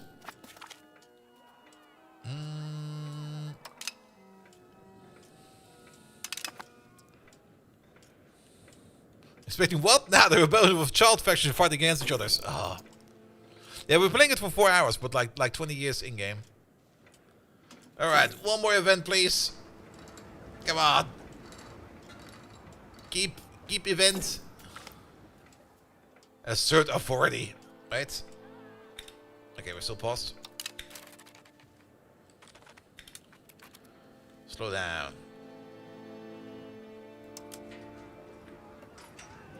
I guess we have to wait for the end of the month. At least one of these. She's winning. She's gonna be the new ruler. It's gonna be so horrible. Adios, little child.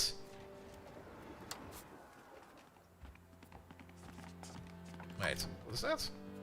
He's got something else going on for. Oh, is that his education for there? That's his education for there. And I guess it will click at the end of the month. There we go. The end of the Hook and Cod Wars. At long last, the Hook and Cod Wars have found their end. The succession of Fallen is finally secured, and the faction sees hostile activities. Despite the Hook's best attempt, they were in the end no match for the Cods, who claim overall victory in the conflict. The Ado rejoice as the interest is now defended by this person. Alright. He died? Oh, wait, no, wait. Oh, no, okay. Oh, died 10 years ago. Okay. I thought it was the child. Like, wait, what did it do to the child? The Countess passed away in his afterlife. Luckily, Countess remains on the stage to his new Countess. Yada, yada, yada. We gain legitimacy and everything. Oh, we left the Hollandish Union? We're no longer part of the Hollandish Union as the country's union has ended after the change of ruler. Alright, do we still have all the parts together? Okay, we still have all the parts together. Good. Yeah, I never really liked this union of it. I'm not even quite sure what that was, to be perfectly honest. Alright. I guess we have to make it, wait for like another base value for every county. Alright, there's still rebellion going on. Alliance broken? Yeah, we don't care about that. Unmarried children. Alright. Good thing we have a choice for this. Yeah, now that we are kinda like large in the charge, the Archduchy of Austria. Yeah, look at this magnificent lad. The noob Bavarian. Scots. Wait, is that a good great power score or a terrible great power? That's a good great power score here. It's always a good idea to marry into the Austrian Empire. Let's get some Habsburg chin in there. Alright. Bring out the Habsburgers. Empress Costas Belly. Claim the throne against Hainut. Oh, we can conquer him? I don't think I want that. I'm more interested in the Netherlands. Hainut is a little bit too far away for this entire thing. Because... let's see, where is it? Where's Luxembourg? We got Flanders over there. Is this part of the things we want to... oh, is this part of Greater Netherlands? If it is, we might actually do that.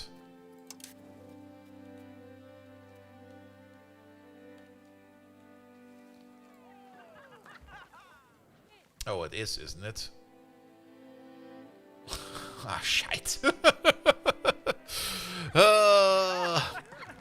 You mean inject some chin into the Habsburgs? It's gonna be a massive chin.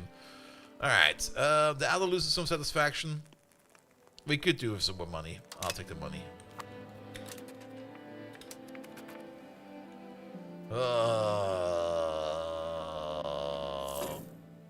Alright, that's gone.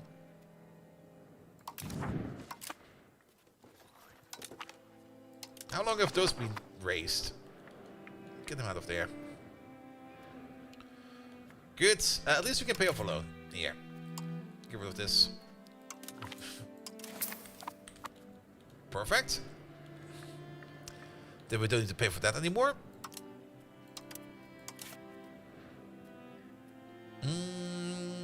Greatest surplus is fish. The lowest on the plus is fruits. And fine cloth is still in a great need, even though the price is low for it. There's still people demanding a lot of fine cloth. Normal cloth, however, is abundant, to say the least.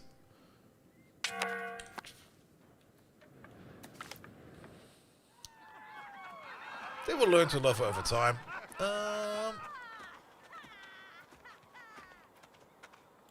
Yeah, we don't need too much legitimacy. As long as it's above 50, it should be fine. Alright. Now that we got our country somewhat under control again. Somewhat under control. I mean, it's only growing very slowly. We might be able to turn it around. I hope we can turn it around. How's the population doing? Alright, we are sitting at about 200, give or take a little. Nope. Sponsor another cathedral. Alright, I guess we have to save some money for that. Oh, not again. And again, another cathedral will probably help us out quite a bit by just making our people a little bit smarter. How's our control now doing? Now that we are somewhat in control over here. Okay, control is still kind of terrible. We're still trying to integrate Friesland. Did we maybe get like another person over here for our cabinet? Wait a minute. There is another person over there. No, he was the previous regent. Can we? How do we get more people for our cabinet? Is there? I mean, I don't mind those people, but they're kind of terrible. Smallpox. Oh, what the fuck? Germany! Why the fuck are you bringing smallpox in here? Oh, those damn Germans.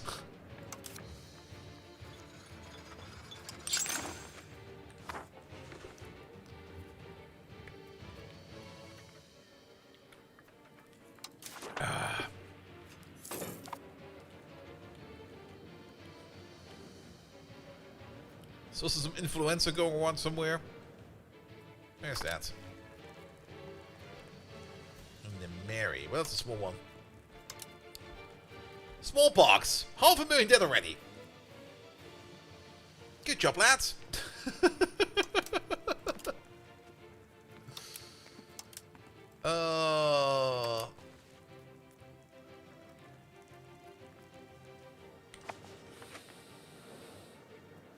This game just does not want to let go of us. It's going to be like, hey, now we've covered this crisis. How about second crisis? I'm like, what?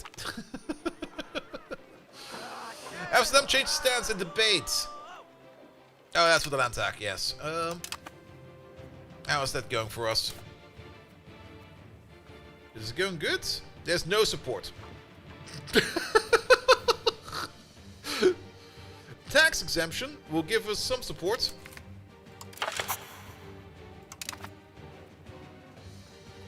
And the preservation of communal values. There we go.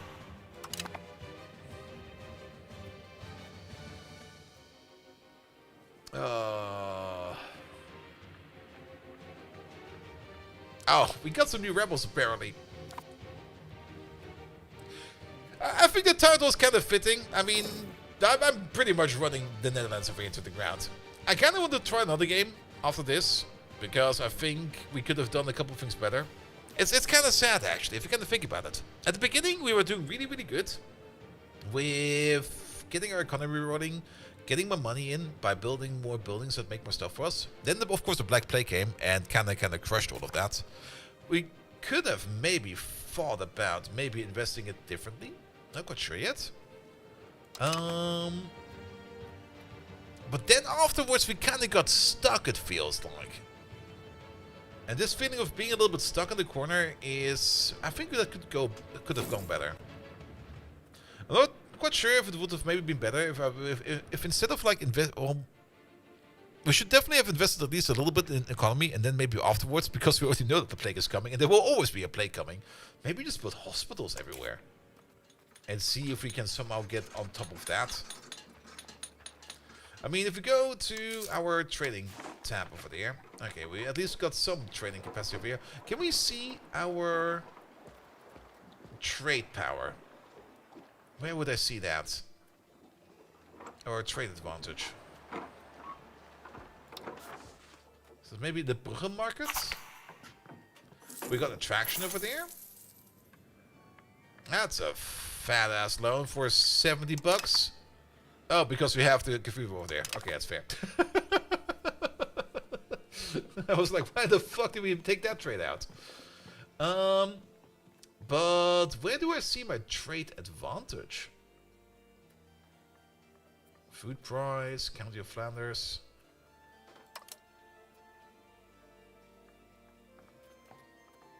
Trade capacity.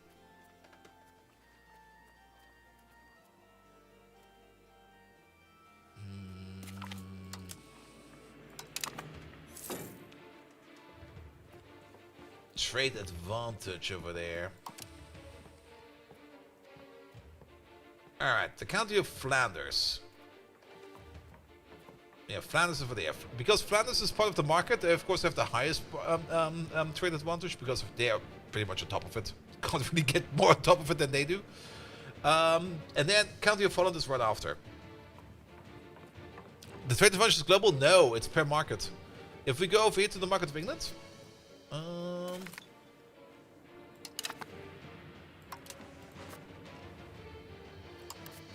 No, shit. Where is it? The market of London.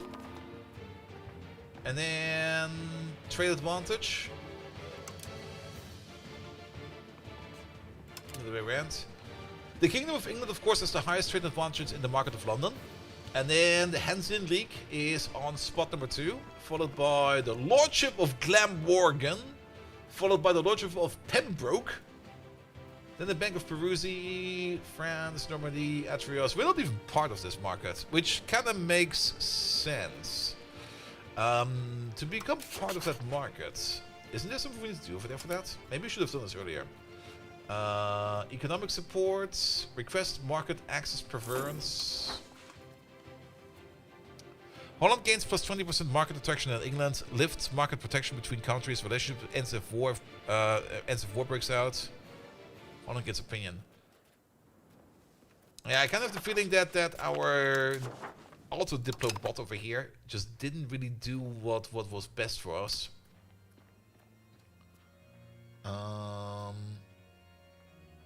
Unless I don't understand it correctly. That could also be the case.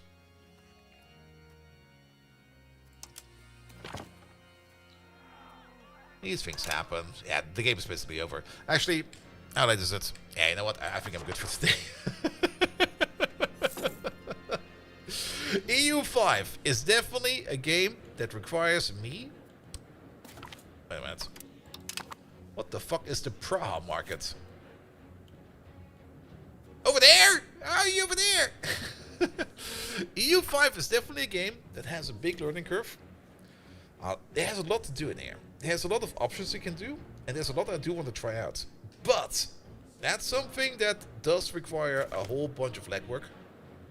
I do kind of want to work more on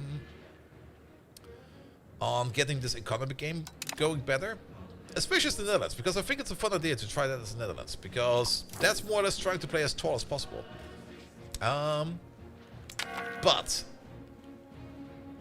I don't think I can learn more about this game at this stage right now. It's also a little bit of a dance. I mean, if I remember Stellaris, my first couple of games, it took me also quite some time to learn Stellaris properly. But there's definitely a lot of stuff in here that still needs to be learned by me in a better fashion. But I had fun. This is fun. I will probably play a game of Victoria 3 before I play another game of EU5. Because the economy in there is just so much better. It's so much more enjoyable. But I do kind of want to learn more about getting a better economy going over here in EU5. And as always, this is a learning game. This is a game about trying new things out and trying to come up with a grand strategy and trying to become better at this game in general. Now, there's still some achievements over here. A pile of gold. Own 35 locations who produce gold and silver. That sounds like a lot of fun. I want to get that achievement. Especially as the Netherlands. Discover the New World, Crusader Kings. There's a lot of stuff in here that I want to try out. But I need to learn more about this game. A lot more. Alright. Alright.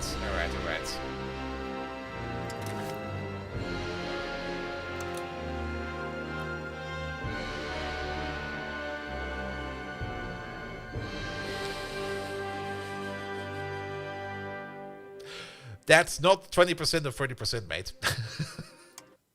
Fuck off, music. Okay, you give me a 10%.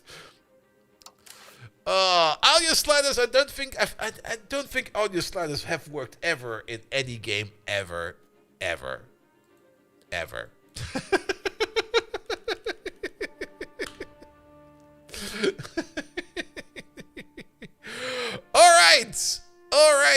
All right. Last objective for today. Who are we gonna raid today? I see a person I have not raided in ages, because I think our schedules have just never aligned in a while.